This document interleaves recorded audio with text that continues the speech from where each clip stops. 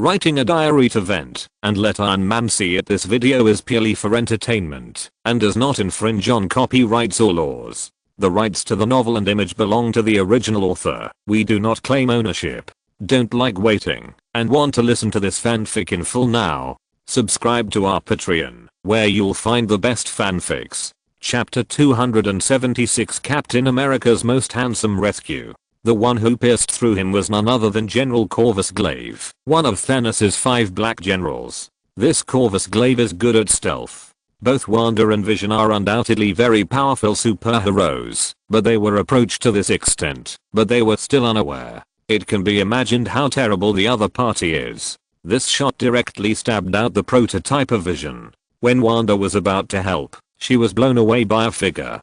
She was none other than Proxima Midnight, one of Thanos' 5 black generals. The two stepped forward and stepped on Vision, and then General Corvus Glaive's spear directly hit the Mind Stone on Vision's forehead, trying to take it off. Vision burst into screams. The Mind Stone gave him self and power. He had long been integrated with the Mind Stone. At this time, if the other party wanted to take the Mind Stone off, it would be equivalent to the soul of an ordinary person being taken off directly. The pain in this can be imagined. And Wanda on the side finally shot the two people again, and brought Vision out with chaos magic. The scene changed, and the two came to a small alley. Vision struggled and said painfully, "That shot made me lose the ability to control. How is this possible?" Wanda couldn't help but say, "It really shouldn't be like this. My system started to mess up." Vision said, panting, "If we had known this, we should have stayed in the house. You asked me to stay. I'm not leaving now,"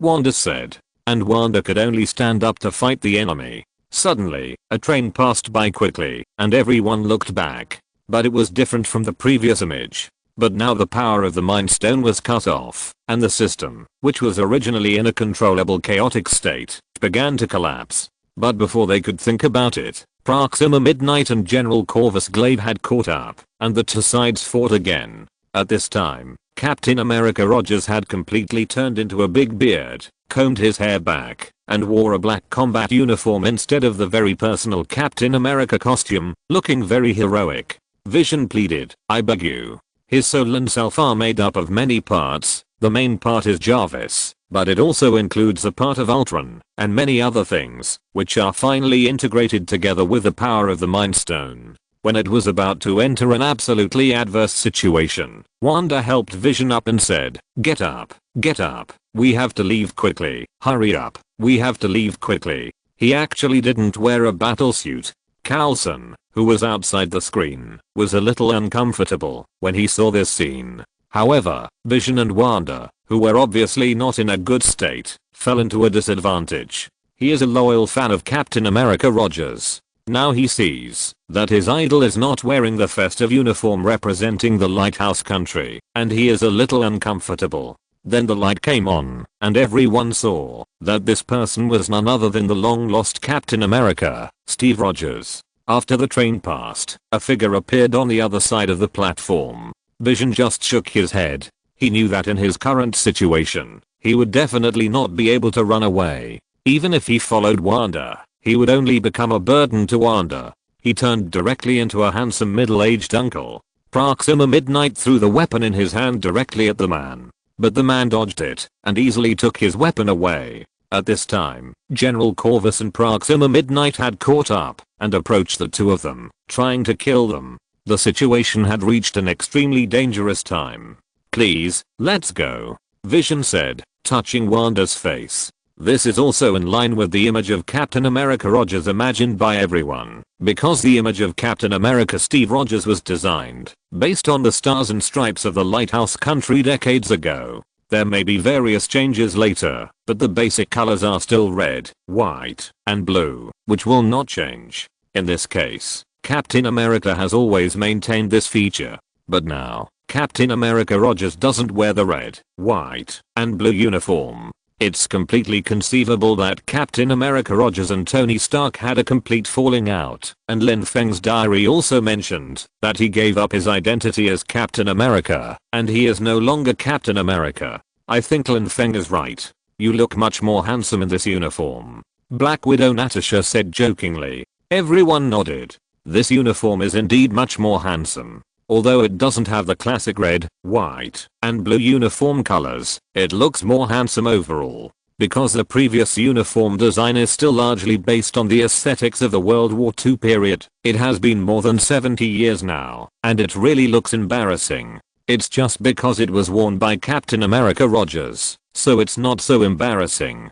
Captain America Rogers also had to admit that this is indeed much better looking than his own. Although the one he is wearing now has been greatly improved several times from the original version, and it is not the same version as the original funny clown, this pure black combat uniform is still more handsome. He still has some basic aesthetics. Although he is satisfied with the red, blue, and white uniform, it mainly represents the spirit of the lighthouse country, and is a symbol of freedom. But this one is more handsome. After not being Captain America, he feels different. Free from some kind of bondage. Of course, he still can't accept the image of the future with a stubble and a big beard. He is more able to accept the appearance of his smooth chin. At this time, the appearance of Captain America Rogers in the picture undoubtedly brought the real and last hope to the couple, who had been forced into a desperate situation. And the one who came with Captain America Rogers was obviously not alone. At the same time, there were also Black Widow Natasha and Falcon Sam. As soon as the two sides came up, they showed strong combat power. Black Widow Natasha directly hit General Grim Reaper. The three showed unimaginable tacit understanding. Obviously, after more than 2 years of running in, the tacit understanding of the three was very high. They easily defeated the two Black Obsidian generals under Thanos. However, at this time, the three of them had not really realized how serious the problem was. Even Black Widow Natasha said, "I'll let you go for now, but I won't let you go next time." If she knew what would happen in the future, she would not let it go like this now. And Proxima Midnight just said viciously, "You won't be so lucky next time." After that, he was teleported away by the spaceship, which was also a donut spaceship. But the people outside the screen felt it was a pity. From the previous raid on Asgard's spaceship by Thanos, it can be seen that Thanos' subordinates are very strong. Letting one go will cause endless troubles. "Can you still stand up?" Falcon Sam came to Vision and asked. And Vision looked at Captain America Rogers, who had not seen him for a while, and said, "Thank you, Captain. Let's talk on the plane." Captain America Rogers obviously didn't intend to say much, and said directly. The group got on the Quinjet. "I remember, we agreed to follow the team closely, keep in touch, and don't put yourself in danger."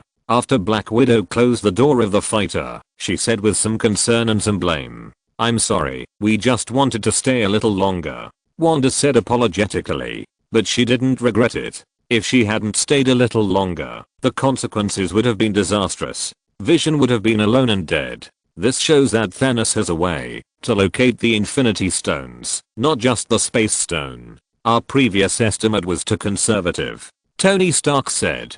Although we don't know if he can locate all the Infinity Stones, it is obvious that he can locate the Space Stone and the Mind Stone. Otherwise, he wouldn't have been able to find Vision in the vast crowd. Now our last hope is shattered. We were thinking about whether we could hide so that he wouldn't be able to find us. Bruce Banner said with emotion. We really don't have any luck at all.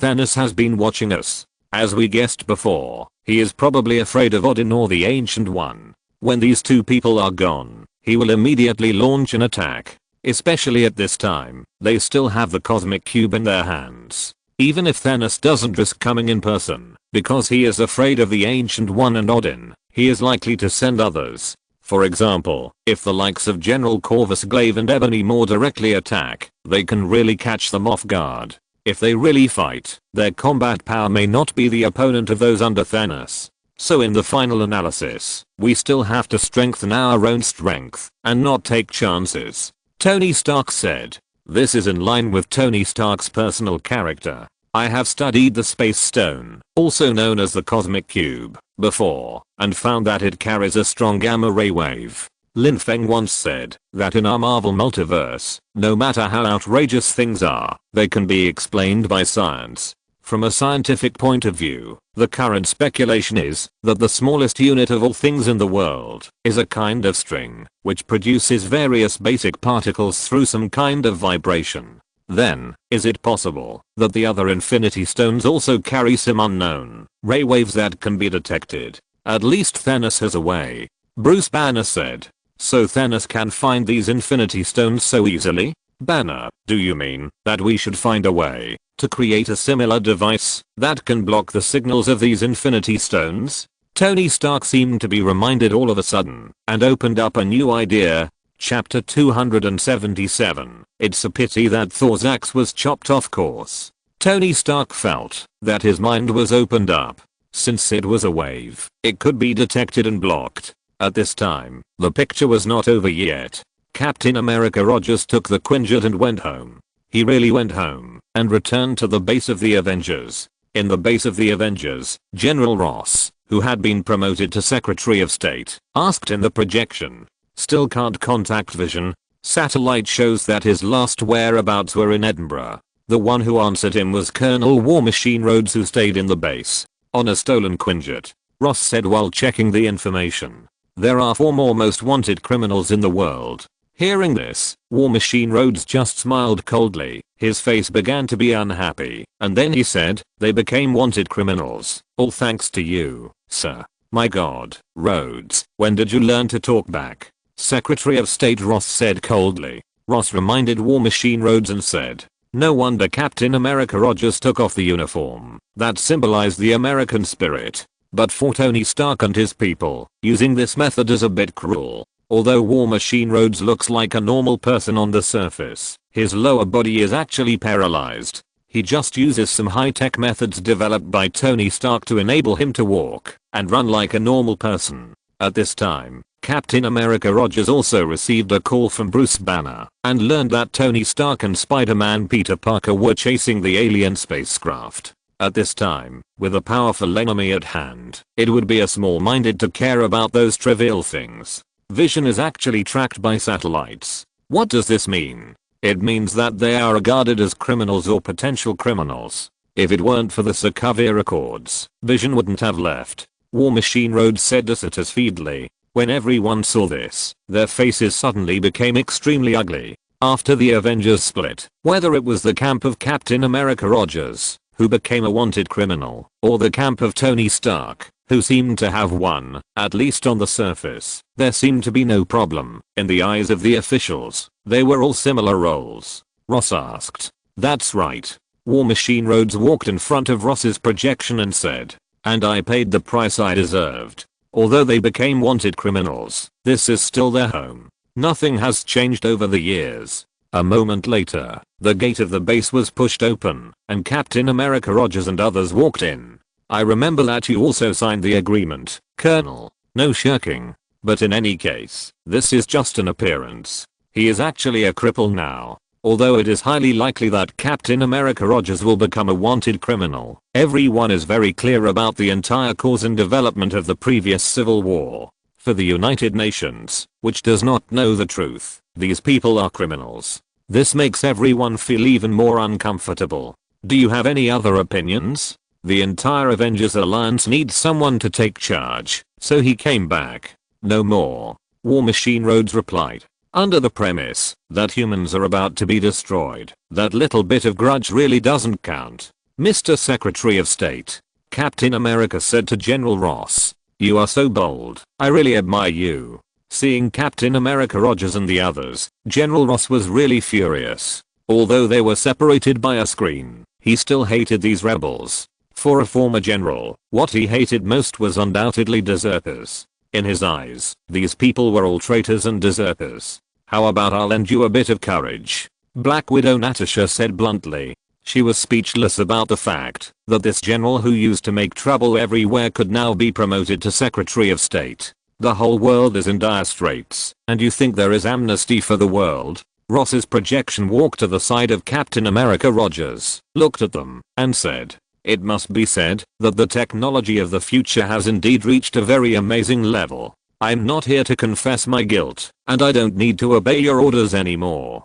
Captain America said. He has now left SHIELD and the Avengers. Now he only listens to the justice in his heart. Apart from that, no one can order him. The Earth is vulnerable now. We are here to fight. If you want to stop us, don't blame us for being rude. Arrest them. Secretary of State Ross turned around and immediately ordered War Machine Rhodes. No problem. War Machine Rhodes turned off the projection directly after he finished speaking, not giving General Ross any face at all. This is enough to go to a military court. It's great to see you, Captain. Although the Civil War caused his paralysis, it was obvious that Rhodes did not blame the American team. After a moment of greeting, Bruce Banner also told everyone about the horror of Thanos. Everyone was silent. Obviously, in the face of such a threat, the only way was to destroy the Mind Stone. Well, regardless of this, listen to me. Thanos has assembled the most powerful army in the universe.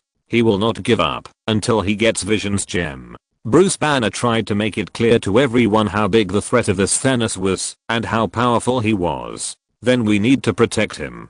Black Widow Natasha immediately reacted and said, "No, we need to destroy him." Vision disagreed with this idea. He leaned against the window, not knowing what he was looking at. Then he said, "I have been studying the properties of the gem on my head recently, and its composition. If it comes into contact with a strong enough energy source and resonates with its properties, perhaps its molecular structure will be destroyed.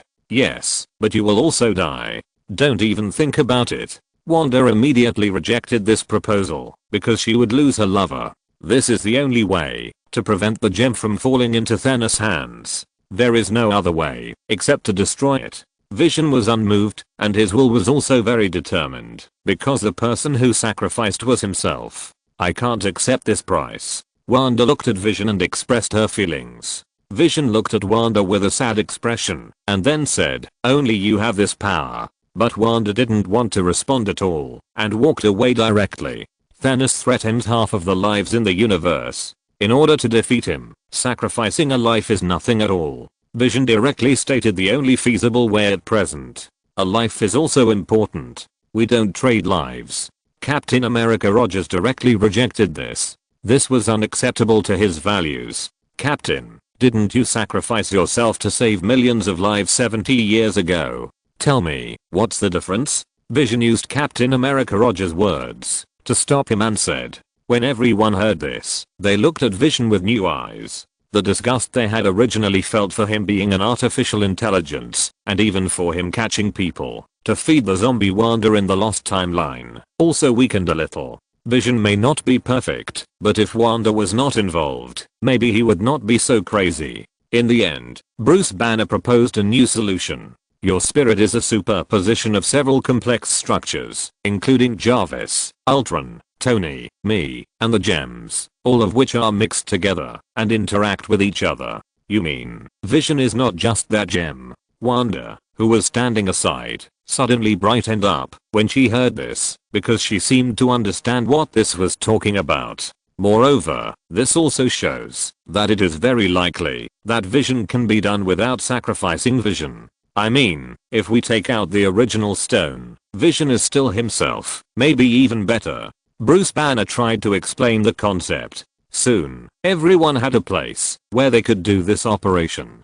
There is no doubt that it was not somewhere else, but Wakanda, which inexplicably possessed super technology. Tony Stark, who was outside the screen, saw this scene and fell into deep thought.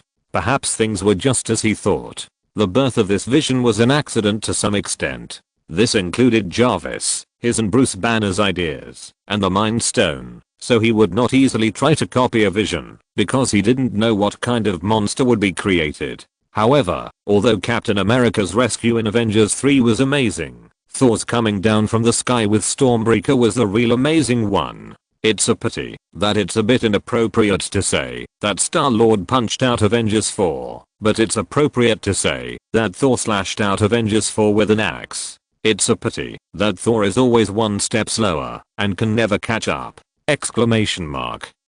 Just when everyone wanted to continue reading, they found that Lin Feng seemed to have lost interest in recording his diary, and everything ended there. Everyone was furious, because they also wanted to know how Thor, the god of thunder, created the so-called Avengers 4 with one axe. No, I must find a way to make him tell it. Thor stood up from his seat in an instant. He could not accept the ending of failure, and could not accept the ending of his brother being killed by Thanos. Even if there was a so-called only winning solution on the sacred timeline, which might be the way to the only winning solution, he would never accept it. He had to know where he went wrong, and how the axe was chopped crooked. Chapter 278. No one is stronger than the father, one for one above the father. Thor, calm down, you can't beat him. Tony Stark said quickly. And if you ask him directly, you might die. Everyone knew that they couldn't tell Lin Feng about the diary, otherwise they might die. And not to mention the constraints of the diary system. Even if there was no such thing, Thor's current strength was at least one level lower than Lin Feng.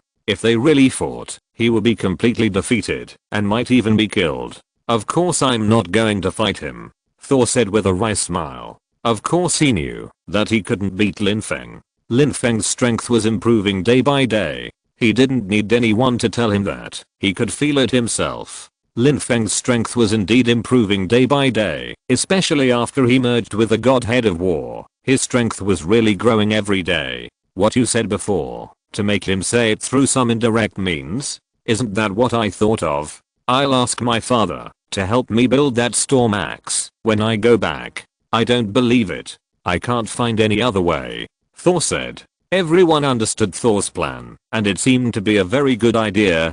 Thor did not delay, and directly called the Rainbow Bridge to return to Asgard. No matter how many times I see it, I still think it is really convenient, Tony Stark said. Congratulations to the host for drawing the advanced template of Homelander. Now the timeline is messed up again. How can he be at ease? With the voice of this system, Lin Feng's eyes lit up.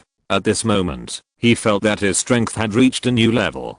Finally, he drew the template of Homelander again. Time is running out, and he must draw something good. Draw. Lin Feng gave an order, and the lottery turntable started to turn, and finally stopped after a while. He broke through the intermediate template by his own efforts, and now the system sent assists at a critical moment. After an unknown amount of time, the transformation process finally stopped. Or a more advanced template. What if it is extinguished by Thanos with a snap of his fingers? What should I do if Tony Stark and others fail to defeat Thanos in a few years? After all, Doctor Strange said that there is only one success out of 14 million futures. It is conceivable that if Tony Stark and his team rely on themselves, they have little chance of winning. After Lin Feng finished recording today's diary, he washed his hands solemnly. When the pointer stopped, it pointed to the only result. Then Lin Feng felt that every cell in his body began to expand and boil, and a powerful force was transforming his osmotic eye. Excuse me, host, do you want to merge? The system asked. What kind of immortal movement is this? Fusion. Thinking of those magicians who can come and go as they please by just drawing a circle, he envied them even more for a while. Although the War Godhead has increased his strength day by day, he still feels that his strength is far from enough, and he dare not guarantee that he can enter the Father level before Thanos invades. Lin Feng said hurriedly, and a moment later he saw a ball of light merge into his body. If they want to go to Asgard normally, with the current strength of the Earth, there is basically no hope, but they can come and go as they please. A huge step. Now, he felt that he had vaguely touched the limit of some kind of life, the ceiling. Yes, he could clearly feel that when he broke through again, there was a ceiling that stopped him. Lin Feng immediately found the scientific team stationed here and began to do a comprehensive test on himself. The enhancement of the motherland is mainly the enhancement of the physical body. In Lin Feng's scientific team, many people were shocked and stared at the various data tested by Lin Feng. Especially Ivan Vanko. In his eyes, Lin Feng's strength was equivalent to Superman. But now, he found that he underestimated him. In a period of time, his strength has skyrocketed. Ivan Vanko glanced at the various data and was almost scared to death. For example, the improvement in speed. Lin Feng could run 100 meters in 1 second before, which was outrageous. But now Lin Feng's speed can reach more than twice the speed of sound, including flight speed, thermal vision temperature, physical strength, etc. There has been a drastic change compared to before. God of the world. After reading these data, Ivan Vanko only had this sentence in his mind. He dared not act rashly. Anyway, since he was accepted by Lin Feng for a search, he did not dare to do those little tricks. He dared to guarantee that, even if he had control over those mechanical core, they could not beat Lin Feng. Not to mention now, a combat robot costing millions or tens of millions of dollars exploded instantly when it encountered Lin Feng's thermal vision, and it could not last for a second. Lin Feng could even smash it to pieces just by relying on his speed. This kind of strength can definitely be said to be a god on Earth. In fact, their team is also collecting data on other superheroes and supervillains. Even Thor, who has been clearly identified as a god, is far inferior to the data that Lin Feng has shown at this time from the data that can be collected so far. Not to mention, Lin Feng also has a magical ability. He has seen it many times with his own eyes. Lin Feng never hides it in front of these core team members. Now the scientists in the core team regard Lin Feng as a god. Such ability is no different from the incarnation of a god. Especially the existence of Thor, the god of thunder, made everyone realize that the gods did not have the omnipotent power in myths and legends. According to this standard, Lin Feng is not just a god on Earth, but much more powerful than Thor. Lin Feng quickly got all kinds of data and took a look. After integrating the advanced template of the motherland, his various physical data were at least several times stronger than before. But there was still a ceiling. I don't know how to cross this father level. Lin Feng thought about it, and suddenly a figure appeared in his mind, the Supreme Sorcerer Ancient One.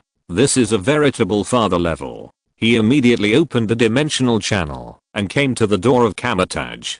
He did not go in directly. After a while, Baron Modo came out and looked at Lin Feng strangely. After all, Kamataj has not been closed to that extent, and there is also network and Wi-Fi. Of course, given the level of infrastructure construction in South Asia, don't expect too much. But it is still easy to basically recognize that Lin Feng is a super rich man. However, he should have known Lin Feng for a long time, but because he had been away for a while, he was on a mission outside. Otherwise it would not be the first time that Lin Feng came. Mr. Lin, right? The Supreme Venerable is waiting for you. Please follow me. Baron Modo did not say much and immediately took Lin Feng in. Good morning, Mr. Lin. Guyi brought a pot of tea and poured a cup for Lin Feng, then asked, Mr. Lin, are you here to borrow classics again? During this period, Lin Feng came to borrow classics many times, so he was not surprised. Lin Feng took a sip of tea and said, good tea, but I'm not here to borrow classics today, but to ask the Supreme Venerable how to break the ceiling of the father level. It's already this time. Guyi was stunned and looked at Lin Feng, which seemed a little incredible. It took her at least several decades to get to this point and touch the ceiling of the father level. It was already considered very fast to explore and break through all the way. But Lin Feng only had a few years. It has only been a few years since he started learning magic. No, since he became a superhero. Yes, I accidentally got to this point. Lin Feng nodded. In fact, he also knew very well that if there was no system, he would probably not have been able to get to this point so easily.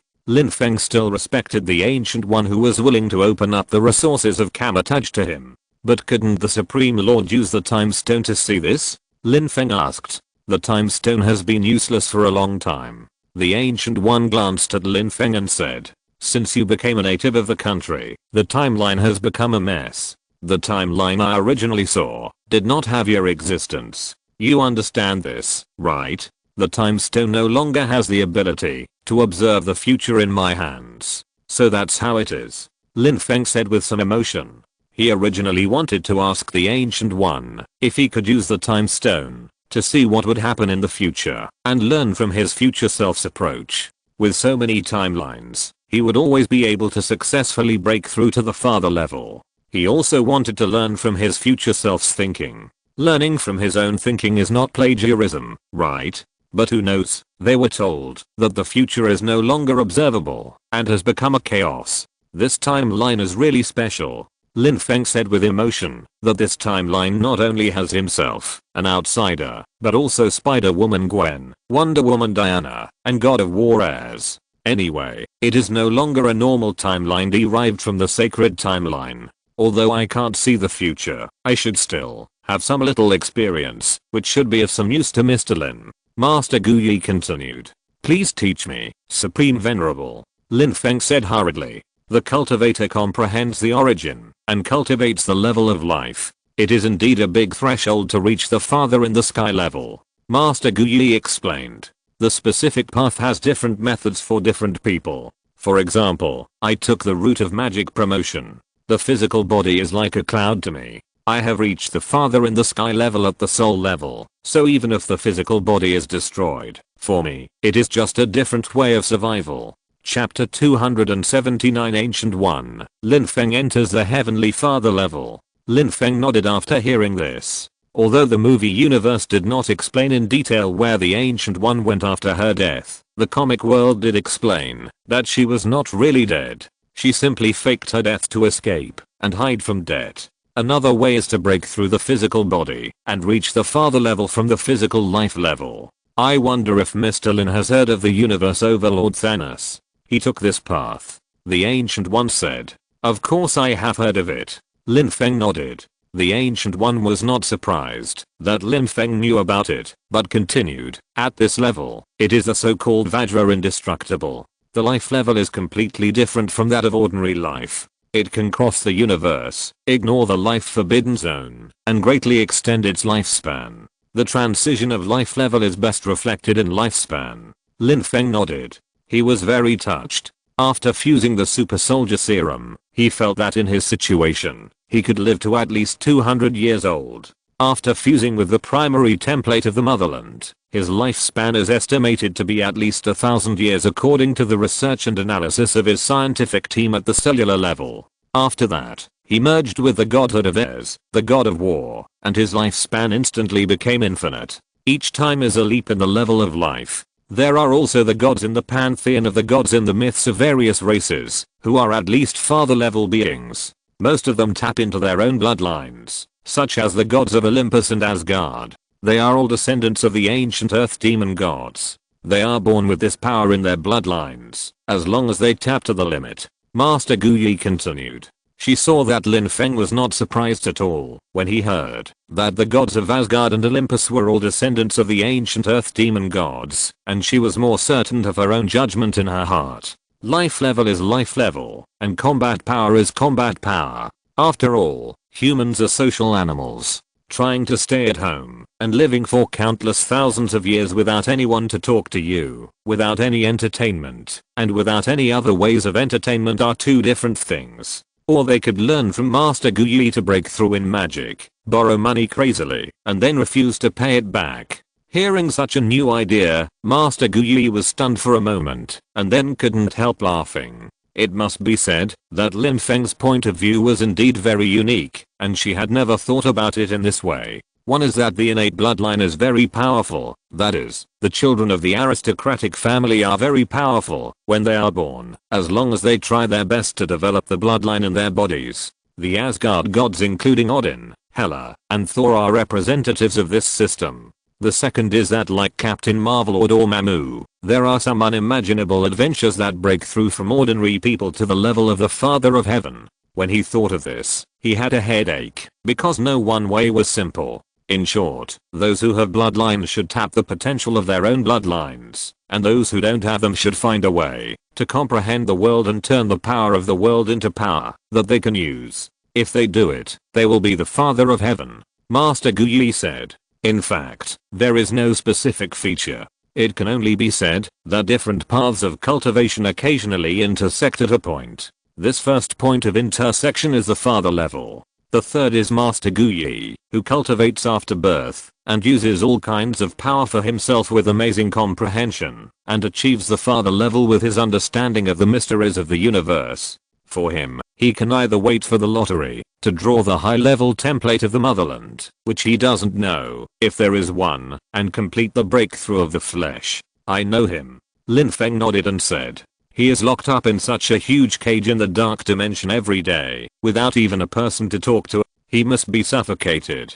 No wonder he wants to seduce people on earth, to release him every day. He is also crazy about the ancient god whispering every day. For Lin Feng, it is equivalent to laying out 3 ways out. Lin Feng understood that after all the talk, there are only 3 truly effective ways. In fact, with your current strength, Mr. Lin, practicing both magic and martial arts, you are not without a chance of winning, even if you really fight against the father level. At least you can be invincible. Master Gu Yi said. The most important thing about the father level is the transition of life levels, but in terms of combat power, it can be said that each has its own advantages and disadvantages. Scarlet Witch Wanda is actually an outstanding representative on this path. The chaos magic in her body has strong potential. As long as she keeps digging, she can break through to the father level. But he has another way. The war godhood from Ares, the god of war, can break through to the father level day by day. In fact, Thanos is also a member of the Titans, a race that is also very powerful and has amazing potential. For us, the acquired creatures, to reach the father level, we can only comprehend the power of heaven and earth, especially since you have also learned magic power. You should also understand how important it is to comprehend the great way of heaven and earth. Master Ancient once said, the more mysteries of the universe you see, the faster you will break through.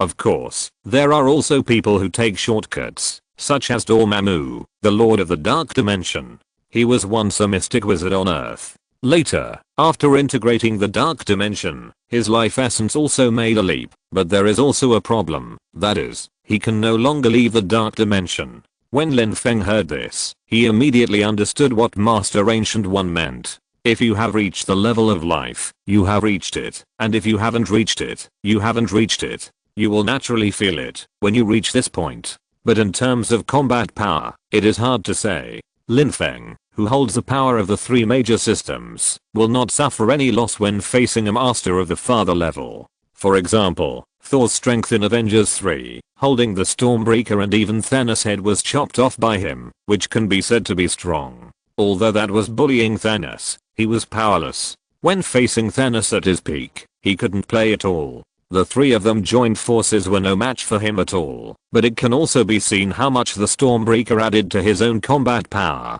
Captain America Rogers, holding Thor's hammer, can even fight back and forth with Thanos in a short period of time, and even suppress Thanos. If the same weapon is in Odin's hands, even Thanos at his peak would have to think twice. So even if Lin Feng's life level has not yet reached the father level, he will not suffer a loss in a real fight, and Thanos' physical strength may not be as terrifying as Lin Feng's current one. Seeing Lin Feng's enlightenment, Master Gu Yi nodded with a smile on her face. She was willing to instruct Lin Feng, because after observing him for such a long time, she found that Lin Feng was kind-hearted and had no intention of harming the earth.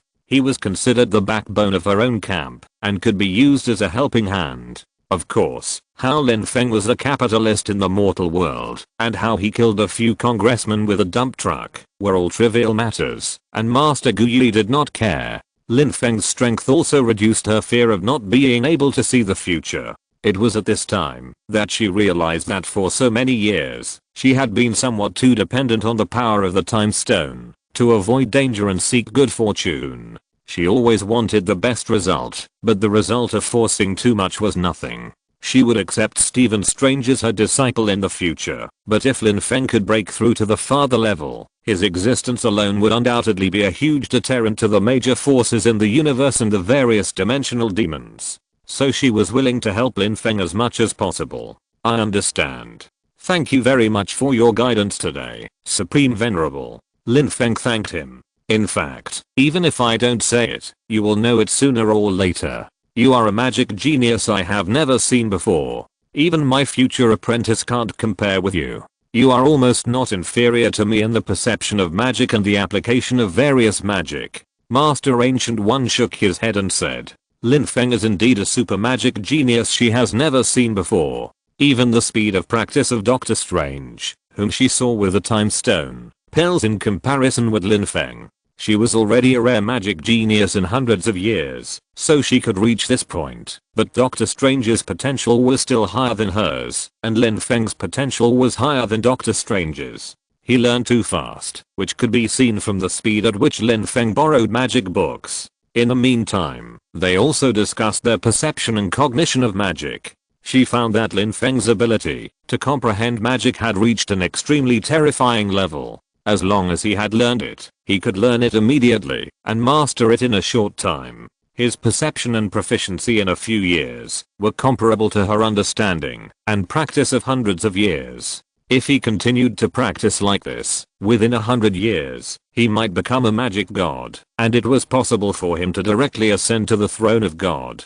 The father in the sky level was just a small threshold in front of him. So she didn't understand, while Lin Feng was so anxious and so eager to break through. For people like them who could live forever and see for a long time, time was the most worthless thing. If he is willing to practice in seclusion in Kamatage and comprehend magic, he may be directly deified. In the Marvel world, ordinary people can become gods. If it weren't for the fact that Master Ancient One was destined to die, if she was given some more time, her life level might have jumped to the level of a god. Her current combat power is firmly at the level of a father, but the essence of her physical life cannot reach that level, so she is taking another path. So you don't need to be anxious. If you go too far and become possessed by demons, it will be more trouble than it's worth. Master Ancient once said. She was afraid that Lin Feng's anxiety would be used by the demons outside the domain. If Lin Feng fell under the instigation of these demons, then no one on earth would be able to stop him. Chapter 280. No matter who attacks Ping'an County, I, Chu Yunfei, will help. If Lin Feng only talks about combat power, how many of those dimensional demons can beat him? If they only send their clones to Lin Feng, they might be hung up and tied to a pillar and whipped. But the powerful thing about these dimensional demons is that they can trigger the greatest desires in people's hearts, especially since there are still many evil ways in this world, and they can also ascend to heaven in one step. Even if they become the father of heaven, there are other ways. For example, didn't Dormammu merge with the dark dimension and then completely achieve the father of heaven? So she was also afraid that Lin Feng would take this evil path. Because there are too many things waiting for me in the future. I guess the Supreme Venerable has also seen some crises with the Time Stone, but in the future, that is just one of them. If I don't reach the Father of Heaven, I will feel that it is difficult for me to protect myself. Lin Feng said. Master Guyi sighed. In fact, she also felt that Lin Feng's serious insecurity was ridiculous. With his strength, there were not many people in the world who could do anything to him. But thinking of the future crisis, she could probably understand some of the clips she had seen before. She suddenly thought that she seemed to be so worried before and had tried countless times to save the world and herself. Later, she really couldn't change her final outcome, so she gave up. In that case, I won't say much. Master Guyi sighed and said. But I have a notebook of my insights that I wrote at the beginning. I'll give it to you as well. I hope it will be useful to you. Thank you, Supreme Lord. Lin Feng said. Stormax. And on this day, Thor brought him a surprise, or a huge shock. After Lin Feng asked some key points and got the experience notes, he set off to leave Kamatage and returned to his mansion. While studying Guyi's notes, he prepared to try to impact the father level. In the corner that ordinary people can't see, there is a sea of blood and corpses. He came to Lin Feng with a Stormax. He had been killed by Lin Feng before, but as Lin Feng's company grew bigger and bigger, it attracted some forces who thought they were very awesome and always thought that Lin Feng was nothing special. As the time of the New York battle is getting closer, Lin Feng's preparations are also coming to the end. With his current strength, he is no longer afraid of the invasion of the Chitauri. The real trouble for him is not the Chitauri, but the Thanos behind him, and even more related to the birth of the Celestial Group. Lin Feng has not figured out how to deal with it. Then they came to give their heads. Lin Feng knows these white guys best. They are still a bunch of cheapskins in their bones. They have to be beaten to know what is powerful. Lin Feng instantly felt his hair stand on end. It was a kind of perception of danger as a strong man. After killing so many corpses and blood, many people finally calmed down again. It's not that no one has thought about assassination. Some people want to find gunmen to shoot Lin Feng to death, and some people try to find some aliens to raid Lin Feng, but they were killed by his guards before they got close to Lin Feng. In the face of these assassinations, Lin Feng has always been ruthless. He directly killed the families behind them, focusing on a family that is complete. This battle acts as a threat to him. Doing business properly is impossible. This impact lasted until 2012, another half a year. But many people who knew some inside information remained silent. Lin Feng's business territory is getting bigger and bigger. There are not many people in the United States who dare to trip him up. Especially after the McKinsey congressman was killed by his dump truck and his whole family died of suicide. Many people once again remembered the fear of being dominated by Lin Feng. Even such mutual killing has never stopped. Lin Feng has not even taken action himself. He just let his desperate virus soldier army take action and beat them without any ability to fight back. Many people vaguely realize that there is a big force behind Lin Feng, especially that he is not afraid to use the most brutal means to deal with those who want to deal with him. Especially Lin Feng left a message without scruples, which made many people angry to death. A mere Chinese dared to be so arrogant. These 4 words suddenly popped up in Lin Feng's mind. But shouldn't this storm axe be made after Thor's family died in Avengers 3? How come it was made so early? What is this? Lin Feng said, looking at the axe in Thor's hand. I call it Storm Axe. Thor said with a smile. He let go of his hand, and Storm Axe automatically floated around him. He was a little proud. This was one of his recent achievements. After watching Lin Feng's video last time, he went back to his father Odin and told him about it, and Odin agreed immediately. Originally, he was going to make this Storm Axe for Thor, but now it was just a little earlier. After the dwarves worked hard day and night, Storm Axe was finally made, and he was the first to bring this Storm Axe to Lin Feng, hoping to stimulate him to reveal more things. Why, your hammer doesn't work? Lin Feng said with a smile. How is that possible? But my father thinks I rely too much on the power of the hammer, so he asked me to change to a battle axe. Thor shook his head. In fact, Thor's hammer can only be used as a power amplifier in the early stage. When his strength grows to this point, it is no longer enough to use Thor's hammer. So now it is a better choice to create a Storm Axe, which can greatly amplify his own power and even threaten the existence of the father level. Although it was after Thanos himself was backfired by the power of the 6 infinite gems, it was also very incredible.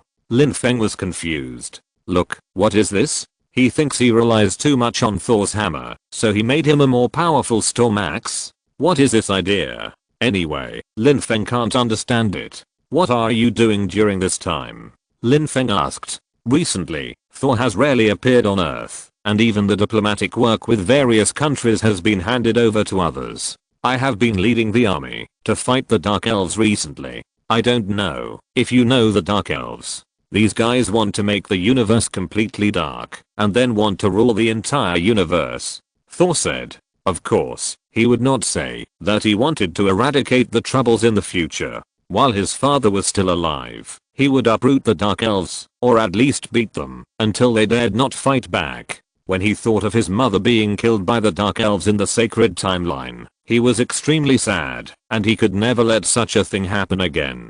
Of course I know, it's in myths and legends. Lin Feng seemed unperturbed, but he remembered that the Dark Elves were obviously the plot after Avengers 1. But now Avengers 1 has not started yet, and the plot of the Dark Elves has happened first. I wonder if your mother is okay? Lin Feng asked tentatively. Of course, she is in good health, thank you for your concern. Thor smiled and said. That's good, but you still have to pay more attention to your brother, Loki. He is not a good person. Lin Feng said. Thor of course understood the meaning of Lin Feng's words. It was nothing more than the matter of the Dark Elves. He had seen Lin Feng's diary video and knew what was going on. Of course, we are also looking for his whereabouts now, and we will catch him back when we find him. Thor said seriously. Lin Feng did not say much. There were some things that he could not say much about. Otherwise, could he predict the future? Lin Feng did not continue to mention this matter. Instead, he kept drinking with Thor until night fell. Thor hurriedly came in the name of an appointment in the evening. Then he rushed directly to SHIELD and summoned everyone online. I brought Storm Axe to Lin Feng. I don't know if I can stimulate him to write a diary. If not, I will go shopping with Storm Axe a few more times. Thor said his plan. Everyone looked at each other. It was really a simple and crude influence plan, but such a plan was probably the most useful. It was useless to play the trick of playing hard to get with Lin Feng. Sure enough, they didn't have to wait any longer. Those who had diaries could sense that the diaries were being updated. Thor, this fellow, seems like a fool. He came to show off to me with Stormbreaker. Although he has Stormbreaker, it doesn't prevent me from beating him, but I have to say that after he has Stormbreaker, his fighting power is a little bit more impressive. At least it can pose some threat to me. But logically speaking, Stormbreaker should not be born yet. At least it should wait until the Ragnarok of Asgard.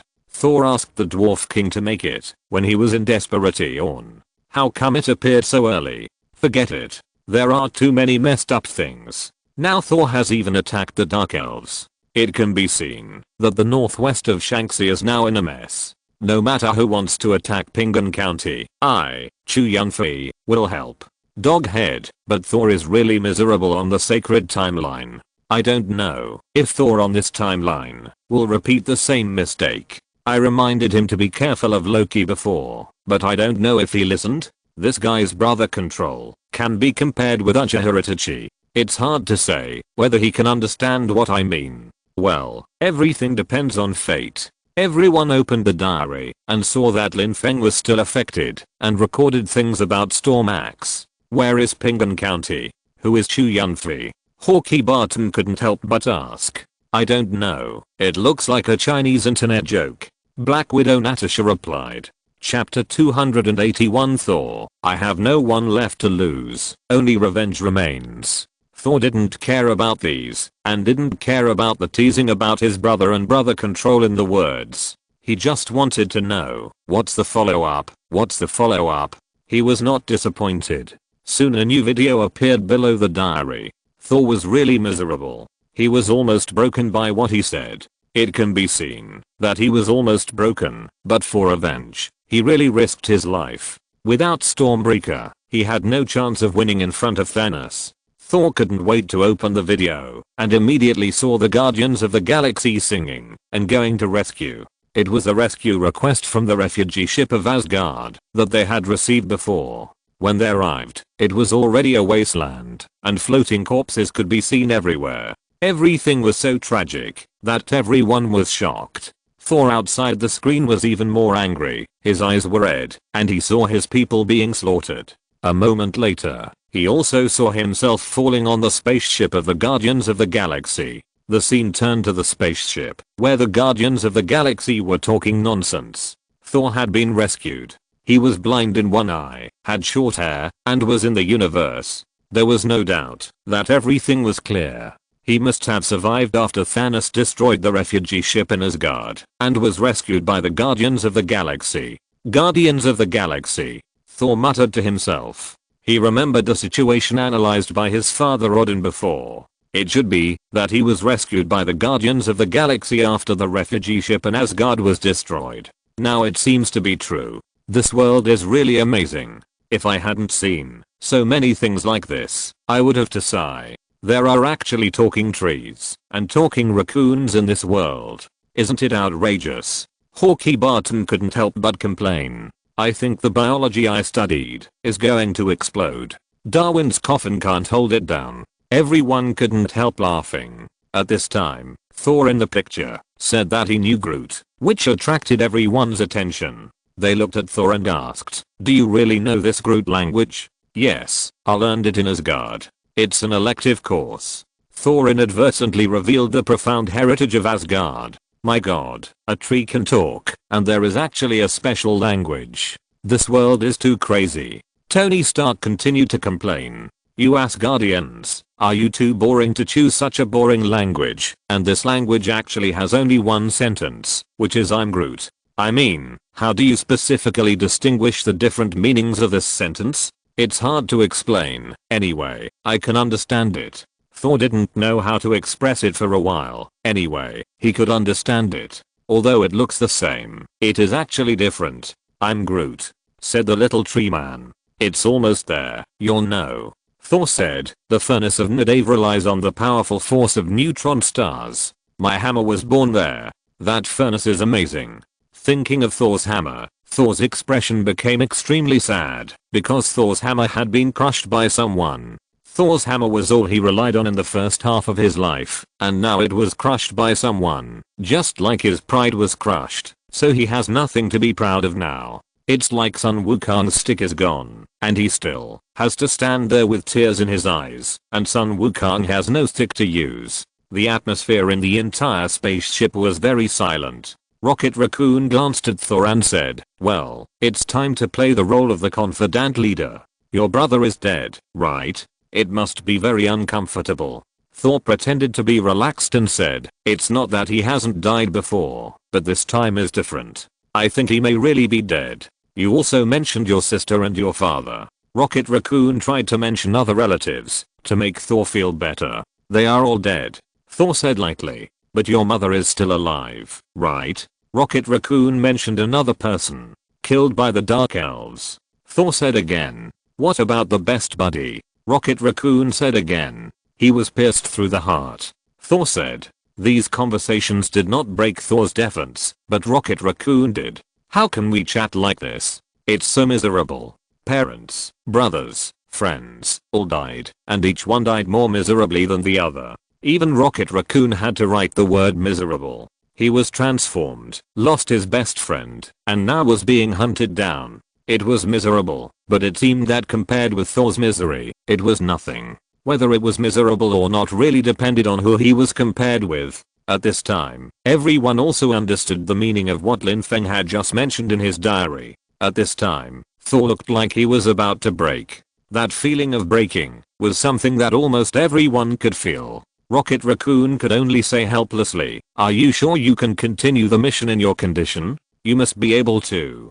Thor forced a smile and said, "Burning with anger, revenge, the loss of relatives and friends, regret, all of this has become a huge motivation for me. These have made me more sober, so I have no problem." Thor read out word by word, and at this time, silence was better than words. Everyone could feel the anger in his heart, his helplessness, and he had nothing to lose. The people outside the screen were even more touched. They had known Thor for several years. In their hearts, Thor was such a tough guy. He was the typical type of man who shed blood but not tears. But now he was so decadent. Hatred and revenge were the only hope that supported him. Such a powerful Thor was tortured to such an extent by the changes in life. His father, mother, brother, sister, and Asgard, the people his father gave him, were all lost on this day. In this state, he was really on the verge of breaking. Rocket Raccoon said, "Yes, okay, but I want to say that Thanos is the most difficult to deal with." "Yes, but that's because he hasn't fought with me," Thor said indignantly. But he was immediately exposed by Rocket Raccoon, saying, "He has fought." Everyone knew that Thor had just fought and was wiped out, and his brother was also dead. Thor in this sacred timeline did not know the concept of the father level, nor did he know the gap between himself and the father level masters. He was fearless and only wanted revenge. Otherwise, he might collapse right now. But this time it's different. Thor was almost about to cry, but he still encouraged himself and said, "Don't forget, I'm going to have a new hammer soon." "Well, this hammer is really powerful," Rocket Raccoon said. Thor just smiled helplessly, and now he could only use such a smile to cover up the pain in his heart. "Look, I have lived for so long, and I may have killed more than twice as many enemies. Every one of them wants to kill me, but so far, no one has succeeded." Thor's eyes were filled with tears, but he encouraged himself firmly. "Because this is my destiny. One more Thanos is just one more defeated general, and they will sooner or later see my wrath," Thor said with gritted teeth. "And this is my fate." Rocket Raccoon just nodded, and then said, "But, what if you can't do it?" "If I can't do it?" Thor's voice was filled with tears. At this point, there was really nothing he couldn't lose. "Anyway, I have nothing." Everyone could feel his helplessness. He really lost everything, and everyone died in front of him. Father, mother, brother, even sister, and Asgard, which he valued, and the people of Asgard, all died and collapsed in front of him. Ordinary people would be upset if they encountered one of them, let alone he encountered it.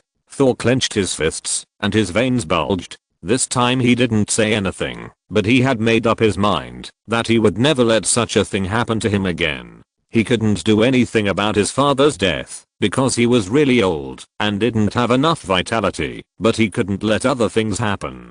That kind of future was too suffocating, and it was hard to breathe just thinking about it, and the future self had to face it with a smile, which was simply too cruel. The others also became serious. If they could not stop Thanos, then the ending of Thor on the sacred timeline would be the ending they might encounter in the future, and there would be no difference. In the picture, Rocket Raccoon had given Thor the eye that he had stolen from his crotch, and then they saw a shocking scene. The Nidave planet, which was supposed to be very festering, was now dark, and there was even no light. Something is wrong, Thor said as he looked at the scene. The entire star was completely destroyed, and the star rings were frozen. You know, this Nidave planet is not an ordinary planet. It is an industrialized planet that the dwarves have completely transformed, and they forge things in it 24 hours a day. The dwarves forged various weapons for the Asgard warriors 24 hours a day and night in exchange for Asgard's protection for them.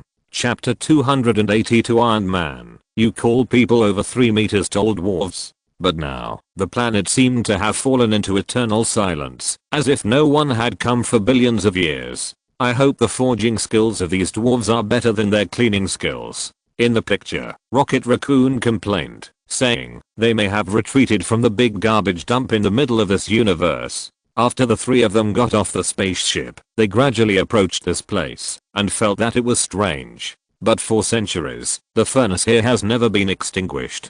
Thor said solemnly. He realized that something was wrong here. He had already realized that something was wrong. This place should not be like this, but it turned out like this. Did you say that Thanos had a glove? Rocket Raccoon suddenly said.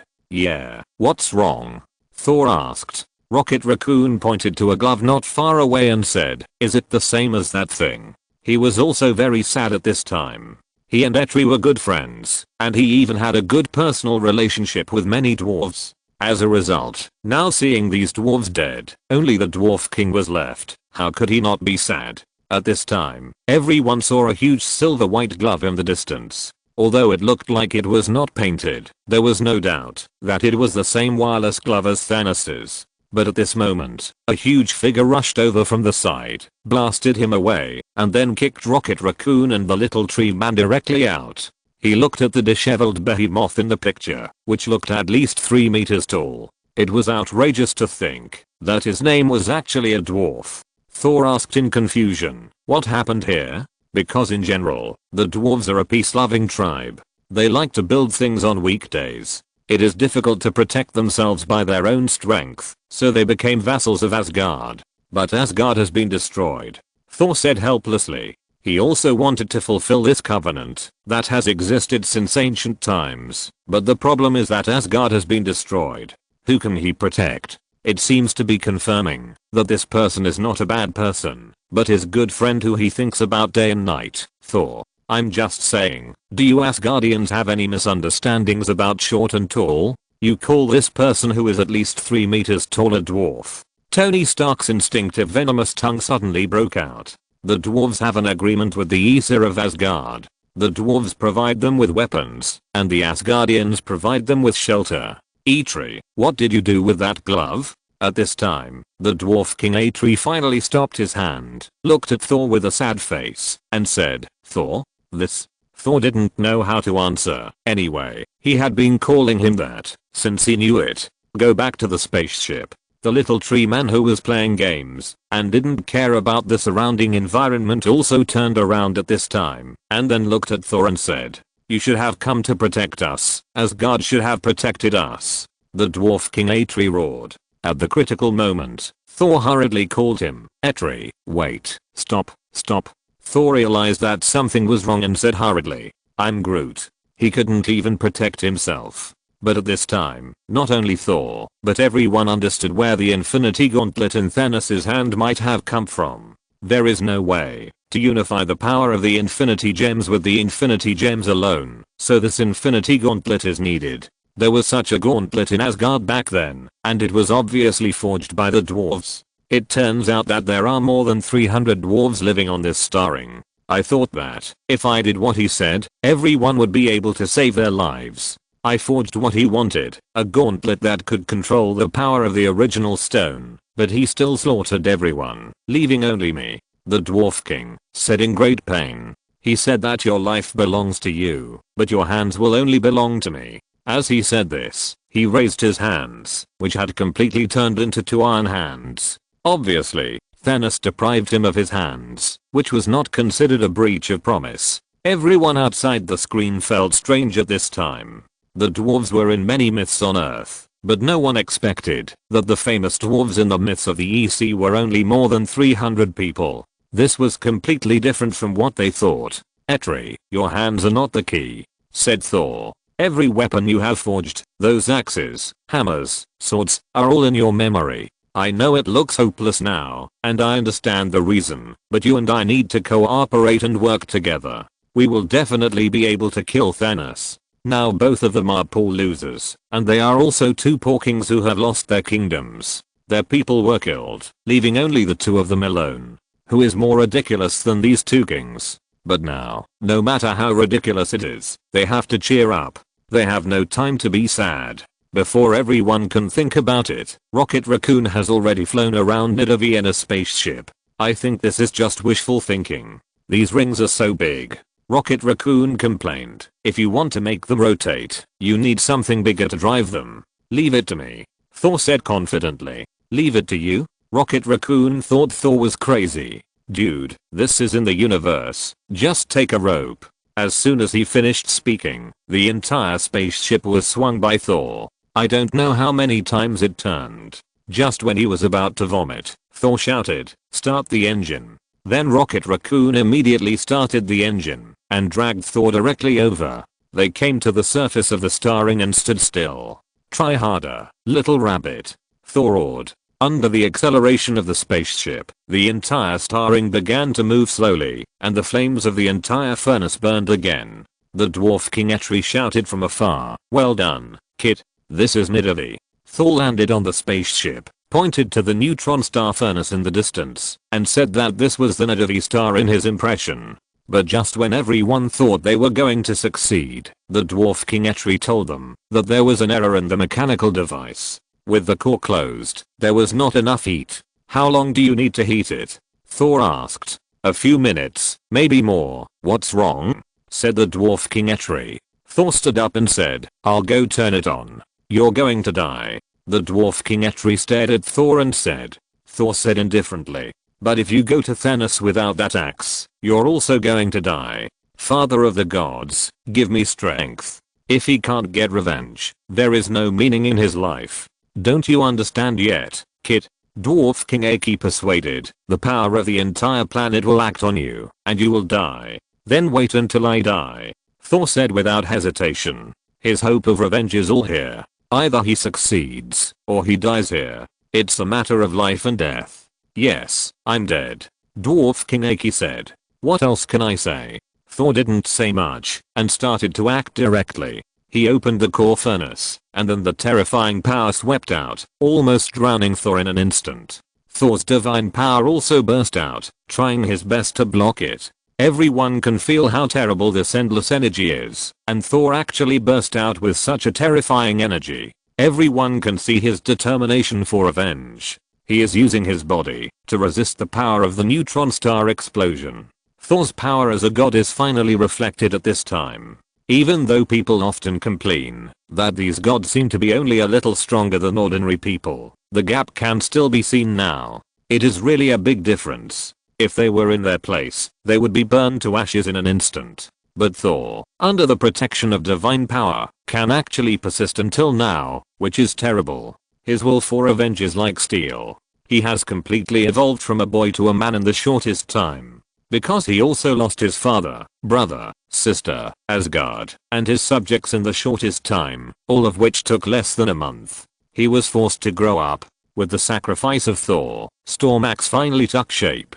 By then, Thor was almost dying. Only the formed Storm Axe could save Thor. At the critical moment, it was the little tree man Groot who sacrificed himself, directly growing branches with his body, and then condensing the 2 pieces of the battle axe together, and then cut off one of his arms, and turned it into an axe handle. It was not until this time that Storm Axe finally took shape. When the Storm Axe was formed, it immediately flashed with the light of thunder, and flew into the hands of Thor. The thunder and lightning that burst out from the storm axe finally stimulated the vitality in Thor's body. Thor woke up from his coma in an instant. Is this a success? Thor looked at the storm axe in his hand, with an amazing light flashing in his eyes. Thanos. Thor roared. Chapter 283, Spider-Man turns to ashes. Iron Man must be heartbroken. Everyone was silent. At this time, they finally understood what Stormbreaker represented to Thor. He gave everything, even his life, just to bet on a hope, the hope of completely killing Thanos. At that time, he had nothing to lose. Even a life, he could give it up to kill Thanos. Thor looked grim. He recognized his own behavior on the sacred timeline. For revenge, there was nothing he couldn't lose. If he could use his life to exchange for Thanos' life, there was nothing he couldn't do. Brother Thor, it's a pity that the axe didn't hit it right, otherwise there might be no follow-up. However, when Tony Stark saw Spider-Man turning into ashes in his arms, his heart was probably broken. After all, as everyone knows, Tony Stark's biological daughter is Morgan, and his biological son can only be Peter Parker. But I still want to complain about the setting of Wakanda. I don't know how to use vibranium to develop a super advanced country. Anyway, it's quite outrageous. Atlantis seems to have been developed with vibranium. A black man and an Indian have extremely outrageous technology, but they are still extremely primitive and backward when fighting. It fits the stereotypical impression of white people. The main character has no brains, and I really don't want to complain more. They are all kings of Atlantis. Look at the Aquaman next door, and then look at you. Isn't it embarrassing? Wakanda, plus Atlantis, plus a second generation Iron Man, is really full of politically correct garbage. Lanoop, hot eyes, a group of stupid people. Then, everyone saw Lin Feng's strong complaints, and looked at each other. Lin Feng complained in his diary, which was a common thing, but such a fierce complaint was very rare. There are a lot of stalks and information in it, and they don't understand a lot of things. Thor's face was solemn. He finally talked about the axe that chopped off, but what about the follow-up? Tony Stark was not much better. Although Lin Feng had mentioned before that Spider-Man would die in his arms, he was more specific now, turning into ashes in his arms. His heart twitched all of a sudden. Although he didn't know Peter Parker now, they already had some kind of inexplicable connection. Being named his own son by Lin Feng, it is conceivable that the self on the sacred timeline had high hopes for him. There was even a scene where he appeared to help him fight the Black Five and went on an expedition to Titan with him. If you want to watch this little guy die with your own eyes, it really feels like a white-haired person sending off a black-haired person. Tony, this shows that the dream you and Pepper talked about in the previous video may not be a dream. You really have a lovely daughter named Morgan. Black Widow Natasha said jokingly. I didn't expect that a playboy like you would have a day to get married and start a family. It's really hard to imagine. What's so hard to imagine? I'm a good man. Tony Stark said without hesitation. Although he also wanted to see what his daughter looked like, he obviously couldn't see it here. It might even be because of the butterfly effect. Even if he really had a daughter in the future, it wouldn't be little Morgan. This is the price of knowing the future. But here are your 3 successors. Tony, which one do you think is better? Bruce Banner also teased. One is your godson, one is your biological daughter, and the other is the second generation Iron Man. This question stumped Tony Stark. These 3 people obviously had a close relationship with him. One was his biological daughter, one was raised as his biological son, and although the other one didn't know what relationship he had with him, he said that he was the second generation Iron Man. Doesn't that mean he has a relationship with him? But Lin Feng also said before that the second generation Iron Man, Ironheart, was a black little girl, and her performance was very poor. Anyway, Lin Feng was very disappointed. Thinking about it this way, it's better to have your own daughter and son. Is this the point? The point is, Atlantis actually exists, and it's Indian. Hawkeye Barton complained. Both of them used vibranium to build ancient and powerful civilizations, which is too different from what we know. Everyone nodded. The legend of Atlantis has always existed in Europe and the United States, but no one expected it to really exist. What's more outrageous is that it was actually a group of Indians. So the technology of them white people is the most backward? The Aquaman next door, is he also from Atlantis? I remember, it's the white strong man with the trident. At this time, Hill suddenly remembered that in the video of the DC universe next door, there was a strong man who fought Superman and Darkseid together. It turned out that his real identity was the king of Atlantis. How is this different? Although they are both Atlantis, one is a civilization that looks like white people, and the other is an Indian civilization. Everyone, especially the white people, suddenly felt that this world is really shallow and there are many turtles, and there are big brothers everywhere. The representatives of black civilization are Wakanda, the Indians have Atlantis, and the yellow people also have Kamataj, but these forces actually have no intention of stopping the white people from expanding wantonly in the world and enslaving their fellows. Fortunately, these civilizations did not rely on their own strength to enslave the white civilization in turn. Before, they thought that white people were the sons of destiny, but now they think they are really lucky. How can we develop a developed civilization with vibranium? Bruce Banner said. Although it is said that human civilization originated from the use of bronze, the difficulty of refining vibranium is far different from that of bronze. Moreover, to develop the technology tree, it is not a matter of a few people hiding in the ravines like practicing magic. Everyone couldn't figure out how it developed, but since Lin Feng said it, it was probably the case. As for Lin Feng's complaints about white racism, everyone had nothing to say, because this is reality. Especially for Nick Fury, as a black man, to get to where he is today, the difficulty can be imagined. Therefore, he could empathize with Lin Feng's complaints the most. Lin Feng had experienced so much suppression and assassination along the way. Many people felt that he was a yellow man, a nation, and most importantly, a descendant of Chinese.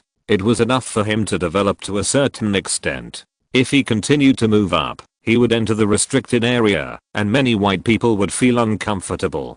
Just like when he just took over from Alexander Pierce as the director of SHIELD. I don't know how many people questioned and rolled their eyes. Relatively speaking, Tony Stark's rise was not so bumpy. Of course, there was a reason that Howard Stark had laid a good foundation, but the most important thing was that he was a genuine white man.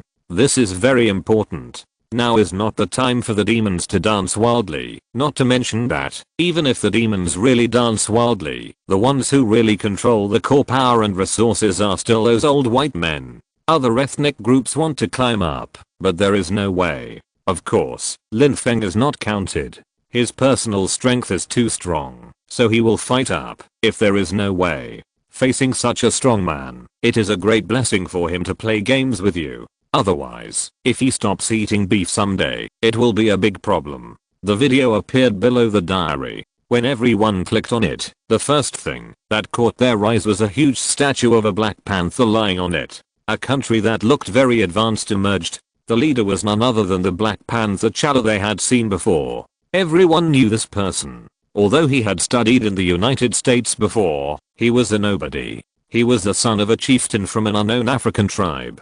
It was not until they saw the story about Black Panther T'Challa in Lin Feng's diary that they finally checked more. However, from the surface, this prince of Wakanda in Africa was just an ordinary student. Although his grades were good, there was nothing special about him. He was not like the Black Panther in Lin Feng's diary at all. And the level of advancement of Wakanda also shocked everyone. There is such a city in Africa? As we all know, the civilization circles in the world today are nothing more than the Christian civilization circle in Europe and America and the Confucian cultural circle in East Asia. Apart from these two regions, the civilizations in other places can only be described in a few words. Even in Southeast Asia and South America, which are second best, it is definitely not the turn of a black country to have advanced technology. This is also the reason why blacks are widely discriminated in this world, because whites are naturally the most prosperous and powerful civilization in the world, and the yellow race is also represented by East Asia. But blacks do not have a country to show off, and even most black countries are just a collection of tribes united together. They are called countries because they have been colonized and integrated by colonizers. Even in black areas, there is not even a city to show off. This is somewhat abstract. Unlike the last time that the zombie Marvel universe only showed a little bit of Wakanda style, now it is really seen that it is indeed a city with advanced technology and a sense of the future. The Avengers' request for help was also sent to Wakanda, and the entire Wakanda was mobilized under the order of King T'Challa. Even among them, we saw Bucky, the Winter Soldier who lived here, but he lost an arm, and now T'Challa sent a brand new vibranium arm. And everyone knows why he lives in seclusion here. If you're listening to this novel on a channel other than Fanfic World, it means they downloaded and uploaded it without effort. We cordially invite you to visit our channel, Mundo Fanfic Novelos. There you'll find the original version of this story and you can explore many other novels of various genres. We're waiting for you to immerse yourself in a world of incredible novels. Chapter 284. Wakanda uses the most advanced weapons to fight the most primitive war. Apparently, after the Civil War, Captain America Rogers placed him here to avoid being found by Tony Stark, and he slowly survived here. It was clear with just a little thought. Tony Stark also understood, but he chose not to say anything, because the decision he made in a rage and the response he made after calming down were completely different things. Sometimes, for friendship or for a great cause, we have to learn to turn a blind eye. In the picture, everyone was preparing, and the atmosphere of impending storms was also blowing.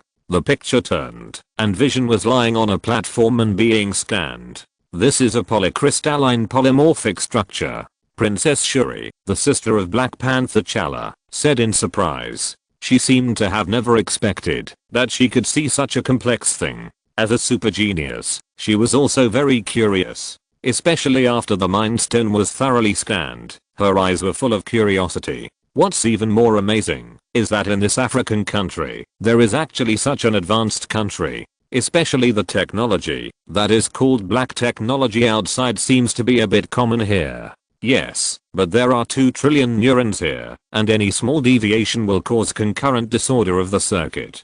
Princess Shuri tried to explain to everyone. Explained. I need time, brother. As long as possible. You must have tried your best. Princess Shuri said lightly. Princess Shuri was not sure how long it would take, and could only say that the longer the better. She was very nervous, because it was related to the life of her lover. They just confirmed that the relationship was not long. How could they separate like this?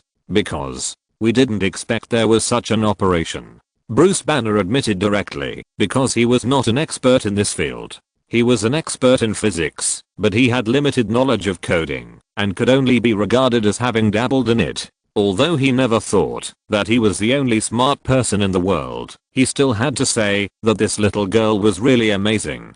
The level of superb technology in Wakanda can be seen here. This technology.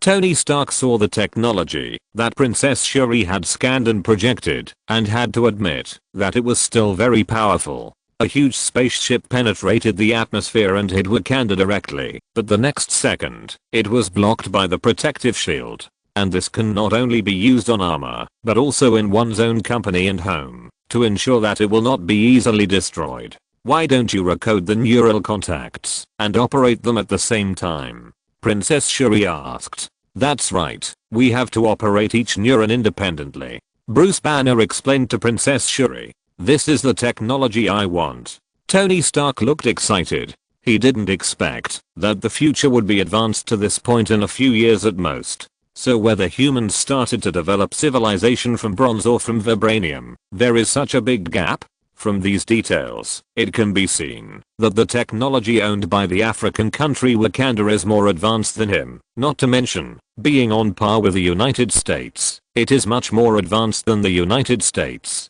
Can you do it? Wanda said.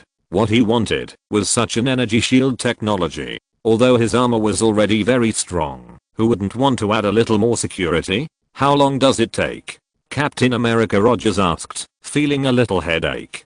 But at this time, the alarm sounded, and Thanos' army arrived. Under normal circumstances, humans are unlikely to invent light shield technology before the interstellar era. Is it reasonable for such a country that is completely out of touch with reality, completely isolated from the outside world, but has very advanced technology? Bruce Banner couldn't help but say. Everyone was speechless. If there was no such a Wakanda, they would not believe it at all. And this also let Nick Fury know why he was also the king of the other world on Earth, why he never knew that Wakanda was so awesome. At most, it was the vibranium circulating on the black market that let him know that there was such a country. That's all. The other party hid the entire country under his nose. This energy shield, coupled with some chameleon-like technology, was enough to hide this small country. However, these spaceships in the picture were just one of Thanos' spaceships, like huge meteorites, constantly bombarding and extremely terrifying. There were space transport cabins one by one, and countless monsters were roaring in the space transport cabins. Tony Stark outside the picture looked very solemn, because this confirmed that Thanos' army and his spaceships had mastered the space jump technology, so that they could transport so many troops to the Earth to snatch the mind gem in such a short time. His previous worries about the Chitauri were definitely not in vain. How could such an interstellar civilization be so vulnerable? It was just as they had guessed. Thanos was still afraid of the Ancient One and Odin, so he only sent the Chitauri to make a tentative attack. He didn't even need the cosmic cube at all. He could directly send a large army to invade. They were an army of an interstellar civilization that could really complete space jumps. Facing their sudden attack, the Earth now had no defense capabilities at all. After all, the Earth was not even a real interstellar civilization. Facing the sudden attack of Thanos' army, Captain America Rogers instructed Wanda, once the gem is taken out, destroy it immediately. No problem. Wanda replied immediately. She was also very anxious at this time, but she also knew that it was useless to be anxious. At this time, Wakanda had also sent all its combat forces to the border on the edge of the city, preparing for a war. Then they saw a sight that made them speechless. A group of African blacks came with spears, which formed a huge contrast with the appearance of the advanced civilization before. This sense of separation really made people speechless. At this time, they also understood, while Lin Feng wanted to complain, they had to complain too. But if Wakanda is at this level, then Atlantis, which is almost as famous as them, is not the same. This is really hard to evaluate. Then the battle broke out. After countless transport warehouses landed, countless monsters rushed over directly. They kept attacking the energy shield and even paid their lives for it, but they didn't care at all. Or in other words, these were monsters created for war, so they were not afraid at all. When the number of these monsters reached a certain level, even the energy shield could not stop them, and more monsters began to penetrate the shield directly. All kinds of monsters came from all directions and rushed over directly, and it was impossible to completely stop them.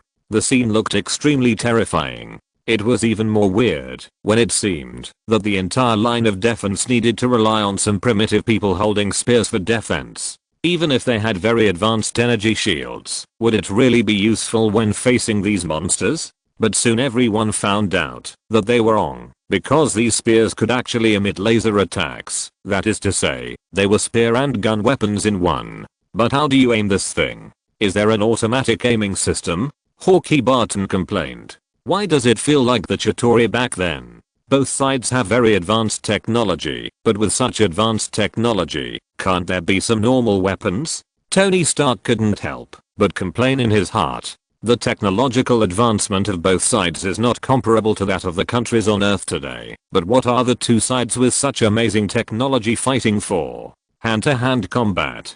There are no star destroyers, orbital bombings, or various sci-fi weapons in the imagined interstellar war. It looks like a battle between primitive humans. Just when everyone was silent, they saw that the war situation had begun to become increasingly unfavorable for Wakanda, or for the Earth. Captain, if these monsters go around from our side to the back, Vision will be in danger. Bruce Banner reminded at this time. So we must control them in front. Captain America Rogers immediately made a judgment. Everyone immediately made a decision to open the protective shield. Only in this way can the impact direction of these monsters be changed from other places to here. Buy as much time as possible for Princess Shuri's surgery. So a fierce hand-to-hand fight broke out, and a group of superheroes led the Wakanda army to fight directly with these alien armies that rushed over. It was a fist-to-flesh fight, very intense. The visual stimulation was very strong. but everything was wrong. In fact, even if they open a hole, they don't have to go forward to fight, they can just bomb directly. Tony Stark couldn't help but say, "At least you can shoot first, destroy these monsters as much as possible, and then take action." Everyone couldn't help but nod. Although some of them were not soldiers, they had some basic cognition. But this is the glory of a warrior. Wonder Woman Diana said. Everyone couldn't help but look at Wonder Woman Diana. Well, this is a superhero whose background is an Amazon warrior. The idea is indeed different. Chapter 285 Thanos, I surround all of you by myself. However, even though everyone fought desperately, these monsters became more and more numerous, so numerous that it was frightening. No matter how many people tried to stop them, it was useless. Even the war machines flying in the air were knocked down by an axe, not to mention other people. They soon fell into a bitter battle. Although these were the elite troops of Wakanda, they were much stronger than ordinary people, but they were facing alien monsters. Even the superheroes were in a bitter battle, not to mention the ordinary Wakanda soldiers, who suffered heavy casualties. I think they really should learn how modern wars are fought. Captain America Roger said. It's too stupid to go forward, and I like this. Captain, don't forget that you are the one who led the charge. Black Widow Natasha complained. For a while, Captain America Rogers was speechless with just one sentence. At this time, in the castle of Hydra in Sokovia, Wanda and Quicksilver Pietro looked at each other. Such a battle was too terrible. Even though both of them had superpowers, they felt terrible when facing a battle of this level. Especially for Quicksilver and Pietro. It is easy to kill a few alien monsters, but what if there are endless alien monsters? And what if there are those terrifying existences under Thanos? The problem becomes tricky all of a sudden. But at this moment, a reinforcement that no one expected appeared. Along with the falling of a rainbow bridge, a huge axe swept across directly. It was Thor holding the storm axe, and he was full of unimaginable thunder power. Thanos, get out. Thor roared, and his whole body burst into an unimaginable and terrifying thunder light. Hulk, I know you like to shine at the last moment, but that's now, man, this is the last moment. Through the comparison of the difficult survival of a group of superheroes fighting these monsters, everyone can probably know how terrifying Thor is. She in that timeline had not realized that things could be so serious. What he saw before was too depressing, and he almost couldn't breathe. Without the storm axe, he had no chance of winning. At this time, Thor showed his strength after his transformation, which was definitely much stronger than when he just appeared, but it was still far from enough when facing Thanos. Thor, who was outside the screen, clenched his fists, and he was also very happy to see it. In the picture, everyone was still fighting the alien monsters, and they had already reached the point of trying their best, and Vision's operation was still going on.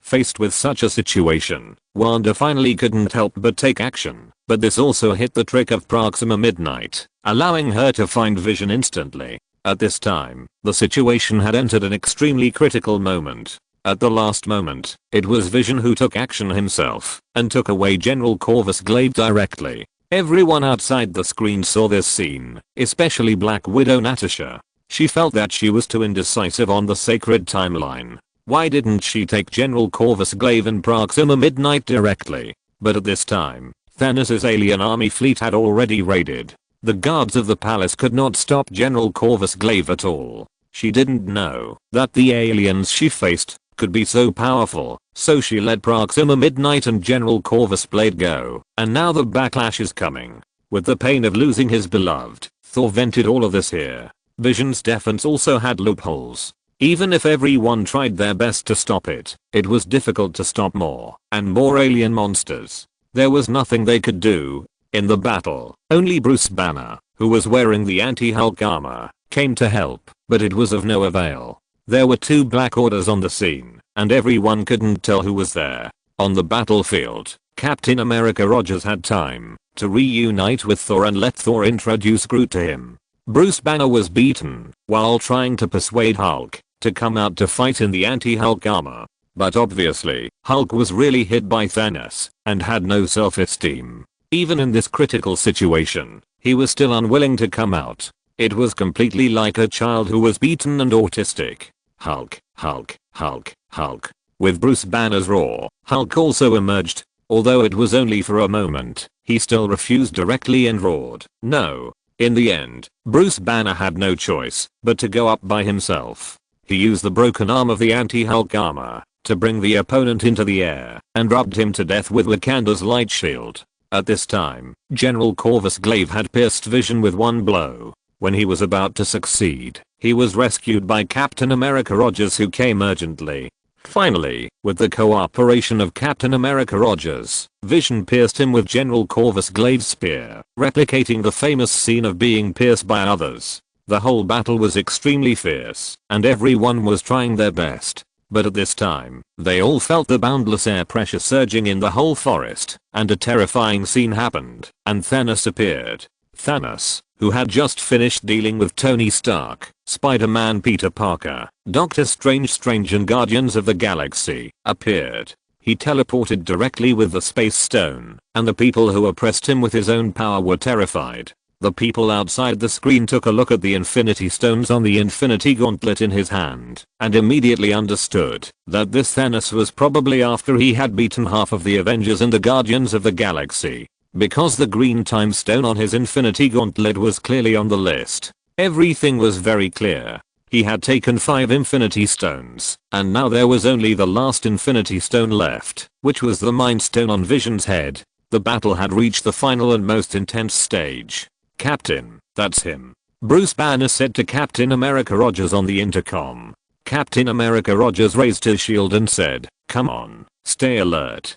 Thanos walked over step by step with the momentum that I surrounded all of you by myself. After fusing the time stone, he became even more terrifying, and even the attacks of the crowd did not pose any threat to him. Bruce Banner rushed over in the anti-Hulk armor and was directly blocked by him in the mountain wall. The attacks of others also failed and could not be stopped at all. "He is stronger," Tony Stark couldn't help but say. Everyone nodded. Yes, he has become more terrible. Before collecting the time stone, his strength could still give people hope of a slight confrontation. Now this last hope is gone. At this time, the Vision in the picture has also realized that this is his last time to survive. The method of safely taking off the Mind Stone that he had imagined before is indeed very good, but there is no time. Thanos did not give him time. So now the only thing he can do is to destroy the Mind Stone. In this way, at least he will die, but the whole world can still survive. If not, not only will he die, but half of the lives in the world will also die. It is really a waste of death. The most important thing is that Wanda may also be in trouble. This is a pain that he cannot bear at all. At this time, he is no different from a normal creature. He knows what love is, what desire is, and what sacrifice is. "Wanda!" Vision shouted, "It's time." "No, no." Wanda immediately shook her head. Such a request was too cruel for her. "They can't stop him, but we can." Vision held Wanda's hand and said sincerely, "Look at me. Your power can destroy this gem. I don't want it." Wanda immediately refused and said, "No, you have to do this, Wanda, please." Vision begged. If he could, he didn't want to die, but he knew that there was no other possibility today, and he would die anyway. Either he was crushed to death by Thanos, and then the Mind Stone was taken away, or he was destroyed by Wanda and died. Both were the same word. In this case, it would be better to make his death more meaningful. At least half of the people would survive, and Wanda could also survive. In the eyes of the people outside the screen, Vision at this time was no different from a normal human being. He was not like a robot at all. He had feelings and would sacrifice, which was something that many humans could not do. "We don't have much time." Vision grabbed Wanda and covered her hand on his face. Wanda shook her head and said, her face full of sadness. She had realized the terrible consequences, but she had no other choice. "You can do it," Vision said. "You can do it. If he gets the gem, half of the universe will be destroyed. This is unfair, and you shouldn't do it, but only you can do it. It's okay. You won't hurt me, because I can only feel you." He certainly knew that this was a very painful thing for Wanda, and it might cause unimaginable damage to her body and mind, but he had no other way. The Mind Stone is very strong, and cannot be destroyed by ordinary people. Only Wanda has chaos magic, so she can do this. Even Wanda herself knows that this is an unavoidable sacrifice. If Thanos gets the Mind Stone, Vision's sacrifice will be in vain, and all the others who died to protect Vision will also die in vain. Wanda had no other choice but to cry and cast chaos magic to destroy the Mind Stone on Vision's head. Meanwhile, everyone was trying to delay time and stop Thanos. Chapter 286. Everyone. Wanda, you can't have children with a robot. Everyone tried their best to stop Thanos, but it was of little use, because Thanos had the Reality Stone, and their attacks fell on Thanos and penetrated directly. Everyone was knocked down easily. At this time, Captain America Rogers climbed up again, as one of the two spiritual leaders of the Avengers. Compared with others, Captain America Rogers had no money and his combat power was not at its peak, but he was the spiritual leader of the Avengers. There is no doubt that he relied on this strong will. He launched an attack again, but his strength was too weak, and his attack against Thanos was meaningless. Facing such an almost invincible Thanos, everyone was desperate, regardless of whether they were in the picture or outside the picture. They all felt the same tragic picture and the tragic situation. Those who went to Titan could still pose a certain degree of threat to Thanos, and they fought back and forth. But the group that stayed on Earth was not an opponent at all. The gap in strength between the two sides was so large that they could not fight at all. At this time, there was only a glimmer of hope if the Mind Stone was destroyed. Soon, even Captain America Rogers' struggle was useless, and he was knocked unconscious by a punch. This slot is really a secret, but for everyone in SHIELD, the most concerned is of course the Lord of Hell Mephisto. How can a human and a robot have children? Oscar's sister is schizophrenic, and the beginning of the blackening and killing through the multiverse. What do you think you are doing to kill other men? Otherwise, Oscar can't have a mental breakdown. She really thinks that she and Vision have two sons. For these two sons, she even killed through the multiverse and beat Doctor Strange like a dog. At this time, a barrage of Lin Feng floated by. Even if we know that there may be such a person, what does it matter? The other party is too low-key, and it is difficult to catch traces. Ghost Rider. Nick Fury frowned. He had heard of this name. What made everyone's eyes light up was that Wanda was the only one who could slightly stop Thanos' progress so far. At this time, the only one who could still move was Wanda, who was crying bitterly. At this time, she had to destroy the Mind Stone while stopping Thanos' progress. He couldn't even delay his steps a little. Although he had tried his best, and although Lin Feng had teased him as Steve Rogers 50-50 more than once in Lin Feng's diary, this time, his 50-50 didn't work. So, it involves another demon who is eyeing the Earth. There is no doubt that he will have a headache again. I wonder if Aomedi is in a good mental state now? Since they knew the concept of dimensional demons, they felt that the demons that exist in many myths might really exist. Now the truth is out. It turns out that the person behind the Ghost Rider is Mephisto, the Lord of Hell. Seeing such a spit barrage, everyone was stunned. But isn't this a legend? A long time ago, there was a rumor in the American West that there was a cowboy riding a fire skeleton on a horse, calling himself the Ghost Rider, but he never took it seriously because he couldn't find anyone. Because the strength of the two sides is too far apart. Thanos is a master of the father level, and the opposite is Captain America Rogers. He is just a mortal body. But it's hard to say. In many parallel universes, Olsen does have two sons. There are even versions where Olsen bred the soul fragments she snatched from Mephisto, the Lord of Hell, with her own magic. Congratulations to Vision for being a father. But Mephisto is not willing to suffer. The Ghost Rider that guy made is very difficult to deal with. Olsen may be driven crazy and become a psychopath if she provokes this guy. No one knows whether Captain America Rogers hates his powerlessness at this time, but it is well known that he is so powerless when facing Thanos. But he knows it vaguely, but similar urban legends are too common in the United States, so he has never taken it too seriously. After all, Thor also has it, and various gods of the Greek pantheon also have it, and the heaven of the Eastern pantheon also has it, so the appearance of various demons of the hell system is not a very strange thing. For a patient with severe persecution delusion like him, even if there is only the possibility of danger, he must be 100% prepared.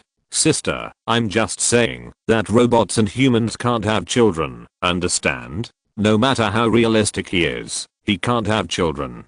He's a machine and doesn't even have DNA. At this time, in the Hydra castle in Sokovia, Quicksilver Petro persuaded his sister earnestly. Nonsense. Of course I know. It's not like I haven't been to school. Wanda rolled her eyes at her brother and couldn't help but complain. Of course, she could feel her brother's love for her, but the problem was that she was not herself on the sacred timeline. The self on the sacred timeline had lost her parents, brother, and lover one after another, and finally became increasingly schizophrenic, even fantasizing that she had 2 sons, and even used chaos magic to make herself pregnant, and got soul fragments from Mephisto. But she was not like that. Although she lost her parents, her brother was still alive. And she hadn't fallen in love with a robot yet, and she might not fall in love with a robot in the future. Although it was very realistic, she was now on guard in advance. No matter how much he looked like a human and had human emotions, she couldn't help but feel sick and want to vomit when she thought about him feeding her with human flesh. Even in another timeline, in Wanda's simple cognition, instead of doing this, you might as well just kill me. Anyway, she doesn't have that idea now, let alone driving herself crazy for a robot. She is not stupid. That's what a fool would do. It's just that she is still very curious about her behavior on the sacred timeline. Lin Feng called it blackening, killing through the multiverse, and hunting down Doctor Strange. Is she really that strong? With her current 3 views, there is no problem of being unable to accept the so-called blackening. She just wants to protect herself and her brother now. It's good to know. Stay away from that robot, otherwise you will really be targeted by Mephisto. Quicksilver Petro said. Although he has never seen Mephisto, the demon Mephisto is too famous in European and American culture. One of the 7 demons of hell, he has countless demons under his command. He is one of the most famous among countless demons. How can he not worry about his brother? Quicksilver Petro also blamed himself. If he hadn't died so hastily, how could the robot have taken advantage of it and even caused his sister to be driven crazy, corrupted, and blackened? This was all because of his failure as a brother. Although he was not that old. Without waiting for everyone to think about it, in the picture, Wanda stimulated all the chaotic energy in her body in grief and anger, and the Mind Stone was finally destroyed. This also proved one thing, that is, although the Infinity Stones are difficult to destroy, they are not indestructible. Looking at Wanda's painful expression, Vision also felt very sorry. Now he was going to die, but leaving Wanda behind was the one who really bore the pain, and his pain was only a moment. In the end, Vision only left a sentence, "It's okay, I love you." Vision only had time to leave such a sentence. With the shattering of the Mind Stone, a terrifying energy spread out to form an astonishing explosion. Thanos, who saw this scene, also showed a slightly surprised expression. He knew that these people would accept, even if they paid their lives to stop him, but it was useless. Because my pain is above yours. In terms of willpower, he will only be stronger. In terms of action, he will only be stronger. In terms of pain, he is still above these earthlings. These people will not understand how much they love this universe and how they want to protect it. Everyone looked at the scene in the picture and wondered in their hearts, is it over? What about Thor's axe? Where did it go? No, everything is not over yet. Because Thanos came to Wanda step by step, he did not mean to kill Wanda, because there was no meaning at all. His killing was for all living beings, and for a better and more harmonious development of the universe. He himself is not a tyrannical person. Thanos is more like a cold political creature who can do anything to achieve his goals. But he is not a person who likes killing. Although he practices killing, in his heart, this is all for the harmony of the entire universe. He is a very pure person who has been working hard all his life to achieve harmony and balance in the universe. All those who stand in his way will be eliminated by him.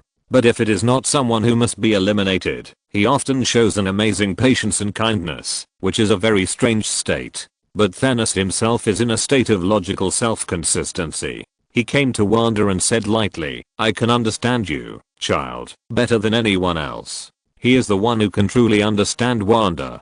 For the safety of the entire universe, Wanda can even kill her own lover. This determination and will are moving. But he is also, for the sake of the universe and the balance of the universe, he can even kill his beloved daughter. This is also a kind of great love. It is also that great love overrides small love, so he said that he can understand Wanda. In this world, there is probably no one who can understand better than him what price Wanda and Vision, the young couple, have paid for the world and for all living beings. Chapter 287 Iron Man, the price of that snap was my life. Hearing Thanos' words, Wanda just felt absurd. She roared, "You will never understand." Thanos heard it, but he was not angry. He just touched Wanda's head with his huge hands, making people worry whether he was going to crush Wanda's head. He just said lightly, "Everything I lost today is unimaginable, but there is no time to mourn now. Now, time has no meaning at all." Just when everyone hadn't figured out what Thanos wanted to do, he came to the place where Vision was destroyed, and the green light on the Infinity Gauntlet burst out, and the time in this area was reversed again. Time was reversed. This scene is not unfamiliar to everyone, because Doctor Strange had also performed it before. He used this trick to restore the originally destroyed streets of Hong Kong, and at the same time, forced Dormammu to sign a humiliating treaty. Especially Stephen Strange. He looked at this scene, and it turned out that he was not the only one who could do all this. The real power is still the Time Stone, and it is not limited to humans. Thanos can use the power of the Time Stone without the magic of camouflage, by using the Infinity Gauntlet. And Vision reappeared with a confused face, because he found that he was already dead, right? How could he be reborn at this time? He was dumbfounded, and then he saw Thanos appearing in front of him. No, she couldn't accept it at all and collapsed immediately. The power that burst out in anger just now could even compete with Thanos, but now, he was depressed, and the chaos magic in his body was not stimulated, and he was defeated directly. Especially the people outside the screen. They saw how Thanos received the Infinity Stones one by his side, and grew up little by little to become the real world destroying demon. This result stunned everyone, even Thor and Odin, the father and son of the God King, who were inside Asgard. They were also a little dumbfounded. Is this something they can see? This is too amazing. That kind of tragic situation made everyone outside the screen feel unbearable. Wanda roared, her eyes full of despair, because she had made such a determination and such pain to finally destroy the Mind Stone on Vision's head and finally protect the safety of the world. Now Thanos will do it again, to put that cruel scene in front of him again. He hit Thanos with an axe. The Stormbreaker was so powerful that it could directly withstand the power of Thanos' Infinity Gauntlet, and chopped it on Thanos' body with an axe. It can be said that Vision was the worst in the whole scene. He had just been killed by his lover once, and thought that the matter was over. He only needed to suffer once. Who knew that, when he opened his eyes, a huge purple potato spirit's head appeared in front of him, and then the Mind Stone was directly dug out. Behind each Infinity Stone is an amazing killing. Thanos grabbed Vision and easily dug out the Mind Stone on his head in Vision's horrified eyes. Thor said and directly inserted the Stormbreaker deeper into Thanos' body. This future Thor can actually do this, although it is with the help of the power of the Storm Axe. This Storm Axe, which contains the anger of the dwarves, drank the blood of Thanos at this time, and completed the revenge. Just when she was about to rush out, she was blown away by Thanos. Even the vibranium shield was chopped off, and Thanos' power can be imagined. With the blessing of the power gem, Thanos at this time is invincible. Even his head was shattered by the powerful force. But obviously, when facing Thanos, this solid body is not worth mentioning. Although Ultron used the strongest metal on the earth to make Vision's body, it was originally prepared for himself. Then, the huge power boiled in his body, and a powerful colorful electric current boiled around him. The powerful energy was a bit too much for even a powerful body like Thanos. Everyone was dumbfounded, because so far, this was the first time they knew of a way to severely injure Thanos. There was no way before. Even Tony Stark's all-out attack only made Thanos slightly scratched. Thor in the picture stared at Thanos and said, "I said, you will pay for this with your life." At this moment, when Thanos felt complacent, a terrifying force of thunder swept over, and the last Thor arrived. Did it turn around? Everyone was dumbfounded. Wouldn't this be a win? Then how could it be a pity that the axe was chopped crooked? Wasn't it chopped very accurately? Could it be that this is another timeline, not the sacred timeline? Just when everyone was confused, Thanos panted and said, you should aim at my head." As he said that, Thanos showed a smile on his face. He snapped his fingers with the Infinity Gauntlet, and everyone saw that he seemed to have entered a special space with red light everywhere. Under a pavilion, a little girl was waiting for him. That person was none other than Gamora as a child. Thanos looked at him and said, "Daughter?" Everyone suddenly remembered that Nebula had mentioned in the previous video that Thanos had a daughter who was taken to a place by him in exchange for the Soul Stone. Now, it was probably that daughter they saw. What everyone didn't expect was that Thanos showed an extremely sad expression. This was not the same kind of person as the cold and cruel cosmic overlord Thanos they knew. "You did it?" asked the girl Gamora. "Yes." Thanos nodded, then looked at the girl in front of him with sadness, and then said. He lowered his head sadly and looked at Gamora. Gamora slowly asked, "Then what is the price?" "My everything." Thanos replied very sadly. For now, he lost everything, including his 2 daughters. He killed one with his own hands, and then disabled another. His 5 capable subordinates also died, although he did not show any expression on the surface. There are also countless unknown subordinates who sacrificed for him. He lost everything.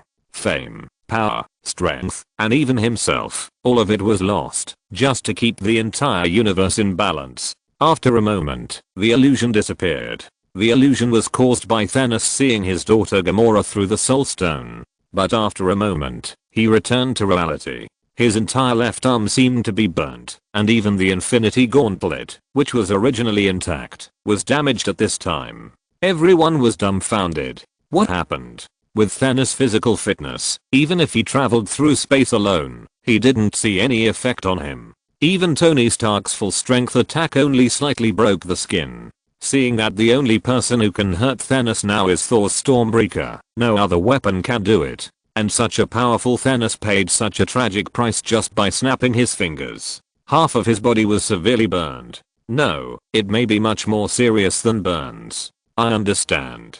Tony Stark immediately responded and said, "In the earliest video about how I died, didn't I snap my fingers? At that time, I guessed that I might have died, but I didn't know exactly how I died. Now it's very clear. The price to pay for snapping my fingers is too high." Everyone remembered and understood what Tony Stark meant. Even a father-like existence as powerful as Thanos had to pay such a tragic price for this, let alone Tony Stark. I'm afraid that snapping his fingers represents death. That's why Spider-Man Peter Parker couldn't go to college and ended up creating a crazy multiverse. If Tony Stark was there, how could Spider-Man Peter Parker not go to school? Because his identity was exposed. That was Tony Stark's biological son, who was more like his biological son than his own, including the fact that he was deceived later. In fact, it was all based on Tony Stark's death. And his death can be traced back to that snap of fingers. Now many things that were originally incoherent are now coherent. Thor in the picture was asking helplessly, "What did you do? What did you do?" He hadn't figured out what had happened. Thanos didn't stop and directly activated the power of the space gem and disappeared on the spot. It was obvious that he had completed his mission and was going to retire. For today, he gave everything, including his conscience, his father's love, his power, and everything he had, just for the balance of the entire universe. No one could understand, and he didn't need others to understand. He was Thanos. Where did he go? Captain America Rogers climbed up and asked. "Thor? Where did he go?" It must be said that Captain America Rogers was still officially certified by Lin Feng. Even if he was hit hard on the head by Thanos' hammer, which would have exploded the brains of ordinary people, he couldn't kill him. Then, the first person who turned into ashes appeared. Everyone finally saw the scene of turning into ashes mentioned in Lin Feng's diary for the first time, which immediately made everyone gasp. This is more terrifying and chilling than bloody killings and endless deaths. Chapter 288. All beings are equal after the snap of fingers. Steve. The first person to disappear was none other than Bucky the Winter Soldier, who just dissipated into smoke and dust. His gun also fell to the ground. Just dissipated. Tony Stark's pupils shrank slightly because he thought of what Lin Feng had just written in his diary, the way Spider-Man Peter Parker turned into ashes in his arms, and his heart was broken. He didn't understand what it meant to turn into ashes just now. How could a person turn into ashes? Even if someone was beaten to a bloody mess, it would still be bloody and fleshy. How could it turn into ashes? But now he understands. Captain America Rogers looked at the guns left behind by his friend after he dissipated and was completely confused, not knowing what happened. But such dissipation is happening everywhere on the earth, and many people suddenly turned into ashes before they figured out what was happening. Even the King of Wakanda, Black Panther T'Challa, disappeared directly into the air. I don't want to die. I don't want to die, sir. Spider-Man Peter Parker just disappeared in Tony Stark's arms. Please, I don't want to die. I really don't want to die. As he said that, he turned into smoke and disappeared. Mr. Stark. Nebula watched all this silently and said, he succeeded. I don't know what happened. I feel very bad. Spider-Man Peter Parker was so fast that he couldn't even walk steadily. What is this? What's going on? Tony Stark was still immersed in shock. He couldn't believe that the Spider-Man Peter Parker, whom he regarded as his son and successor, had turned into ashes in his arms. Even Doctor Strange had a premonition that he was going to disappear. No, it was not a premonition, but he had seen such a scene in the future with his own eyes. This was all expected. He looked at Tony Stark and said, Tony, we have no choice. And the little tree man Groot also disappeared directly, leaving only Rocket Raccoon. At this time, the voice of Spider-Man Peter Parker, who was very scared, came from the side. I'm scared. At this time, the scene turned to Titan. Everyone survived the disaster and barely got up and gathered together. At this time, Mantis, who had the most acute perception, said in horror, something is happening. She knew best what Thanos was going to do, so when she saw these people turned into ashes, she naturally knew what happened. He just hugged Tony Stark in horror, but nothing could be changed. He could only reluctantly say, I'm sorry. Then he disappeared in Tony Stark's arms. Then there were many superheroes such as Scarlet Witch, Wanda, Falcon Sam, etc. Many people disappeared unknowingly. Compared with others, Spider-Man Peter Parker's spider sense was obviously more magical, and he could even foresee his own death. At this time, on Earth, the only remaining members of the first generation of Avengers and Colonel Rhodes gathered together, looking at Vision, who was left with only corpses on the ground. Then Tony Stark also saw Mantis disappear directly, and the next to disappear was Draco the Destroyer and Star-Lord. At this time, only Nebula and Tony Stark were still alive on the entire Titan, and they were not randomly eliminated. You're fine. Tony Stark said hurriedly. War Machine Rhodes hadn't reacted yet. I don't know what happened. How did the battle get to this point? Is it going to end like this? It all started inexplicably and ended inexplicably. Captain America Rogers looked at Vision's body, gasping for breath, and could only say one sentence at the end. Oh my god. The scene turned again, and the limping Thanos came to a garden planet with beautiful mountains and rivers, enjoying a happy retirement life in the thatched house he built. But he didn't know that such a happy day would not last long. His favorite daughter would bring a group of yellow-haired people to beat him up. No one expected that the last picture would be a picture of Thanos' retirement. No one could accept this. This super demon who killed half of the life in the universe did not rule the universe in the end, nor did he commit any unforgivable crimes. He just watched the sunset and enjoyed his beautiful retirement life. Damn. This was the sound that Thor burst out. He looked at this super demon who killed all of their Asgardians, and now he was still fine. He regretted it, extremely regretful. Lin Feng was right. It was a pity that his axe was chopped off. I could have avoided all this. Thor clenched his fists and roared in a low voice, damn, why didn't you aim at his head? Thor, you don't have to think too much if this is the only way to win in the end. Tony Stark patted Thor on the shoulder and said, didn't Doctor Strange also say that there is only one way to win in more than 14 million futures? If this axe chopped off is also part of the original plan, so you don't have to think too much. Thor felt a little better after hearing this, but he was still very indignant. Why? So in the end, the only one who can end all this is me. Tony Stark said. Think about it this way, being able to become the savior of the universe seems to be pretty good. Seeing Tony Stark so optimistic, everyone couldn't help laughing. But this battle was really too tragic, and it was also too easy to make people depressed. There was no chance of winning at all. If they hadn't heard from Doctor Strange that they would win in the end, they wouldn't be able to watch this depressing process at all. The scene turned to the streets of New York. Nick Fury and Agent Hill were driving, and Agent Hill was reporting the sudden situation to Nick Fury. Still can't contact Stark, Nick Fury said. Nick Fury outside the screen never thought that he, who had not appeared on the battlefield from beginning to end, would suddenly appear at the last moment. Still can't contact. Agent Hill replied. We called all the satellites in the world, but found nothing. What's going on? Nick Fury heard the alarm prompt on the side. Many spaceships appeared above Wakanda. Agent Hill explained. Before, they were wondering how the world's major powers could not feel anything about this matter. Now they know that it's not that they didn't feel anything, but that the battle started and ended before they had time to react. Is it the same scale as the New York battle? Nick Fury said. It's 10 times that. Agent Hill replied.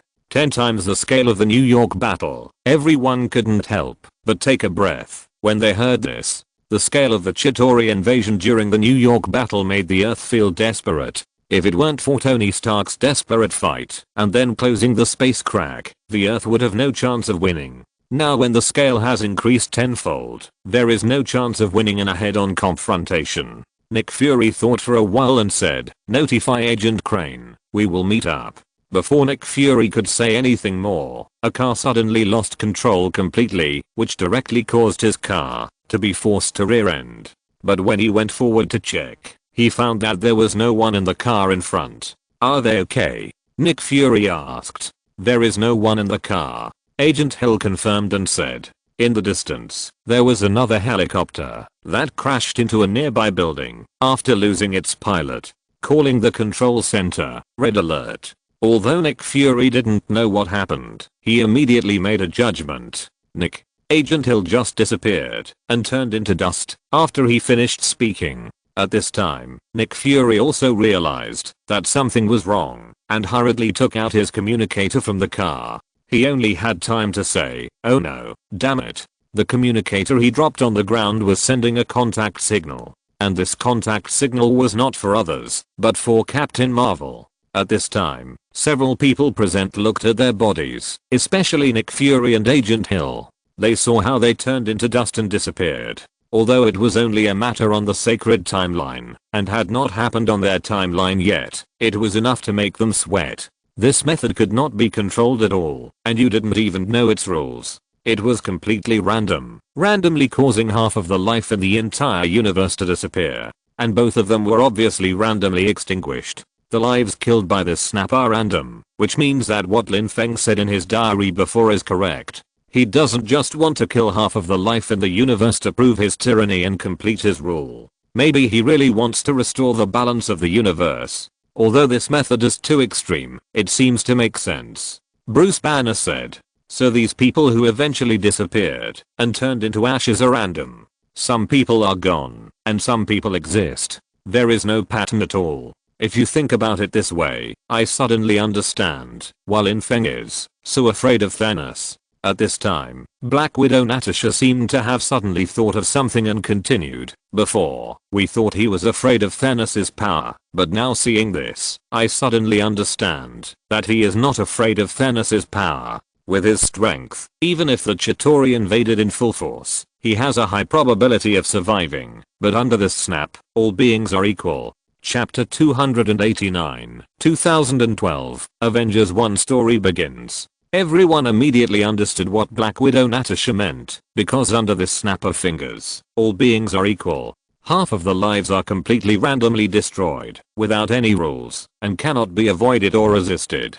This kind of thing, that completely relies on chance is probably what Lin Feng hates the most. Now many problems are clear at once. The three people, or three forces, that Lin Feng was very afraid of at the beginning. One is the Time Mutation Administration. Why is he afraid? Now everyone understands that no matter how powerful you are, if you are caught by the Time Mutation Administration, you will lose all your abilities and be at the mercy of others. The second is a Supreme Sorcerer Ancient One, who can just shoot out a person's soul with his hands. If people who don't know magic touch her, they will probably die directly. If she is not killed by the plot, but by the so-called fate, she will probably become an extremely terrifying existence. And the third is Thanos. What he fears is not Thanos' strength, but the equality of all beings under the snap of fingers. Let alone Lin Feng. How can they not be afraid? There is no way. I don't know how to defend or guard at all. Nick Fury was also speechless, but when he was given this thing, there was only this kind of technology in that era, and there was no more advanced means of communication. Captain America Rogers didn't expect that he would have something to do with this matter, and he was a little speechless. But the feeling of equality under this snap of fingers is really powerless. Also, this old communicator, or what is it? Tony Stark glanced at Nick Fury and said, "Are you sure this thing can contact people? Don't you need to dial a number first?" I thought the captain's phone was already very old, but I didn't expect yours to be more retro. Is this Captain Marvel really powerful? Hawkeye Barton asked. Because it was a long time ago. When do you think I created the Avengers? It's not a recent thing, at least decades ago. Nick Fury said. She is a female superhero. You're welcome, Captain. Hawkeye Barton smiled and said. But boss, who are you contacting? Agent Hill asked. I always feel that this paragraph has a deeper meaning. In space? She's an astronaut? Tony Stark asked in confusion, obviously not understanding what happened. There's an astronaut named Carol in our country. That's what you said, but you're too old, right? What is this thing? A pager? Don't you have any modern communication methods? For example, mobile phones or something? Tony Stark couldn't help but complain. Hearing this, Captain America Rogers couldn't help but roll his eyes and then said, "Thank you, Clint. Good guy." Another captain, but why haven't I heard of her before? Tony Stark said. No, I just said that she is a superhero, but unlike you, you are responsible for protecting the safety of people on Earth, and she is responsible for the safety of all races in the entire universe. This is the communicator she gave me. It's not the most important time. You can't contact her, Nick Fury said. But when she is about to be destroyed by Thanos, I think it's time to contact her. Then I don't know. Maybe it's just a last-ditch effort, Nick Fury said. Even when facing a terrifying father-level villain like Thanos, they are under great pressure, but they can still find a way to fight. Decades ago, shouldn't she be an old lady now? Hawkeye Barton said. You won't let her turn over from a nursing home, right? Goodbye. Although we are short of manpower, we don't need grandpas and old ladies to come out to help. Of course, the captain is an exception, because although he is more than 100 years old, he is still a young old man. But can you be sure that she didn't disappear after being snapped by Thanos? Captain America Rogers asked. Maybe she is gone. Nick Fury glanced at Tony Stark and then said, she is in space. How can you let me contact her with my phone? No, sir. Jarvis suddenly appeared and said. Facing everyone's questions, Nick Fury said, okay, then I'll tell you. This is to contact another old friend of mine, Carol, who is also one of the founding members of the Avengers. She also has a nickname, Captain Marvel. Very powerful. Anyway, I know she's very powerful. I don't know if she's as powerful as Thanos, Nick Fury said. As far as I know, maybe only Lin Feng has a chance to compete with her. Others, even Thor or Hulk, can't do it. That's not strong, right? Then summon her back quickly, Hawkeye Barton said. Nick Fury said, it's not that time yet. Thanos will not appear for several years, right?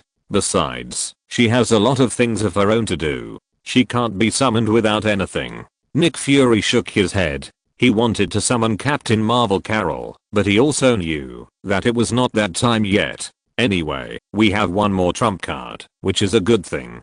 Captain America Rogers said. The previous video looked too desperate, so even if we can only see a little hope now, it is precious to everyone. I didn't expect that Thanos' plan was really just to simply destroy half of the life in the universe and maintain the peace of the universe. In the end, he didn't rule the universe, and didn't use such a powerful force to do anything evil, but chose to retire. Hawkeye Barton said with emotion.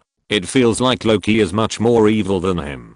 Clint, don't think from his perspective. Tony Stark immediately shook his head and said, what qualifications does he have to retire? What qualifications does he have to retire? How many people have been killed by his snap of fingers in the entire universe? Can the problem of the balance of the entire universe be solved by such a simple killing method? Especially since life is born very quickly. If he does this, does it have to come every few decades or hundreds of years? There is no point at all. Tony Stark absolutely does not agree with Thanos' thinking. If killing can solve problems, then there will not be so many problems in this world.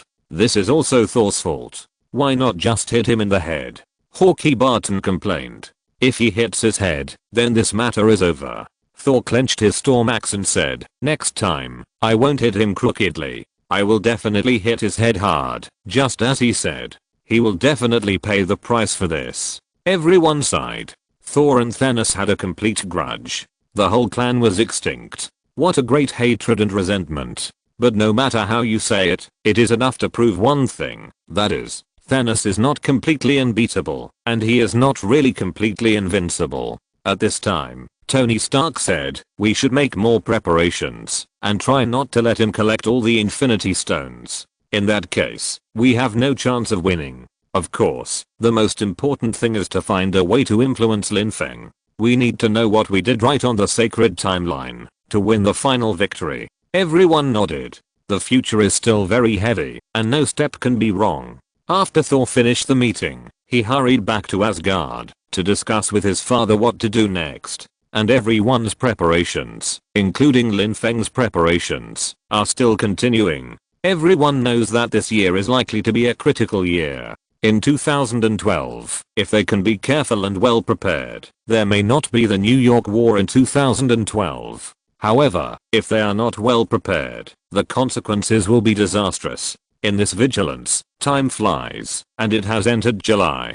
The weather is gradually getting hot. In the headquarters of S.H.I.E.L.D. in the suburbs of New York, a fierce alarm suddenly sounded. Alarm, alarm, everyone leave the base immediately. The constant alarm sounded in the radio, and most of the S.H.I.E.L.D. staff, who were just civilians, left one after another. At the same time, armed personnel dressed in heavy armor, armed to the teeth, rushed in with guns. These are the elite special forces trained by S.H.I.E.L.D. There is a faint red color on their bodies and faces, indicating that they are not ordinary special forces, but special forces carefully selected by Nick Fury that have not been infiltrated and brainwashed by Hydra. After being transformed by the desperate soldiers, they have become super soldiers in a sense. At the same time, in a factory building in the base, one robot soldier after another was activated and began to move towards the underground factory inside the base according to the long-prepared program. A moment later, a helicopter flew over and went straight into the base. Soon, the helicopter stopped, and Nick Fury and Agent Hill walked out of it. Not far away, Coulson had been waiting for a long time. When Nick Fury got off the plane, he immediately went forward to report and said, "Boss, the energy in the cosmic cube has produced an abnormal reaction, and the concentration of gamma rays has risen rapidly. I think it may be the time we have been waiting for. Loki is coming soon." "Yeah." Nick Fury nodded. He has been waiting for this day to come for the past few years, waiting for Loki's arrival. The next thing to do is to capture Loki, the evil god of Asgard. Although Loki seems to have become a funny man in the later period, and his strength has been greatly weakened, he is still a god after all, and they must do their best to deal with him. Chapter 290 Loki comes, Loki leaves. Don't think that Loki is a joke compared to the big bosses that appeared later, but he is a god after all, and invulnerability is the basic. "Have you notified Tony?" Nick Fury said. "I have notified him, and he is on his way here," Coulson said. "What about Thor?" Nick Fury continued. "Tell him to take Loki away for me. I just had someone notify Thor, and he happens to be on Earth now, and he is coming soon." Coulson continued. "This time, we have to get rid of Loki from the root," Nick Fury said. "We must not let the Battle of New York happen again." In his heart, the Battle of New York has already happened once. At that time, they will also have to deal with the Mind Scepter. They have discussed it before, and they will eventually have to face Thanos. Because if Thanos attacks them, they will have no way to avoid it, and half of the life in the entire universe will be completely killed. They are also in a state where they may die at any time. At the same time, several robot soldier corps are already on standby at the scene, and farther away, there are also fully armed teams of desperate virus soldiers on standby. It was like if Dormammu invaded, he would devour the entire Earth, leaving almost no room for avoidance. Why did they choose to come at this time? Nick Fury had a headache, but fortunately Tony Stark and Thor were coming soon, so it should be fine. After waiting for a while, Nick Fury nodded, remembering that it was indeed the case. This time, he was going to teach Loki a lesson. The two of them had already come to the depths of the base while they were talking. At this time, Hawkeye Barton was already fully armed and on standby. His face was as gloomy as water. Thinking of the last time he was instantly controlled by Loki, the anger in his heart could not be controlled and broke out instantly. Everyone was waiting for Loki's arrival. When they snatched the Mind Scepter from Loki, they would have 3 Infinity Stones in their hands, which would be amazing. She is in the Amazon rainforest, saying that she wanted to look for it. Maybe she could find Paradise Island. Coulson replied. In the Avengers, he and Agent Hill were like doing logistics. In this case, let's get started. Sooner or later, they will have to fight. Otherwise, unless they are willing to accept that half of the world's population has disappeared, including many people they care about, they went to deal with a cruise ship hijacking at sea. Coulson knew the whereabouts of each member very well. Even if Thanos got the remaining 3 power, reality, and soul gems, it would be a 50-50 situation at most. He couldn't ask for anything from them. Moreover, Thanos asked Loki to bring the Mind Scepter, so he had to thank God for this gift. Otherwise, there would be no other choice. Where are the captain and the others? Nick Fury asked. Where is Diana? Nick Fury asked. Lin Feng also said in his diary that Wonder Woman Diana came from Paradise Island in the DC universe and was an Amazon warrior. But Wonder Woman Diana's situation was considered to have traveled to their Marvel universe. However, she was homesick and decided to look around the Amazon rainforest to see if there was any way to find her way home. This was also the only thing they could think of at the moment and the only thing they could do with the resources at hand. Recently, Thor has been stationed on Earth to handle various matters as Asgard's plenipotentiary representative. He also has to supervise the construction of Asgard cities on Earth and in Antarctica. But before he could think about it, a figure suddenly appeared in front of everyone after a terrifying energy fluctuation. It was Loki. Such a grand welcome ceremony? Loki looked at the surrounding troops with a cold sweat. Shoot, Nick Fury said with a sneer. Although he promised Thor that he would try to capture Loki alive, he didn't say that he wouldn't take action. After all, he knew that Loki's body was invulnerable to swords and guns, and it was not easy to hurt him. Bang, bang, bang. A fierce gunshot rang out, and both the desperate virus soldiers and the machine soldiers fought with all their strength. But the next second, all these attacks passed through Loki's body. Illusion. Nick Fury reacted instantly and shouted quickly. Everyone be careful, the robot soldiers turn on the infrared radar and find him. He immediately thought of Loki's illusion ability, but he didn't expect that it would be useless to act immediately. As a god, Loki's reaction was also extremely fast, and he launched an illusion in an instant. Let people directly attack the afterimage he left behind. But it was too late. At this time, Loki had sneaked in front of a member of the special agent team and instantly controlled him with the scepter. Although these special agent teams were all transformed by the desperate virus, how could they resist the brainwashing effect of the Mind Scepter? After being controlled, he immediately turned against them. Although he was quickly beaten into a sieve, the soldiers of the desperate virus were not so easy to be killed. The bullets penetrated directly, and the little time he bought for Loki was enough for Loki to control one special agent team after another. He had no way to deal with the robot soldier army, but he still had a way to deal with the desperate virus soldiers. Loki finally breathed a sigh of relief at this time, and he almost cursed. You are crazy. He had just crossed over and hadn't figured out what was going on when he was suddenly attacked.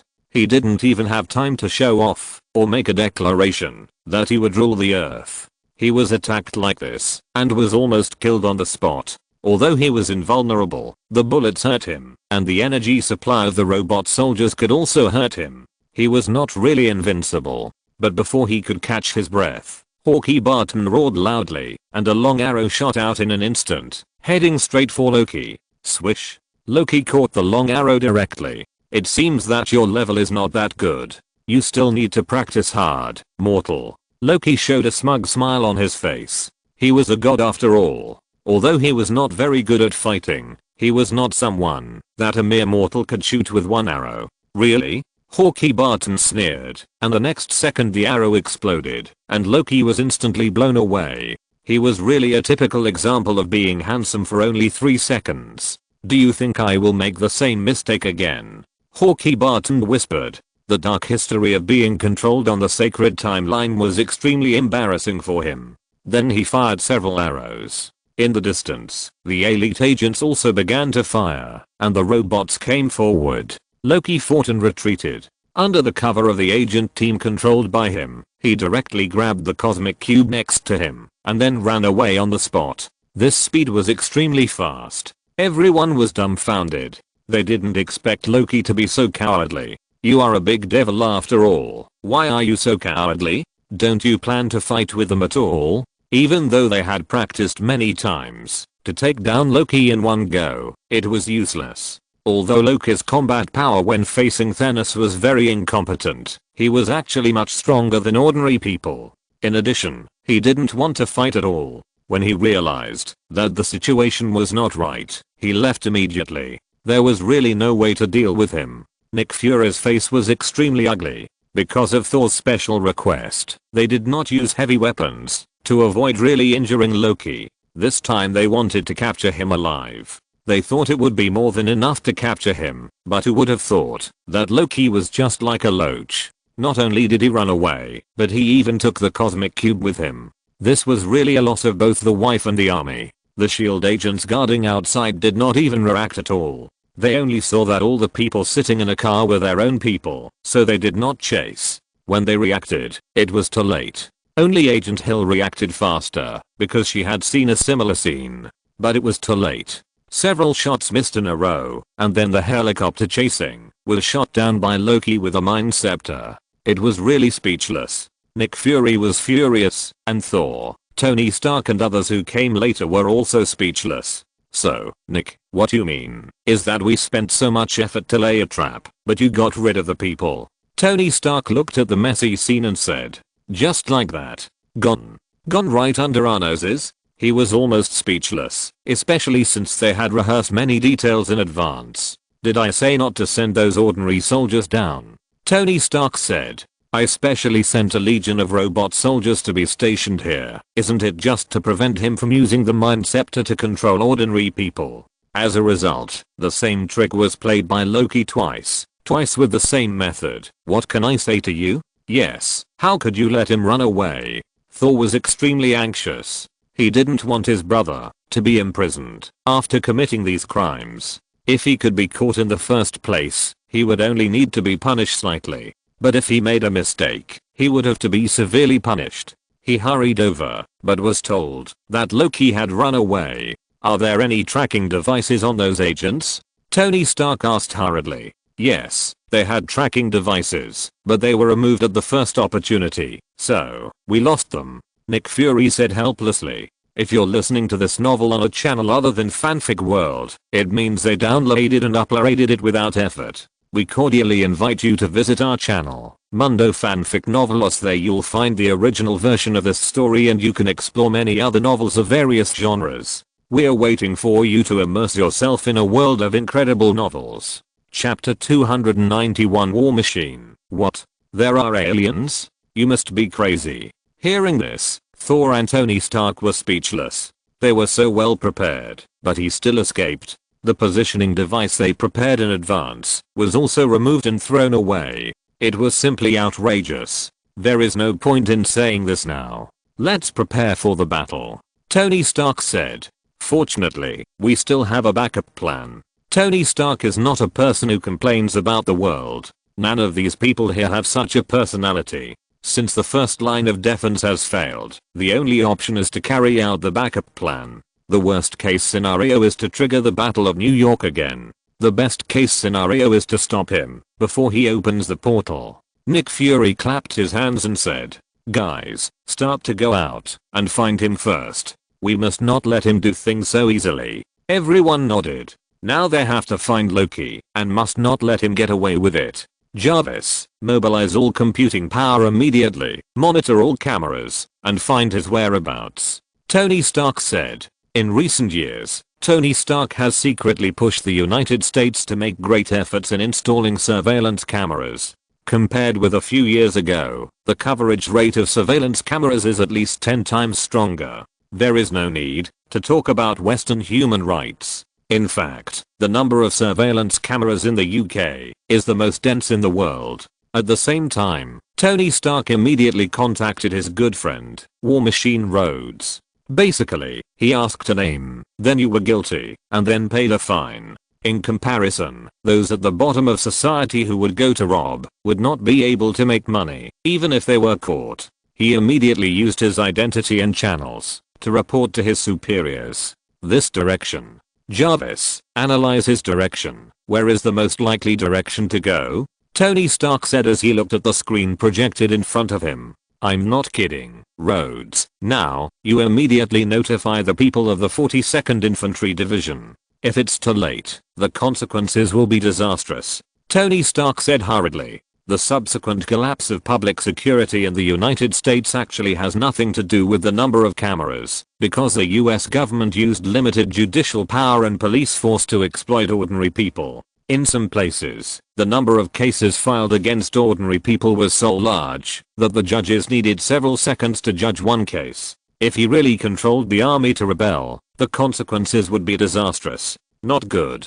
Based on the captured traces of him, Loki is most likely going to the army outside the city. Jarvis said. What? You said there is an alien god, that Loki, he has something that can control people's minds. He is now going to control the 42nd Infantry Division near New York. War Machine Rhodes heard his friend say this to him. He just thought that his friend was crazy and had a brain disease. I know. War Machine reacted quickly. He knew his friend's character. Although he was careless in many things, he was never ambiguous in many major things. The three reacted immediately. There is no doubt that they instantly guessed Loki's purpose. He planned to control this army. Through the camera and the internet, Tony Stark soon locked Loki's whereabouts. At once, Tony Stark immediately ordered the long-prepared robot army and the desperate soldier army to go out. Nick Fury's shield also had an army with similar configurations, but the only difference was that he was not as rich as Tony Stark, so he only deployed a small-scale army. Although he only used Jarvis to analyze the possibility of Loki's route of action, he found that it was indeed very likely. Although he didn't know how his friend knew these things, he knew that this matter must be taken seriously. After all, they were S.H.I.E.L.D., and they usually dealt with special cases, so there was no need to maintain such a large-scale force. Nick Fury said, "Action now." When Tony Stark arrived first with the machine army, he found that the scene had already started to exchange fire. Because of the report of the War Machine Rhodes, although he failed to completely stop Loki, at least he saved a small half of the army from being controlled by Loki. At this time, there was a fierce exchange of fire at the scene. Tony Stark immediately asked the machine army to join the battle, and instantly burst out with a crushing level of combat power, helping those soldiers who were still awake and struggling to hold on to the situation. After clearing all the controlled troops, it was already late at night. So, where is Loki? Captain America Rogers panted. He had been fighting for most of the day and was almost exhausted. It turned out that Loki's group was long gone. He joined halfway and was hurriedly brought back with Black Widow Natasha and others in the Quinjet. After receiving the news from Nick Fury, he has already run away. He didn't stay here for long. Tony Stark also panted. He put in a lot of effort to suppress this conflict, and the machine army also suffered a lot of losses. He needed to go back to replenish his status. He is stalling for time. Thor said. This brother is getting more and more outrageous, as difficult to deal with as a loach. It should be. I didn't see him appear from beginning to end. He came here just to delay our energy. He succeeded. This half day is enough for him to run a long way," Tony Stark said. He also asked Jarvis to continue searching for Loki and the others, but the result was that he completely lost Loki's whereabouts. Because he has illusion skills, he can create an illusion and completely hide his body. The surveillance cameras of mortals can't capture him at all. If he doesn't want to be found, he can just blend into the crowd. What should we do? At this time, Hawkeye Barton also asked. There is no way. We can only wait for him to reveal his flaws. His ultimate goal is to let the Chitauri in. So no matter what he does, he can't escape this goal. At most, we can just fight him once, Tony Stark said. Of course, I will let Jarvis monitor him at all times during this process. Seeing this, everyone could only agree, and that was the only way. At this time, Nick Fury's shield also welcomed a pair of guests that he never expected. Wanda. Pietro. Nick Fury looked at the brother and sister in front of him and was stunned. He never thought that he would meet this brother and sister at this critical moment. You know us? Pietro was a little surprised that this black-boiled egg, the damn fuck man, actually knew them. I guess so, Nick Fury said. Diary? At this time, Wanda, who had not spoken, suddenly thought of something and spoke. You also have a diary? Nick Fury suddenly understood where the problem was. No wonder this pair of brothers and sisters would appear in New York at this time, and they also asked him by name. All of a sudden, all the mysteries were solved. So you came here for Loki's invasion? Nick Fury said. Yes, we also want to do our part for mankind. Wanda nodded. Since everyone has a diary, there is no need to worry about many problems, and many things do not need to be explained. Those who understand will understand. Just right, Nick Fury said immediately. We are still searching for Loki's whereabouts. When we find him, we may need your help. Don't worry, leave it to me. I won't let him run away. Quicksilver Pietro said quickly. Protect yourself first, Nick Fury said.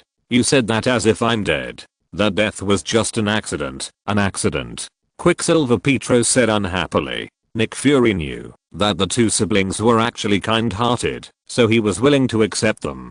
Quicksilver Pietro even died to save people, so what else can he say? Although the birth of Ultron was also related to the two siblings, it was them and Tony Stark who finally contributed to the birth of Ultron. I'll contact Tony later and ask him to prepare a lighter armor for you, Nick Fury said. Quicksilver Pietro was also helpless, and Wanda on the side couldn't help laughing. But she didn't object. Seeing her brother's death with her own eyes was also a huge stimulation for her. It was because of seeing her brother's death that she awakened the chaos magic in advance.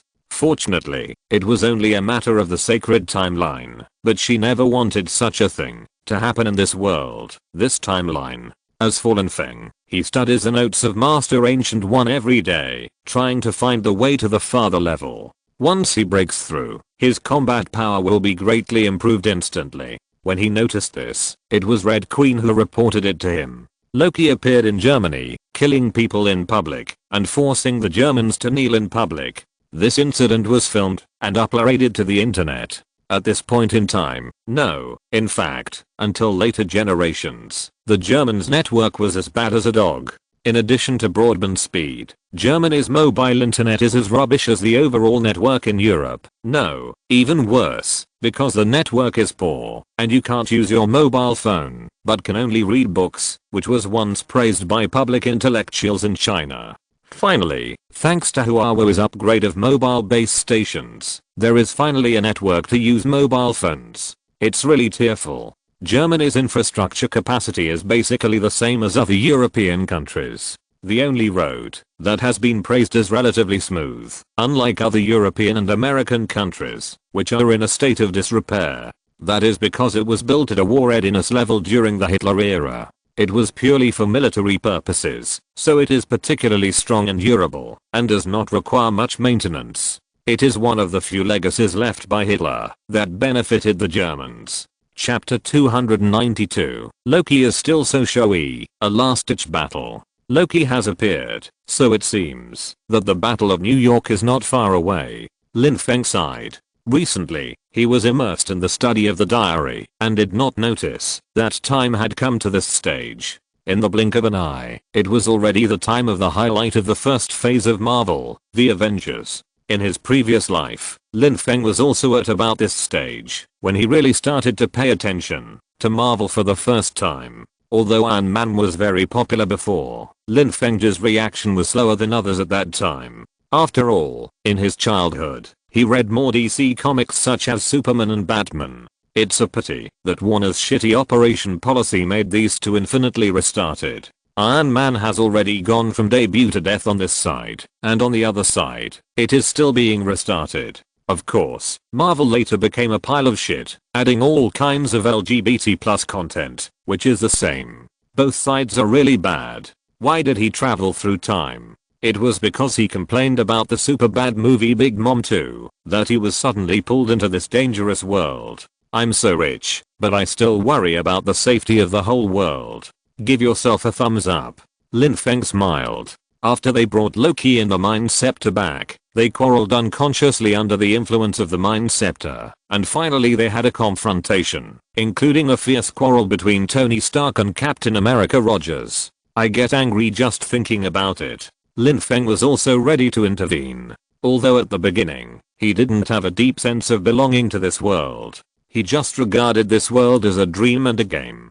In terms of mentality, he more or less regarded these people as NPCs, but as time went by, this mentality gradually faded. A psychopath, who called himself a god, killed people in Germany, and was finally taken away by the Avengers who came. Although many people swore that this psychopath had many clones, he was obviously not an ordinary person. At this time, the internet was getting more and more intense, and with the spread of the video, it caused an uproar.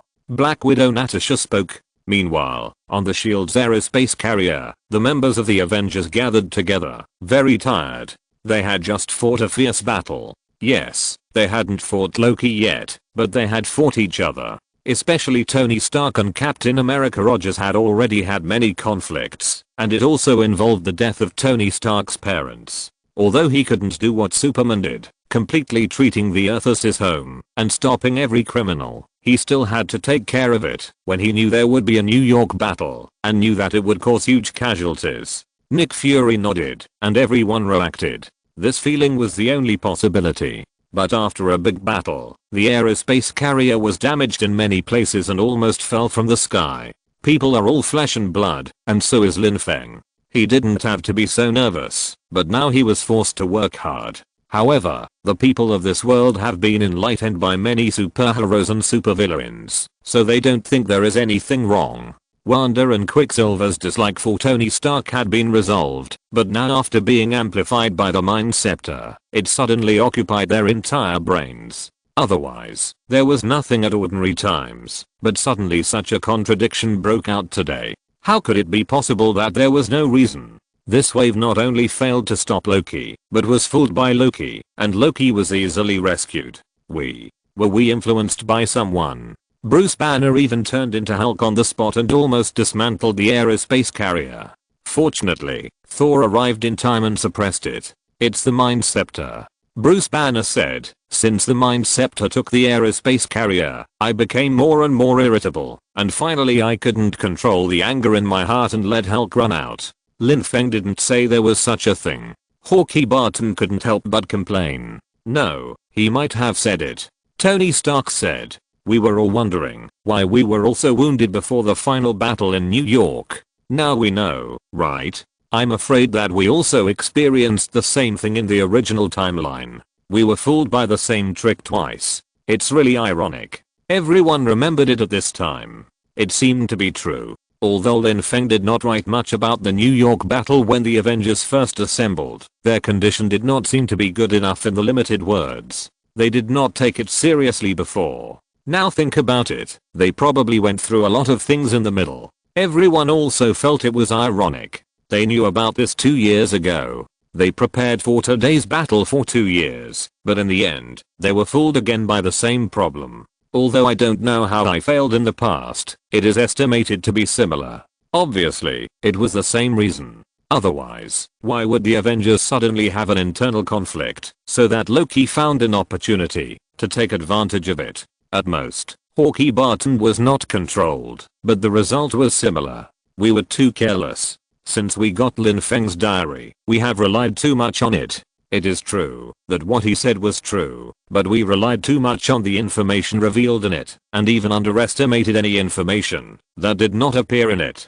This is not a good situation. We must learn a lesson, Nick Fury said, and for many problems, we thought we knew the solution after getting the diary, so we were a little too relaxed. For example, we thought we were fully prepared for Loki's problem, but what happened? We were still fooled by Loki, even though we had the diary. Everyone nodded. They also felt very embarrassed. They knew a lot of things. They were prepared in advance. They knew that Loki was very cunning, and they knew that he had the Mind Scepter, but they still thought they had set up a trap and would let the other party escape if they didn't check. As a result, they lost the battle due to carelessness. But this time, we are more prepared. Tony Stark said. Loki has arrived at Stark Tower. Sure enough, he finally chose Stark Tower. He really likes to show off. At this time, Tony Stark received relevant information. That is, Loki has come to the top of Stark Tower. This is because he had prepared in advance in Stark Tower and installed cameras, so he could easily see Loki. Get ready to go. Now the worst situation has happened. We must defeat Loki before Loki makes things worse. Captain America Rogers said. Captain America Rogers also felt that he was really ashamed, especially because he couldn't control the anger in his heart. He could have avoided all this, but he couldn't control his heart. However, after this collision, their conflict didn't seem to be that big, or they vented it. Because of the matter of Winter Soldier Bucky, he and Tony Stark actually had a big conflict, but this conflict was suppressed under the world crisis, so it seemed that there was no fierce conflict. But now, because of the matter of being controlled by the Mind Scepter, the two sides had a big quarrel and even fought, so after venting, it was a little better. Everyone else also has their own dark side, and they are all pulled out. Everyone is not so pure, because people in this world are inherently complex, and no one is pure and simple. I have also found the source of the gamma rays, Bruce Banner said, looking at the computer in the aerospace carrier. It's on the roof of Stark Tower. Mobilize satellite images,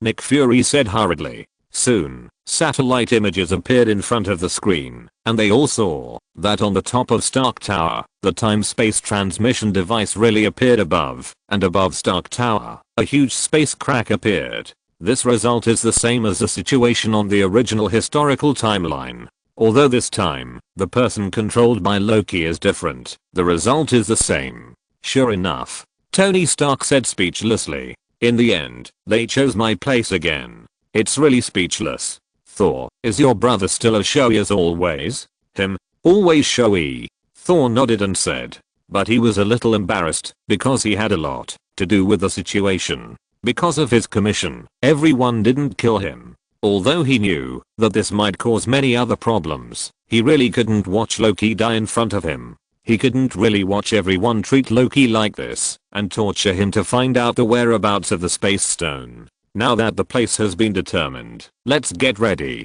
This battle is inevitable, Nick Fury said. Coulson, immediately mobilize the Extremis Special Forces and the Iron Soldier Corps to prepare for a decisive battle. Tony Stark also ordered Jarvis, release everything we prepared before. Let him know that we Earthlings are not easy to mess with. Boss, do you want to transfer Hydra's special forces to the battlefield? Coulson said. Of course, let them contribute a little warmth to mankind. Go through the formal procedures, and don't let people see it, Nick Fury said. Chapter 293, Egghead, I'm the director. Alexander, you will regret it. Of course, Coulson understood what Nick Fury meant. He wanted to take advantage of the fact that they were in the dark and Hydra was in the open to directly mobilize the power of Hydra to consume the Chitauri, weaken the power of Hydra as much as possible, and preserve their own power. This was also what they had discussed long ago, that is, how to solve the problem of Hydra. Of course, they couldn't alarm the snake first, because Hydra was very troublesome. Relying on the platform of SHIELD, Hydra was deeply rooted in the political, business and military circles, and had its own branches in many countries around the world. The results of the investigation in the past few years can be said to be shocking. The number is so large that it is unimaginable. This is much more difficult than dealing with a supervillain. Just based on the forces investigated during this period, it can be said that at least half of the forces in SHIELD actually belong to Hydra, either openly or secretly. No wonder Lin Feng wanted to joke. This is not SHIELD, but SHIELD. They had nothing to say after being teased by Lin Feng, because what he said was reality. Now is a very good time to fight the Chitauri. Let the Hydra team go to the front line. These are nominally his subordinates. And now that aliens are invading, it is reasonable for him to mobilize the Hydra agent team to help. Everything is part of the plan. At this time, a group of superheroes are preparing for battle and preparing to board the Quinjet to head to the direction of Stark Tower. At the same time, a huge crack appeared above Stark Tower. In this crack, countless huge Leviathan spaceships flew down like countless terrifying whales, accompanied by countless Chitauri soldiers. For a time, the news quickly spread all over the world along with the internet. Suddenly, there was a big noise. This is an invasion of aliens from another dimension. It was all filmed and taken clearly. Although many people have now accepted the existence of superheroes and the existence of some superhumans and even gods in this world, this does not mean that they know the existence of aliens. In other words, the major forces on Earth are not ready to let the public know about aliens, and then the aliens appear all of a sudden. The plot that originally only appeared in science fiction movies and science fiction novels was staged in an instant, and everyone's mood exploded at once. Countless people fled in panic, but traffic jams were caused in an instant. After all, New York is a world-class super city with countless vehicles. It is not easy to escape at once. Therefore, the invasion of the Chitauri caused a large number of casualties in just a short period of time. These images sent back from the front line made people despair. When facing the Chitauri, the human army was completely vulnerable. Tanks and armored vehicles were almost blown away in an instant. In terms of protection, the Chitauri may not be very good, but in terms of attack, they are indeed amazing. When facing the Chitauri army, the human army had no power to fight back. Although Tony Stark often complained that the technology tree was distorted, even if the technology tree was distorted, its combat effectiveness was at least one level higher than that of the current American soldiers. Governments of various countries were also alarmed. The strength of the United States seemed to be like that of the Zentrides in many countries in the world, but when they met the real Zentrides, they were beaten like dogs. However, governments of various countries did not want to laugh at the United States at this time, because they knew very well that the aliens chose the United States as the first entry point this time. If the United States could not stop them, they would be the next one. Emergency mobilization orders were quickly issued to various countries, and all human parties were closely watching the war situation. Nick Fury was on the aerospace aircraft carrier, watching the situation of the New York battlefield flashing on the monitor. Before the Avengers rushed over, the battlefield would not change much. In other words, even if the Avengers rushed over, facing these Chitauri, the result would not change much. There were too few people, and this amount of people and this amount of combat power were meaningless when facing a civilization-level confrontation. However, at this time, Alexander Pierce, the immediate boss, called because he had just learned that the Hydra agent team under his command had been sent to the front battlefield. He was shocked and angry, and called Nick Fury directly, shouting, "Nick, what are you doing?" Of course he was very angry, because many of the elite special operations teams that were mobilized were developed by the hidden players he left behind. It can be said that they belong to the elite forces of Hydra. It is also the essence of Hydra's power in SHIELD. For other civilian officials, they can recruit as many as they want, but these elite soldiers are different. It is very difficult to train them. Of course, Hydra's strength is far more than that. There are even countries like Sokovia that control the entire country, including the army and the government, but that has nothing to do with him who is far away in New York. Because Hydra has multiple leaders, and Alexander Pierce is just one of them. Even the famous Hydra Red Skull during World War II was actually just one of the Hydra. Otherwise, Hydra would not be able to recover so quickly because the strongest and most cheerful ones were dealt with, not all of them. Hydra's multi-headed leadership system is the key to Hydra's survival after so many years of going through various storms. For Alexander Pierce, these special agent teams are his real strength. I don't know how many years they have been cultivated. If they suffer heavy losses, it will even directly affect his position within SHIELD. After being promoted to Secretary General, he can still have a huge influence on SHIELD. Of course, it is not just because he has a favor to Nick Fury, but because he really has a huge influence within SHIELD. Most of SHIELD still have to listen to his orders. And all of this relies on these elites. Now these elites are going to be sent to the battlefield. How can he not be nervous? In order to cultivate so many forces, he has been walking on thin ice over the years. It is not easy to cultivate each one. Now they are all sent to fight against aliens? Crazy, right? In such a level of collision, these elite teams are not of much use. Just like the special forces on the battlefield look awesome, but they can only perform some special tasks and cannot replace the role of regular troops. They bomb you like crazy, no matter what kind of agent you are, or what elite special forces you are, they just blew you to death.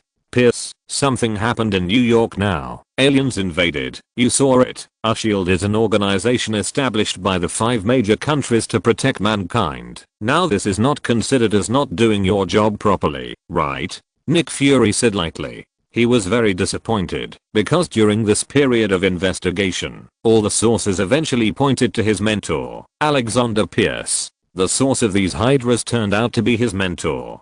Although he didn't understand why Alexander Pierce chose to recommend him to be the director of SHIELD, it didn't change one thing. That is, Alexander Pierce was one of the leaders of Hydra. That's what the regular army does.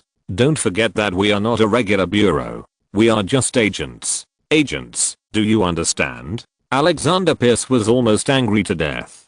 Facing Alexander Pierce's anger, Nick Fury didn't care at all and just said, humanity has reached this point. It is already in a critical moment of survival. When these aliens occupy the Earth, what are our special agent teams for? No, you are overstepping your authority and you have violated the regulations of SHIELD. Alexander Pierce was furious and roared repeatedly. Alexander, you have to remember one thing. I'm the director of SHIELD. You have been promoted, so now SHIELD has the final say on what to do. Nick Fury said. He just bullied Alexander Pierce now that he couldn't intervene because he had been promoted to become the Secretary General of the Council, and there was no name for actually intervening in SHIELD's actions. Alexander Pierce was furious, but he couldn't expose himself. If he attracted Nick Fury's attention, it would be bad.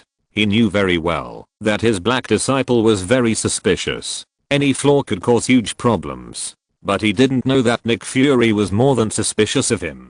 He knew that he had problems and wanted to eliminate him a long time ago. No, I don't agree. You are a dictator. Do you understand dictatorship? The council will not agree to you sending the council's precious assets to the battlefield as consumables for filling the line. Alexander Pierce was furious and roared. Of course the council will agree. After all, I'm fighting for the whole human race. Nick Fury said disdainfully. Nick, don't forget how much it costs to train those troops, and how much it costs to train one of our agents. Alexander Pierce said hurriedly. What kind of garbage are those in the army? What kind of XD? What kind of criminals? What kind of illiterates? What kind of messed up people can go in? But our agents, each one is carefully selected, and the cost of training one is more than hundreds of thousands of dollars.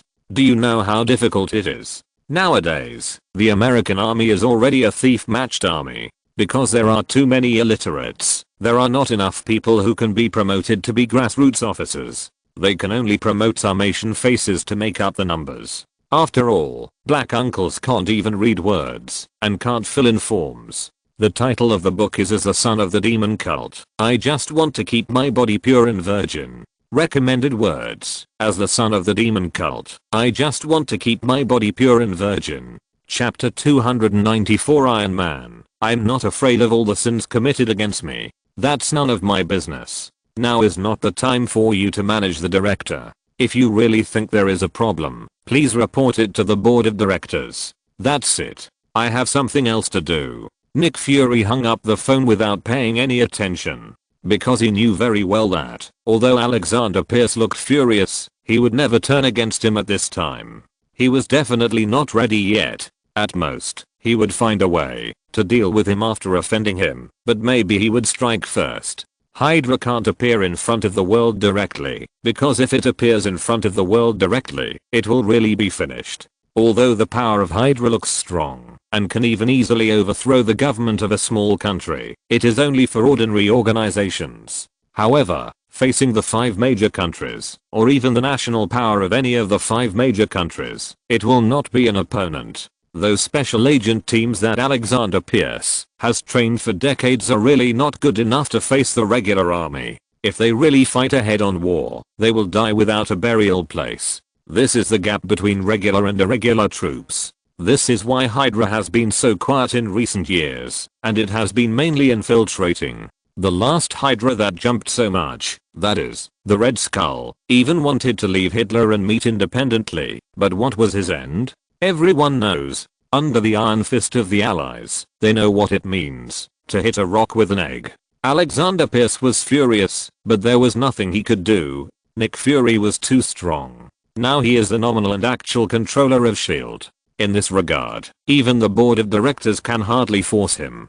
Because the board of directors is only a representative of the interests of the 5 major powers, Nick Fury has a way to directly contact the leaders of the 5 major powers, and ordinary things cannot knock Nick Fury down. Especially under the righteousness of mankind, who can find fault. Even if it can, it will take a long process, and there is no way to change Nick Fury's decision in the short term. Now if you want to solve this problem and let S.H.I.E.L.D. return to the control of Hydra, there is only one way, that is to kill Nick Fury completely. Only in this way can S.H.I.E.L.D. get back on the right track he hopes for. Nick Fury didn't know that Alexander Pierce had already had the intention to kill after this incident, but it didn't matter to him. Anyway, he was going to kill Hydra, so it just depended on who had the faster hand speed. At this time, in the factory under Stark Tower, one robot soldier after another flew out and started fighting with the Chitauri directly. At the same time, one after another of the more sophisticated Mark armors began to join the battle. And those extremist soldiers were also sent to the front line. It can be said that this time, the preparations of S.H.I.E.L.D. were much more sufficient than before, and they didn't have their own power to use like before. Even though many of the agent teams affiliated with Hydra didn't intend to do their best, Nick Fury had already thought of a countermeasure for this, which was to use the Chitauri to consume them. On the one hand, he gave them the order to mobilize, and on the other hand, he let Tony Stark secretly let the extremist virus soldiers or robot soldiers lead the Chitauri to these Hydra agents, who had been secretly marked. These Hydra agents who had received orders from Alexander Pierce and intended to slack off and not go to die were immediately furious when they saw the Chitauri rushing over. Since they had already come to the battlefield, it was not up to them to decide. Although it seemed that neither Tony Stark, Thor, nor the Hulk had the ability to kill the Leviathan spaceship alone, it seemed that the Leviathan spaceship seemed very ordinary. But in fact, this alien whale-like Leviathan spaceship was powerful, and ordinary humans could not deal with it without special equipment, or if they were not strong enough. Even near this battlefield, there were still some robot soldiers on standby. If there were any Hydra agents who escaped by chance, they would be dealt with by the robot soldiers. Tony Stark had no intention of letting them go. Collect some interest first, Hydra. Tony Stark gritted his teeth and said, compared to the Winter Soldier Bucky who took action directly, he hated Hydra more. After all, Bucky the Winter Soldier is just a knife, and the real mastermind behind the scenes is still Hydra. Especially when he knew that Hydra also used his father to study the super soldier serum, and after the results were obtained, they directly killed him.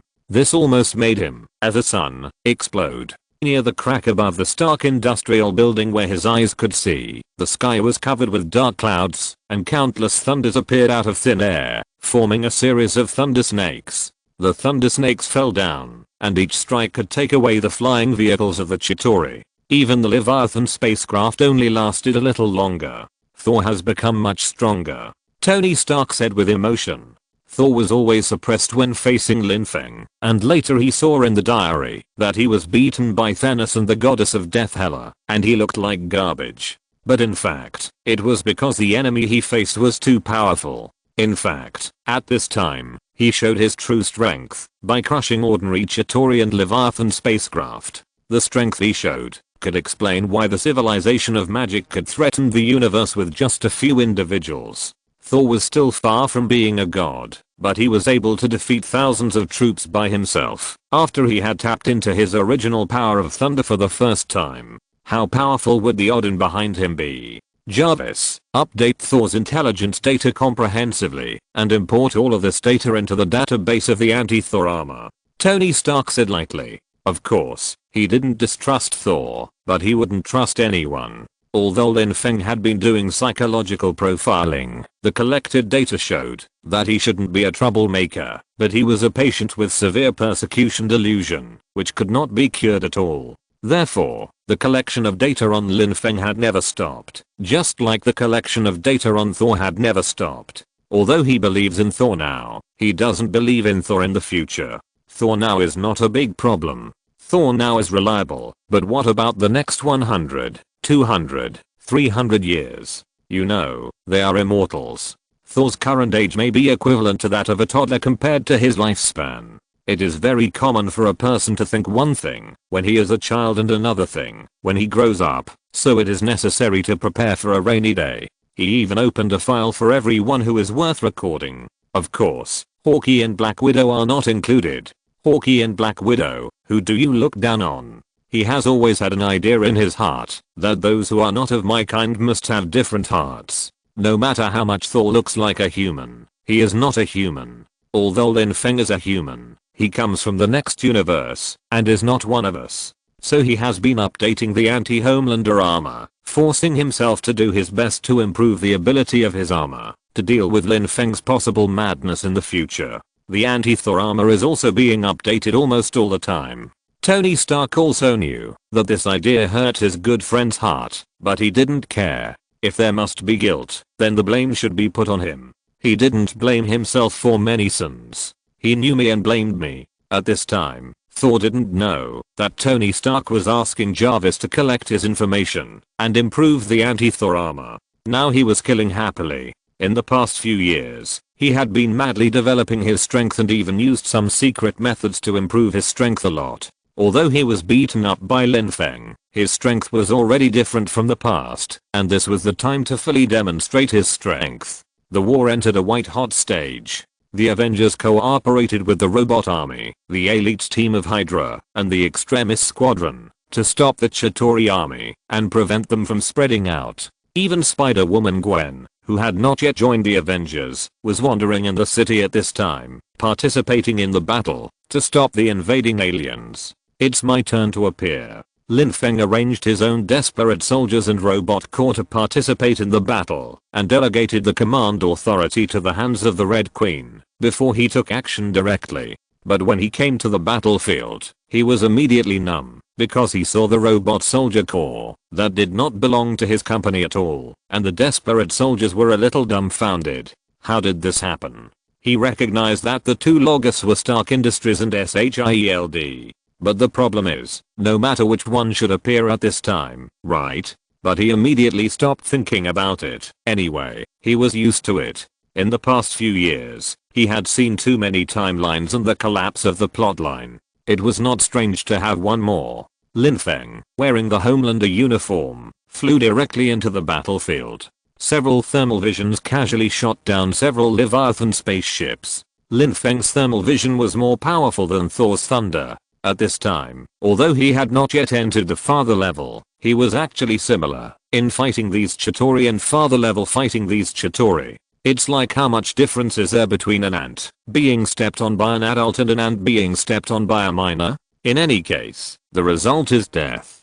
Chapter 295. The final Avengers appear. Let's catch Loki first. As long as we catch Loki and get his scepter, we can solve the space crack device, and then the remaining Chitauri spacecraft will be quiet. In fact, according to his later review, the role of Tony Stark launching that nuclear bomb is dispensable. Because the Chitauri cannot have only that one mothership, and they also have the ability to jump in space. They gave up the invasion for several years, not because they couldn't come, nor because a mothership was destroyed. It should be this action. For the people on Earth, it may be a disaster and a huge psychological pressure. It caused a huge psychological shadow to Tony Stark, but for Thanos, it was just a tentative attack, to see the reaction of Odin and Ancient One. So there is no follow-up. But such a tentative attack directly caused Tony Stark to have nightmares from time to time in the next few years. This is the crushing of strength and the crushing of civilization level. At this time, Loki was a little confused when he saw the Chitauri ships and aircraft swooping down from the sky, especially since a large part of them were intercepted by his silly elder brother. But in his impression, his elder brother didn't have such conditions. How could his strength improve so much after just a few years? And those robots that suddenly appeared, as well as the SHIELD agent team, all seemed to be specially prepared. Including that they didn't seem to be surprised by his arrival before, and they were able to prepare in advance and open fire directly without giving him a chance to show off. If he hadn't made a quick decision and used illusion directly, the consequences would be disastrous. The weapons used by ordinary people could hardly hurt him, but it was not without any effect. Later, he also asked the members of the SHIELD agent team who were controlled by him, but they didn't understand why. They only knew that they had been arranged in the SHIELD headquarters since half a year ago, as if they were waiting for something. He didn't understand what happened.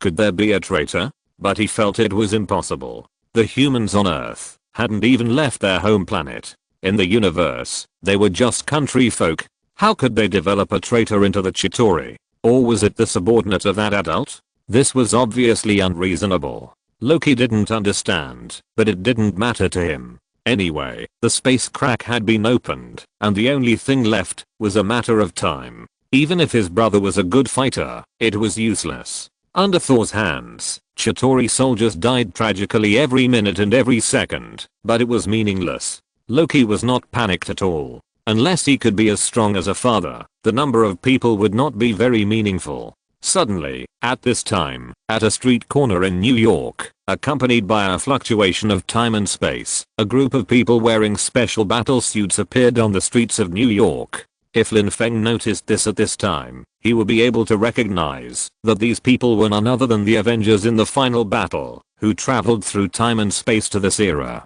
Seeing the New York battlefield that was now inseparable, everyone's mood became very complicated.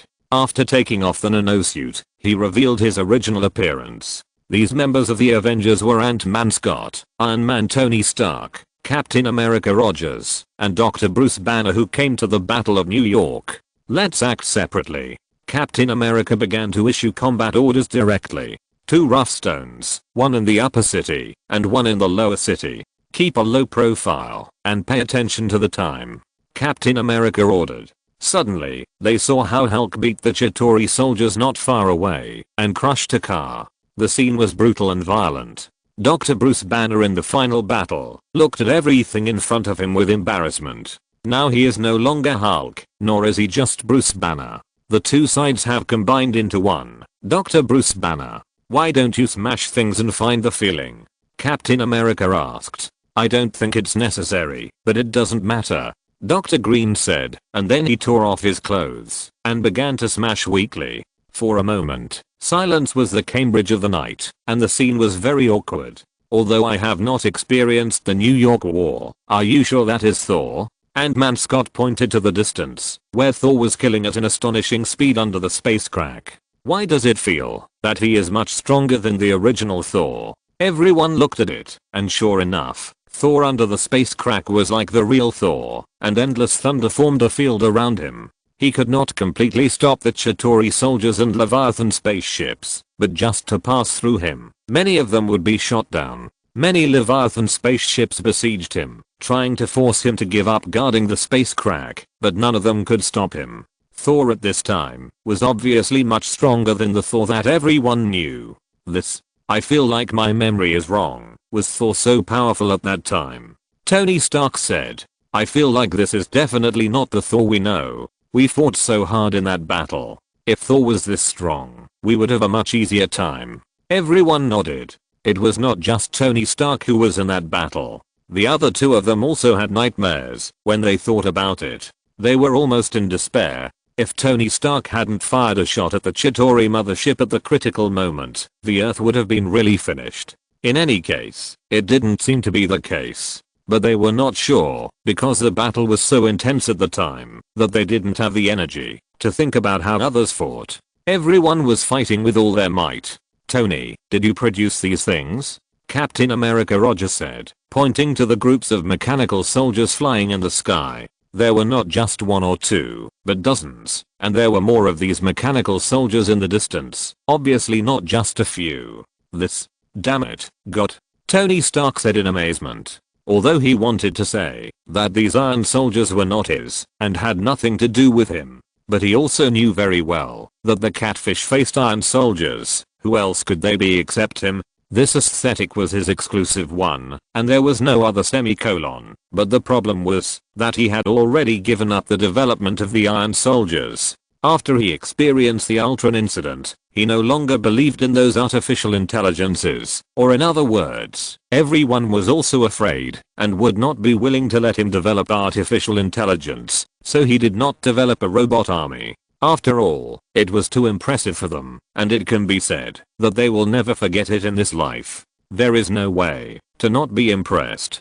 After a series of wars, the Avengers were completely divided and fought like dogs. In the end, there were even cities launched into space, which almost made humans follow the footsteps of the dinosaurs 65 million years ago. In the end, although most people were saved, countless casualties were caused. How many casualties were caused? He didn't dare to look at the number later. Anyway, until recently, their Stark Industries was still constantly solving some post-war problems and paying some people's post-war compensation claims. So what is this robot army all about? What's worse is that he saw another group of war robots. The shape of these robots is not his catfish face shape, but more like the shape of the Iron Soldier Corps made by Ivan Vanko, who was killed by him. And they also appeared in groups to snipe these aliens. Tony Stark was even more stupid. How could this be possible? Speaking of it, Ivan Vanko had been killed by him a long time ago. Ivan Vanko had died long before the Battle of New York. How could he still be alive and make such a thing? He was a little confused. What was going on with this Battle of New York? There was a weird atmosphere everywhere. He felt that he was not dreaming now. What's more troublesome is over there. Look at that. Is it the extremis virus made by Killian before? At this time, Captain America Rogers pointed not far away. It was a combat team of a security company under Tony Stark. Each of these people was emitting red light, which looked very dangerous and weird. Isn't this the characteristic of the extremis virus? They even saw that the members of these combat teams were severely injured, with broken hands and feet, and they grew back again after a while. But the problem is that the extremis virus is far from being successful. It will even be a semi-finished product long after the Battle of New York. Look, the combat uniforms on them. Is the logo on it your Stark Industries? Captain America Rogers continued. Tony Stark took a look and saw that it was the unique logo of their Stark Industries. What's going on? But the problem is that they have never produced the extremis virus. Although he did have this idea later, he never put it into practice. And even if it was put into practice, it couldn't be now, because he knew that the time point of the extremis virus should be after the Battle of New York, and it could never be before the Battle of New York. Now Tony Stark is completely dumbfounded. He can't figure it out at all. This world seems a bit too weird. Are you sure that your memory is correct? Ant-Man Scott said. I recommend a book by an old friend. Back to 1980. I Want to Be the King of Hong Kong. Reborn in Hong Kong. Dating all the beauties in Hong Kong. The Li in Li Jia Cheng is the Li in my Li Changan. Li Changan. Chapter 296. Ending Iron Man. Is this timeline upside down? Compared to the others, he had not experienced the Battle of New York in the Avengers. At that time, he was just an ordinary citizen. He didn't have time to run, so how could he pay attention to the situation on the battlefield? So he didn't understand and began to ask everyone. The three looked at each other. The world was a little upside down, and it was completely different from what they knew. For Tony Stark, he felt that it was even more outrageous. He saw a Mark armor flying in the sky in the distance. His first reaction was that it was himself in 2012, but after a closer look, it was not as good as the first glance, because there were more problems. First of all, the model was wrong, and secondly, there was more than one Mark armor. He remembered that before the Battle of New York, he didn't have so many Mark armors. At that time, the research and development of the Mark armor had just started, and he didn't have such a big demand, let alone thinking about fighting aliens. Because the battles faced were basically small-scale battles, one armor, at most one more, was completely enough. It was not until the Battle of New York that he truly felt for the first time the weakness of his own power. Facing such a powerful existence as the Chitauri, whose technology is more advanced than yours, and whose numbers are greater than yours, how can you face such an existence? Since then, Tony Stark has learned from his mistakes and developed a series of Mark armors, which have survived. But before the Battle of New York, he has seen more than one Mark armor, at least several Mark armors fighting in the sky. This world has actually gone crazy, and the timeline of this world has actually gone crazy. After thinking for a while, Tony Stark decided to find out what happened. On Friday, connect to the internet and contact Jarvis. Tony Stark made a decision and said, at this stage, Jarvis should still be there, and the matter of Ultron happened after this matter. Although this timeline is already very weird, it is not so weird that Jarvis is gone, and only Ultron is left.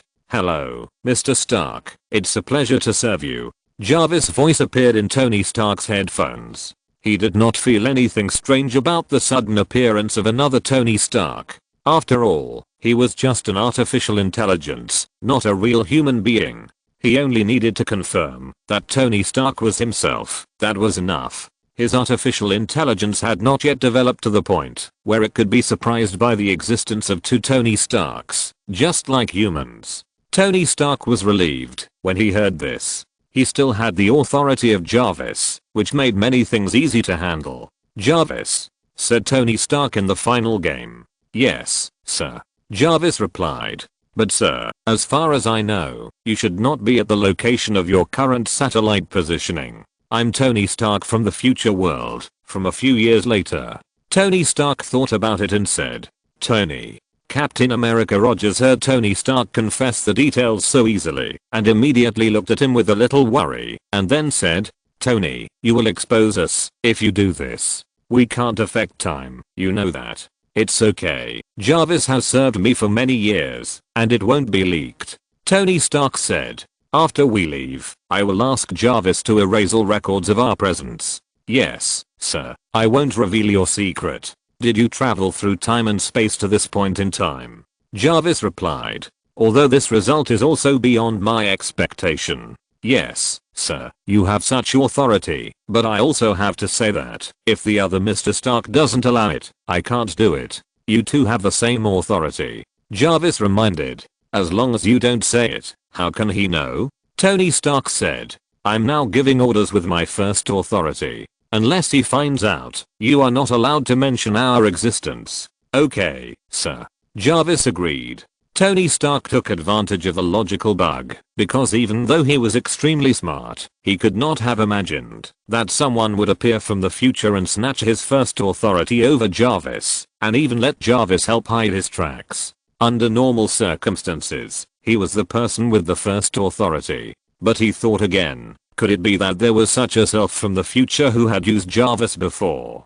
He had to go back and investigate it carefully. Friday. Tony Stark said. Yes, sir. The voice of another artificial intelligence Friday appeared. If there is a similar situation in the future, you must notify me immediately. You can't pretend that you don't know. I'm the person with the first authority, understand?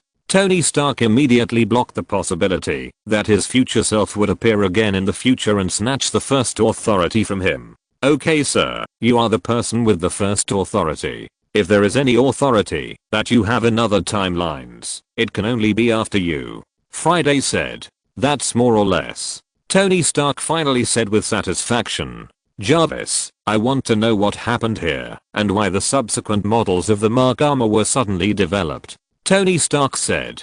I want to check the database to see how much data there is on the Mark armor. Soon, Tony Stark saw the data he wanted to see in his smart glasses, including the data on the Mark armor that was supposed to appear in the subsequent era. Although it was not exactly the same as the Mark armor he developed, it was still easy to see that it was indeed in the same vein as his Mark armor, with various ideas and materials. But there was still a little difference. That is, the armor he developed at this point in time, and even for a long time afterwards, was inclined to personal combat, while many of the armors he developed at this point in time were inclined to battlefields, with high intensity firepower, more powerful power sources, and more solid fuselages. Those Mark were all general purpose on the battlefield, not prepared for small scale combat. But in addition to this, there was also information on the Iron Soldier, which was basically the same as what he developed, and it was almost the same. But the problem was that there was actually research data on the Extremis virus, and research data on various versions of the Extremis virus, and now he could see them all.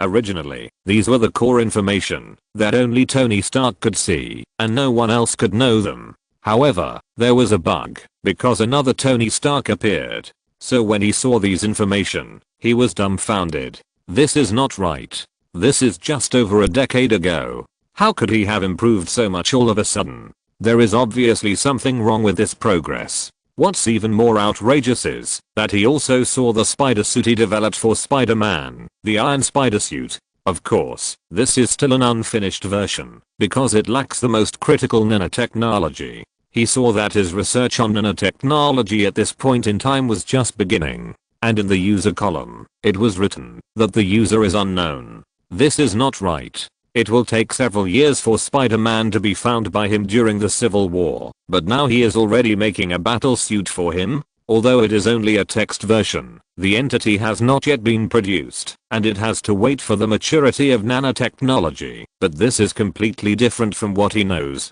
Peter Parker at this age should still be a child and still in school. But soon, he saw the data on the development of the anti-Hulk armor and even made one. But he made the anti-Hulk armor after the New York War. In addition, there is also the anti-Thor armor, the anti-Scarlet Witch armor, and the anti-Quicksilver armor. What the hell is this? Aren't these two still with Hydra? How do you know now? He flipped through the information casually and found that at this point in time, he obviously knew the abilities of Wanda and Pietro, so the anti-series armor he made was very targeted.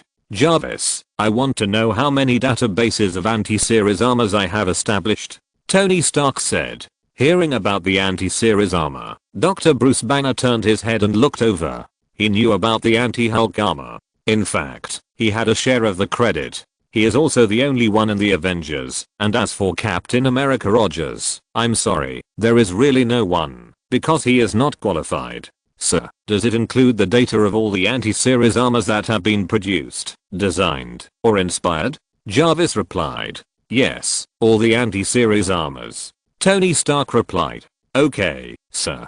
Jarvis quickly listed the data. Anti-Hulk armor, anti-Thor armor, anti-Scarlet Witch armor, anti-Quicksilver armor, anti-Doctor Strange armor. Why is there also the matter of Doctor Strange? Tony Stark turned to the anti-Doctor Strange armor written in the data, but it was basically just a concept, because he knew very little about magic, so this armor was basically just a file. In the same category, there was actually an anti-Sorcerer Supreme Ancient One armor. What is that Ancient One? Tony Stark looked at the records in the database in shock. Although he had not thought of a way to restrain the Sorcerer Supreme Ancient One, the records about Ancient One still shocked Tony Stark. Chapter 297, A Completely Strange Timeline, The Avengers in Disarray. Ancient One. Title, Supreme Lord. Leader of Kamataj, the Mystic Wizard Group, a super mystic wizard who has survived for hundreds of years, a father-level existence, secretly protecting the Earth, and suspected of killing many demons.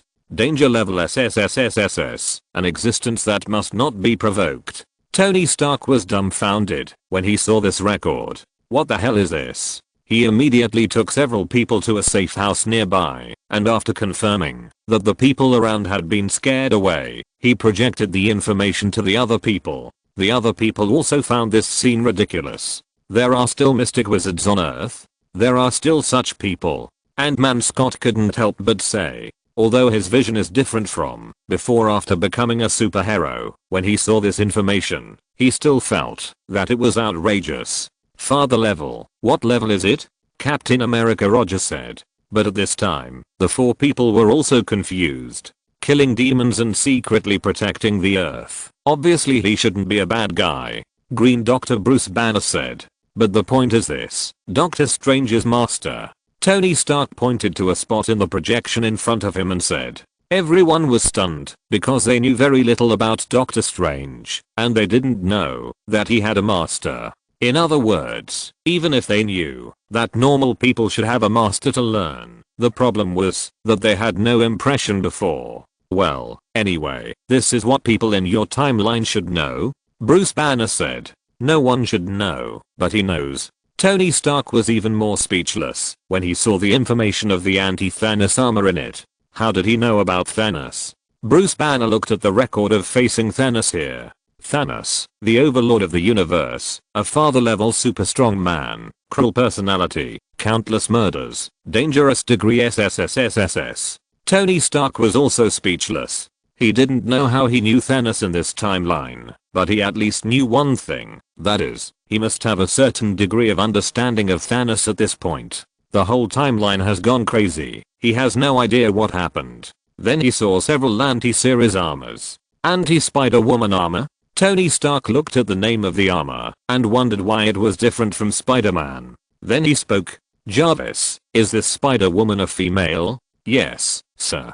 Jarvis replied. Spider-Woman. Tony Stark saw that there was also a section for Spider-Woman in the database, but not much. He just collected some information about Spider-Woman.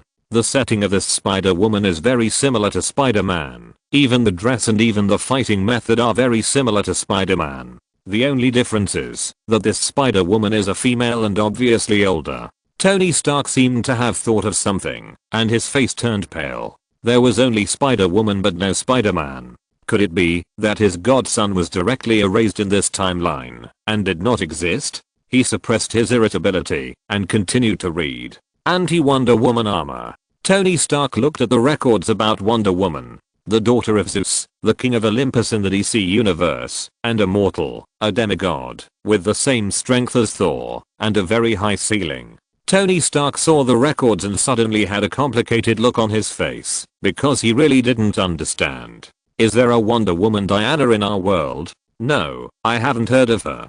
Captain America Roger said. The other 2 also shook their heads. That world is interesting. There is another Wonder Woman, another Spider-Woman, obviously a completely different world from his timeline. But when he continued to read, the last anti-series armor, anti-Homelander armor, Tony Stark saw that the data about the anti-Homelander armor in the database was still being updated, and there were several versions of the design data in between. In general, the time interval is relatively close, which means that the anti-series armor has not yet been truly finalized, and the design strength has been revised again, and the difficulty has been increased.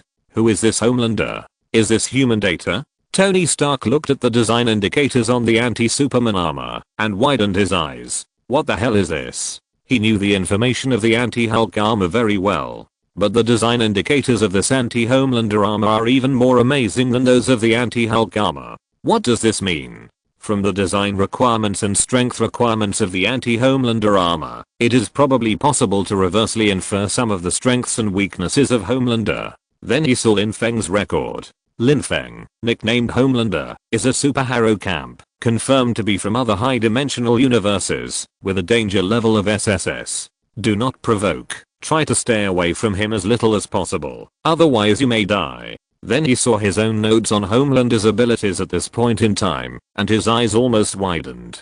Super speed, super endurance, invulnerability, eyes can shoot laser beams, can fly, can do magic, no weaknesses, no weaknesses, no weaknesses. He was even more speechless, because he never thought that someone would have no weaknesses. How could he develop the anti-series armor without weaknesses? It can be said that everyone has weaknesses. But in the past, when facing this Homelander, I wrote that I had no weaknesses at all, and I could even cast magic, with powerful magic. So this anti-Homelander armor has been constantly updated, but there is no actual result, because every once in a while, the conclusion has to be overturned. Unlike others, Lin Feng's annotations are followed by a rapid growth. Tony Stark was dumbfounded. He finally understood where the weirdness of this world was. It was a bit outrageous. Several people who had not appeared before appeared, including Homelander, Spider-Woman, and Wonder Woman, who I didn't know until now. And I saw too many incredible things in the database. Before everyone came again, I thought they would encounter a familiar New York battle, but now, it's good. Such a situation has emerged, which I don't recognize at all. The one swinging in the distance is not Spider-Man, but Spider-Woman. Thor is also much stronger than he should have been. Tony Stark's army even had the Iron Soldier Corps and the Extremis Soldier Corps. It can be said that the strength of the Earth side at this stage is obviously much stronger than that of the original Time and Space, not to mention the early appearance of Quicksilver, Scarlet Witch, and so on. Everyone's reaction was numb. It was completely different from what they imagined. So, is this the timeline we came to through the quantum field? Or a parallel time and space? Tony Stark asked. At this time, Dr. Bruce Banner said, in theory, it is impossible for us to go back to the past. The past cannot be changed, because what we did in the past will lead to who we are now. If we go back and change the past, it will only create a new timeline, and will not change our timeline. So from this theory, this place may have been changed by some unknown reason. It is already a parallel timeline, not the past of our timeline. In other words, we have repeatedly warned before that the timeline cannot be changed, but now they have formed their own timeline? Captain America Roger said. Everyone nodded. It seems that this should be the case, but they don't know what the problem with this timeline is. The timeline of this world has not changed much, but the problem is that the progress of scientific research is a bit too exaggerated, and the time of the character's appearance is also wrong. Tony Stark said. I know things that I shouldn't know at this time, and the most important thing is that there are 3 characters who don't exist on our side, namely Spider-Woman, Homelander, and Wonder Woman Diana. This is what Tony Stark finds most incredible. Not only are the progress of various things different, but there are also people and things that they don't understand at all. Hey, their progress is faster than ours. What we originally paid countless prices to obtain, they can get it now. Captain America Roger said, with some emotion in his words. How can he not be emotional? When they fought the Battle of New York, they were almost incomparably embarrassed, and even went to the battlefield with the determination to die, and there was almost no possibility of winning. Especially after the human army was defeated, there were actually only a few of them on the battlefield. They were fighting with the determination to die, and they killed as many as they could. But there were too many Chitauri, so many that they simply couldn't handle them, and they had to use nuclear bombs in the end. There were reasons for this. The US Congress ordered the bombing of New York, not without reason, because if nuclear bombs were not used, humans would not be able to defeat the Chitauri in conventional warfare. Once the Chitauri spread, they would be really finished. Not to mention the damage caused by the Age of Ultron and the Infinity War when Thanos invaded. Their combat power was actually never very sufficient. The advancement of technology was barely enough, but it was not very rich. In many cases, they basically fought alone, with an atmosphere of fighting to the death. But if they could have super technology and combat power now, and develop until Thanos invaded, they might not be powerless. If you're listening to this novel on a channel other than Fanfic World, it means they downloaded and uploaded it without effort. We cordially invite you to visit our channel, Mundo Fanfic Novelos. There you'll find the original version of this story and you can explore many other novels of various genres. We're waiting for you to immerse yourself in a world of incredible novels. Chapter 298 Lin Feng, Loki. The water on Earth is very deep, you can't grasp it. At that time, no one knew that there would be so many dangers in the future, nor did they know that there were such terrible and powerful enemies waiting for them. So before, they were even opposed to using the cosmic cube to develop weapons, and even stopped Tony Stark from developing the robot army. For Captain America, who calls himself an old antique, there is actually no concept of aliens in his mind. So for him, there are enough weapons for humans to kill each other, and the power is strong enough. If all those nuclear bombs exploded, it would be enough to destroy humanity dozens of times. But later he knew that he was short-sighted. Humans really can't use these to kill each other, but they can always fight aliens. Thinking about many of the actions at the time, it was all self-destruction, which was very regrettable. It is precisely because of so many regrets that when looking at the development of the Avengers in this time and space, I feel that their development is more than just good. It is simply a bit over the standard. The result of such overstandard combat power is that in the original battle they fought, the Chitauri almost quickly broke their defense line.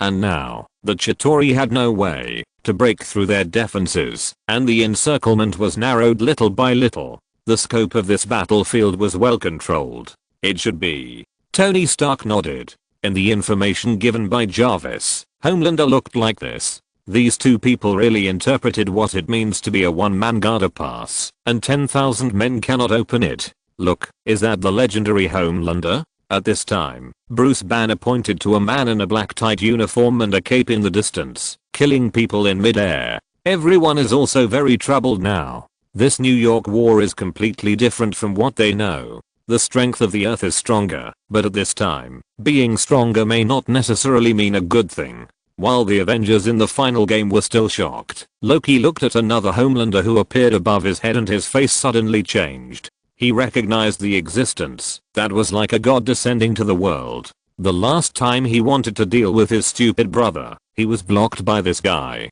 This situation is not what they imagined before they came. But for the Chitauri, it was just a small detachment in the Vanguard army, far from using their full strength. Of course, in fact, the 5 major countries still have more military forces that have not been sent to the field, and the real full strength of the Earth is certainly not just that. As soon as he entered the mirror space, he collapsed directly to the ground. The Chitauri mothership had no way to contact this kind of troops in the mirror space. This remote-controlled robot instantly lost its ability to move and was strangled by Lin Feng using the mirror space. But his expression was solemn. This timeline was completely different from what they knew.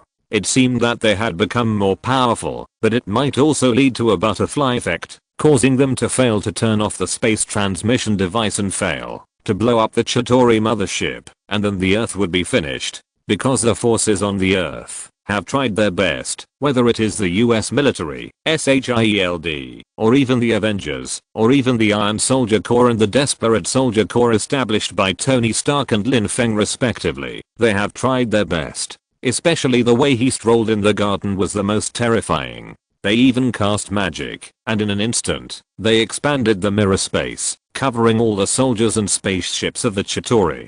This is the crushing of civilization.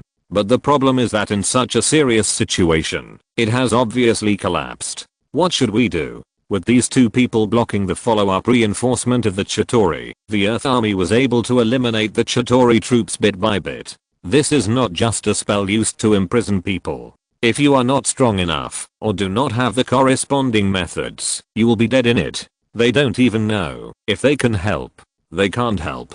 Once they do, it will easily cause the entire timeline to collapse. Otherwise, they can only be defeated on the spot. But it's meaningless.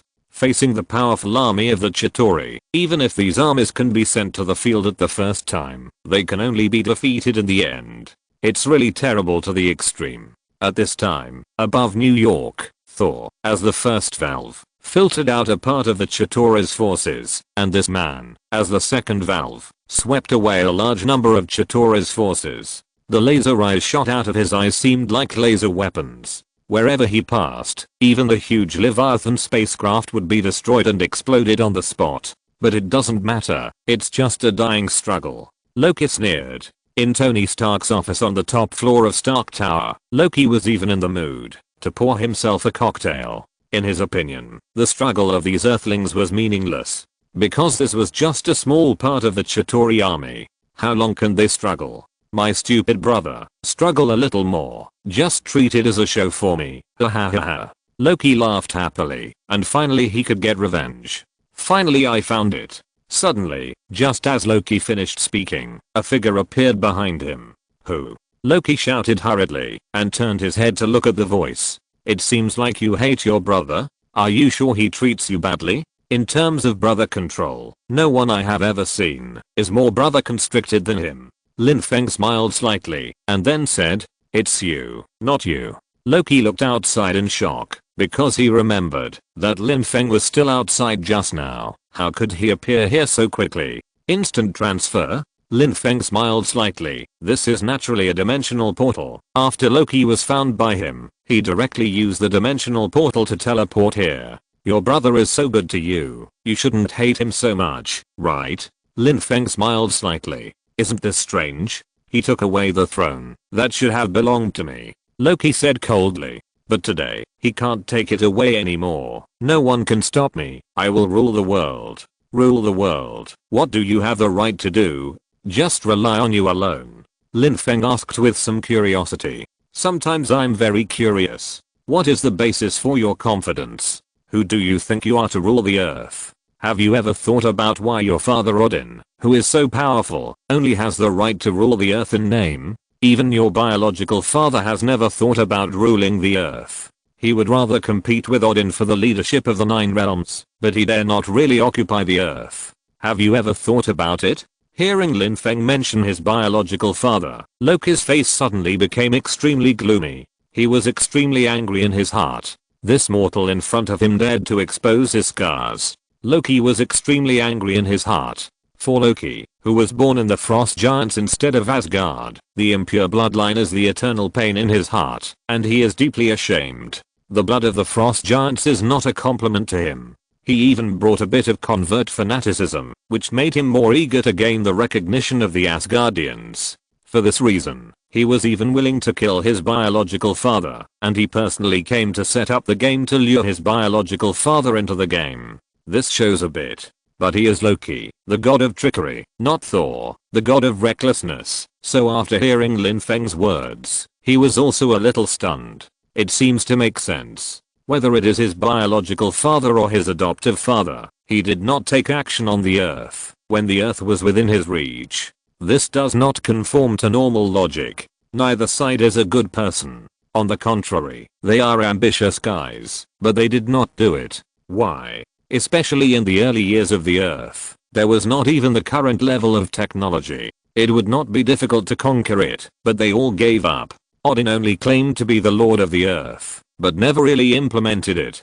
Thinking of this, Loki was a little flustered. Think about another question. Why doesn't the universe overlord like Thanos take action himself to obtain the cosmic cube, but let you, a pawn, come to test the water? Lin Feng was in a good mood and couldn't help but say a few more words. With Thanos' personality, once he knows what he wants, he will always come to kill you without limit. I think as a second prince of Asgard, you should have heard about Thanos' style, otherwise you would not have surrendered to him, right?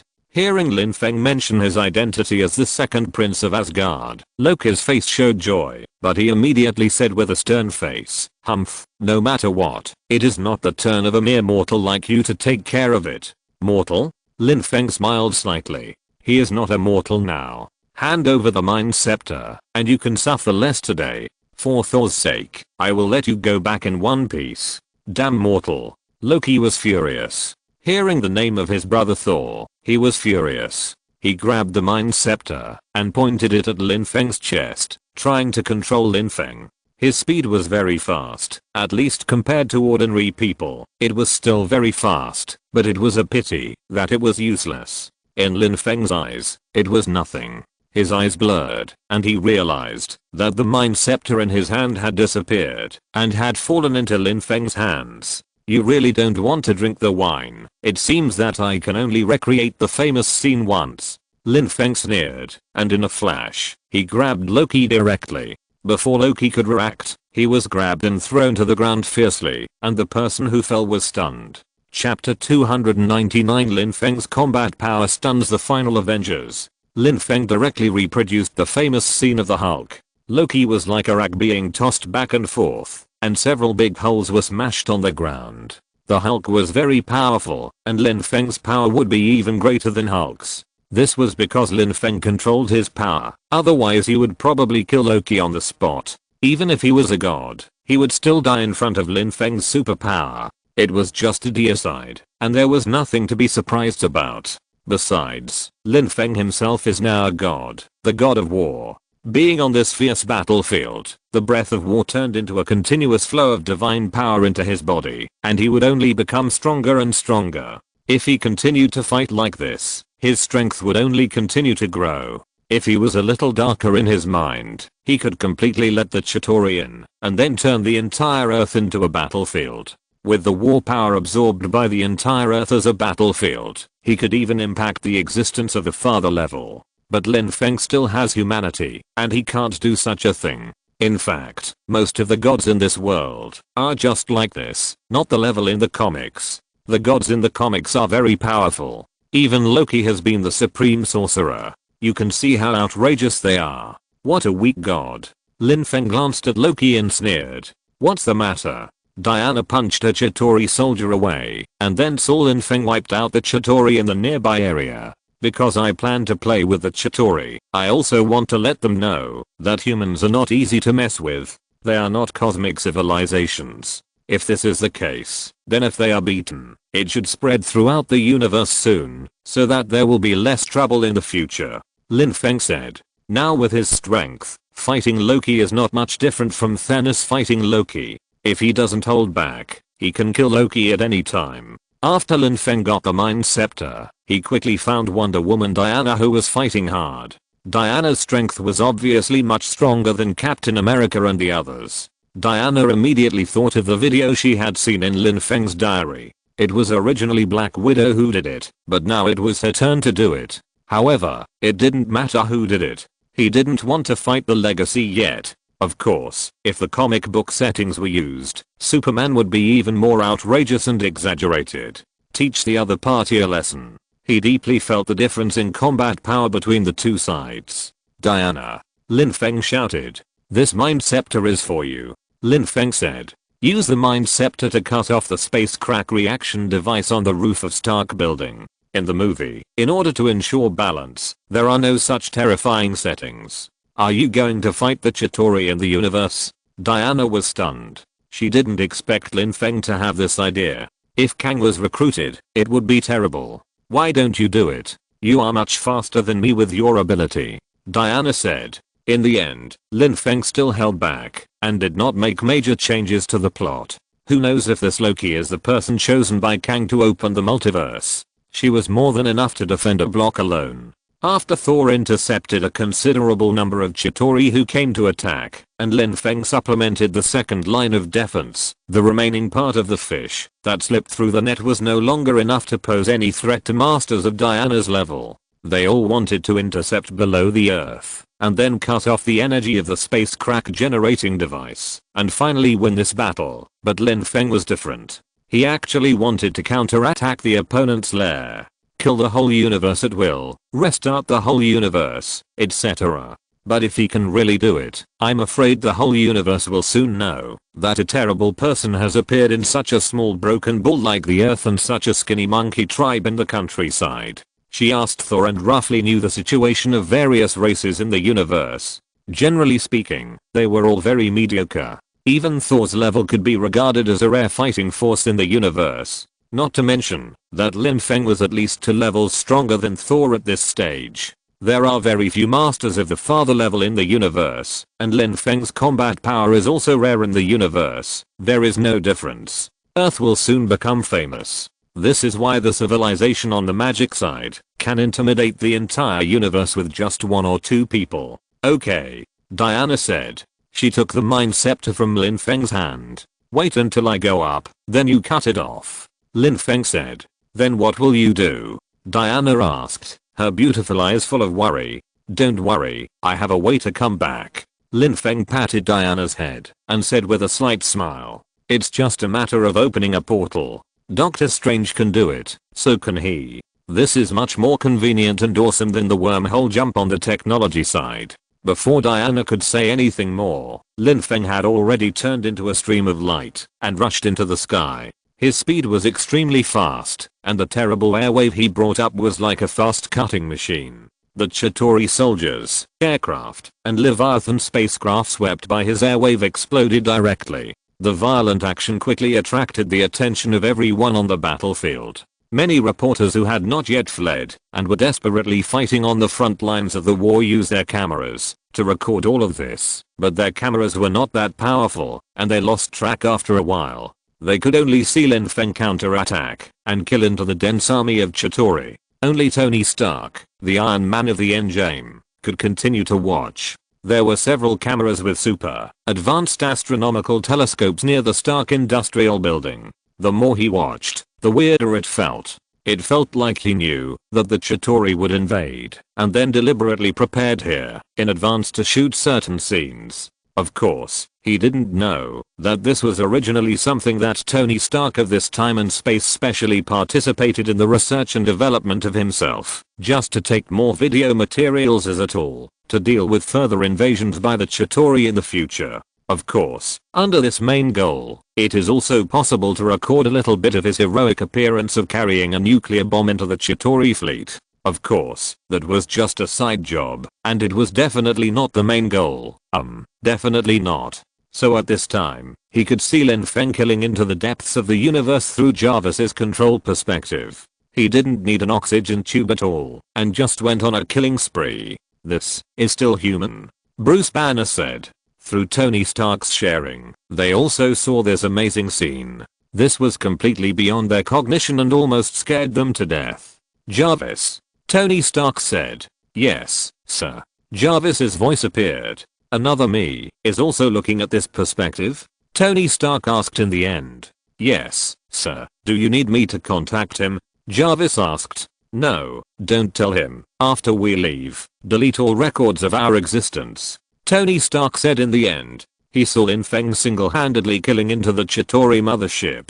Of course, the Chitauri also noticed Lin Feng and came to stop him. Wherever the laser shot from Lin Feng's eyes passed, the Chitauri soldiers and warships were strangled. With the magic he cast, he was almost invincible. Even he could smash countless Chitauri warships just by crashing through them at high speed. Although the Homelander panel itself does not provide the ability to fight in space, Lin Feng not only has the Homelander panel, but also the Godhead of the God of War, which allows him to move in space. Moreover, the magic of Camotage also includes related spells. After all, the magic of Camotage involves other dimensions, other planets, and even other universes, often fighting in very harsh environments. If there are no related protective spells, with the fragile body of human beings, it will not last long before it is finished. So Lin Feng actually has a strong ability to fight in space, but he has never fought a related war before. What aircraft? What Leviathan spacecraft? They even saw Lin Feng rushing directly into the Chitauri mothership, blasting it open, and then Lin Feng jumped out of it.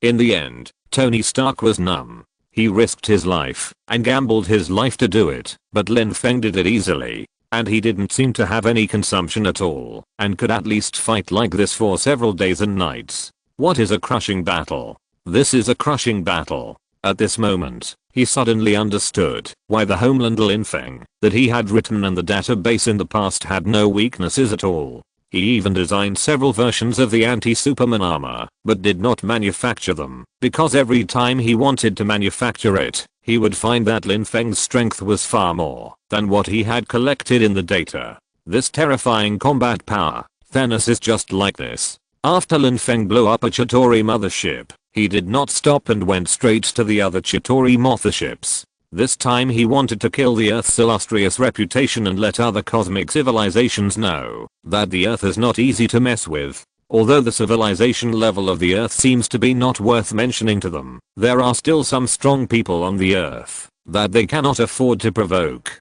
This is the wonder of this universe, which is completely different from the battle of cosmic civilizations that Lin Feng knew in his previous life. Chapter 300 Jarvis, Iron Man has no right to know Lin Feng's ultimate secret. Jarvis, is there any secret about Lin Feng that you haven't told me? Tony Stark thought carefully about the information he had just seen, and always felt that something was missing.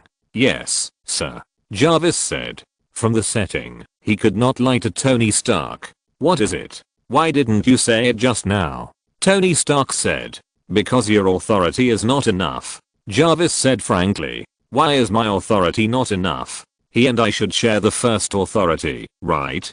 Tony Stark asked. Jarvis opened a lot of information about this era to him, but how come there is a secret about Lin Feng, and even his authority is not enough? Because Mr. Stark personally issued an order that the relevant information must not be released to the public unless he agrees and allows it. Although you are the future Mr. Stark, you are not him, so unless he agrees, you can't see it. Jarvis gave a very difficult reason. A moment later, a Mark armor came over and left the scene with Loki. At this time, with Lin Feng's killing spree, the Chitauri soldiers had no time to invade the Earth, and they rushed towards Lin Feng, which greatly relieved everyone's pressure. When everyone arrived and saw this scene, they couldn't help laughing. Even if the so-called Loki was later whitewashed, for him, this was a big villain who caused the death of thousands of people on the Earth. Is it over after being whitewashed? Of course it's impossible.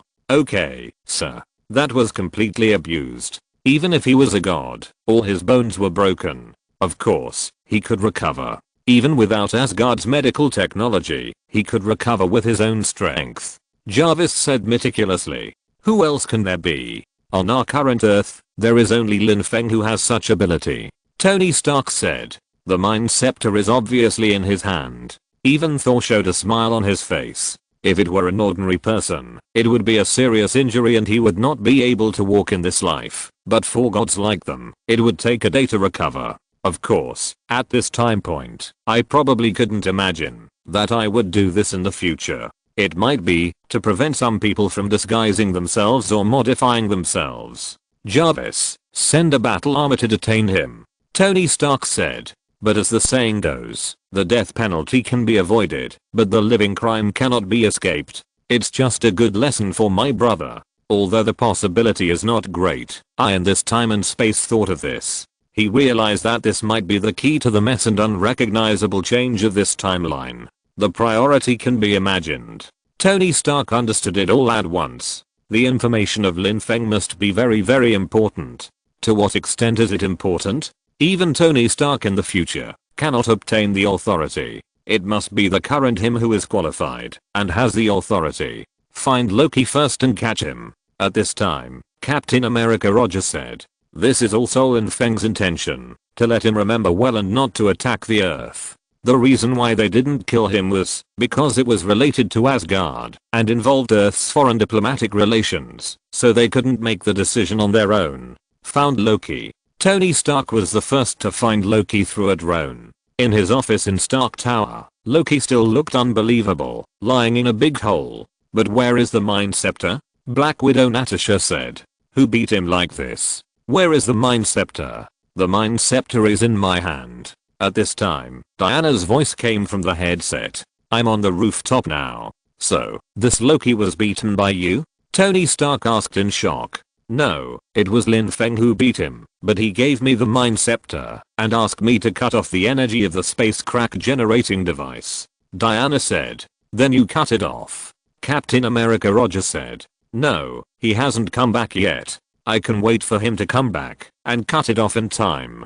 Diana immediately refused. Everyone thought about it, and it seemed that there was no problem. After all, there are no more Chitauri invading now. Everyone is attracted by Lin Feng. Before Lin Feng finishes the fight, there will be no danger at least. Well, we will clean up the mess and kill all the remaining Chitauri. The rest will be handed over to Lin Feng. When Lin Feng comes back, Diana, you will cut off the energy as soon as possible. Tony Stark said. Everyone quickly came up with an idea.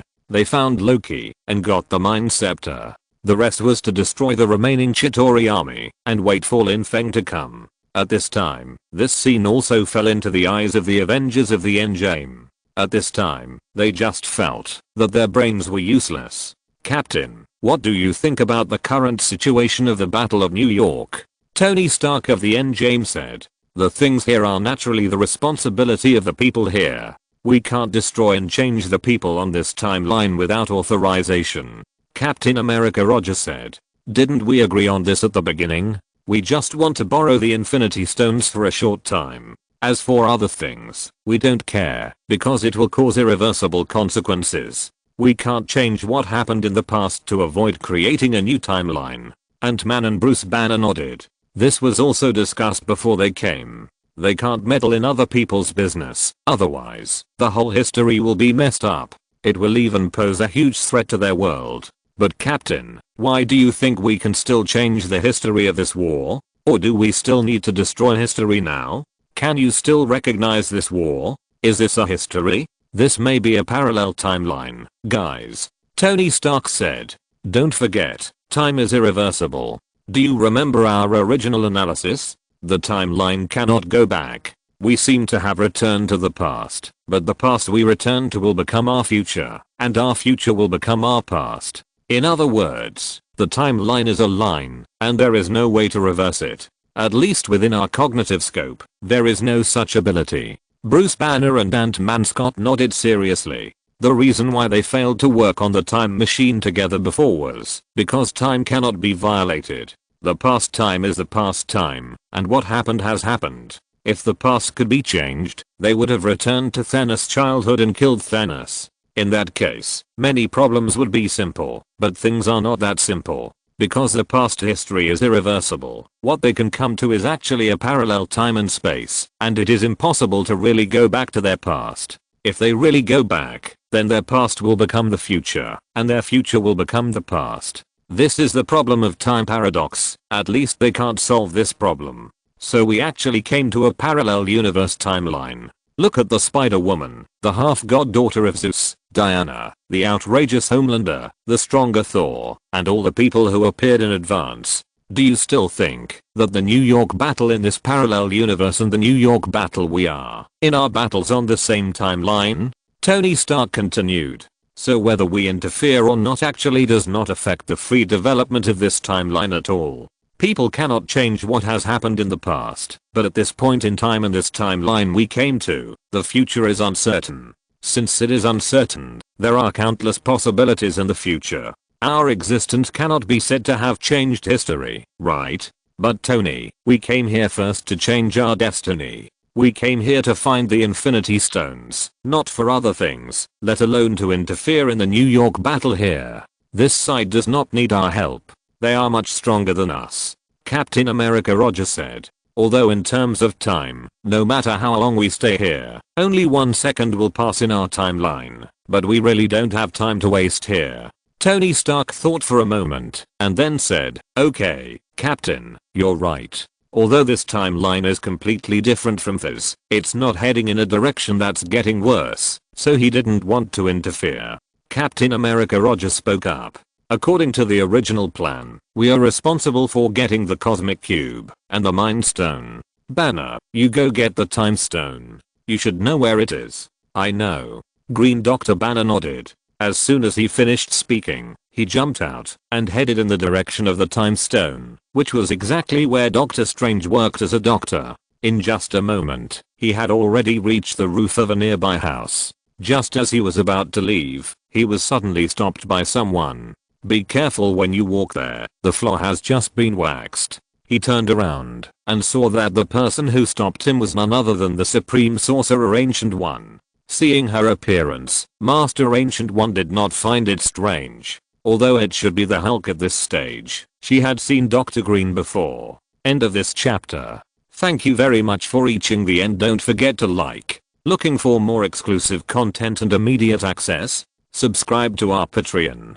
Remember, every like, subscription, or donation encourages us to continue. Thanks to everyone. See you in the next video.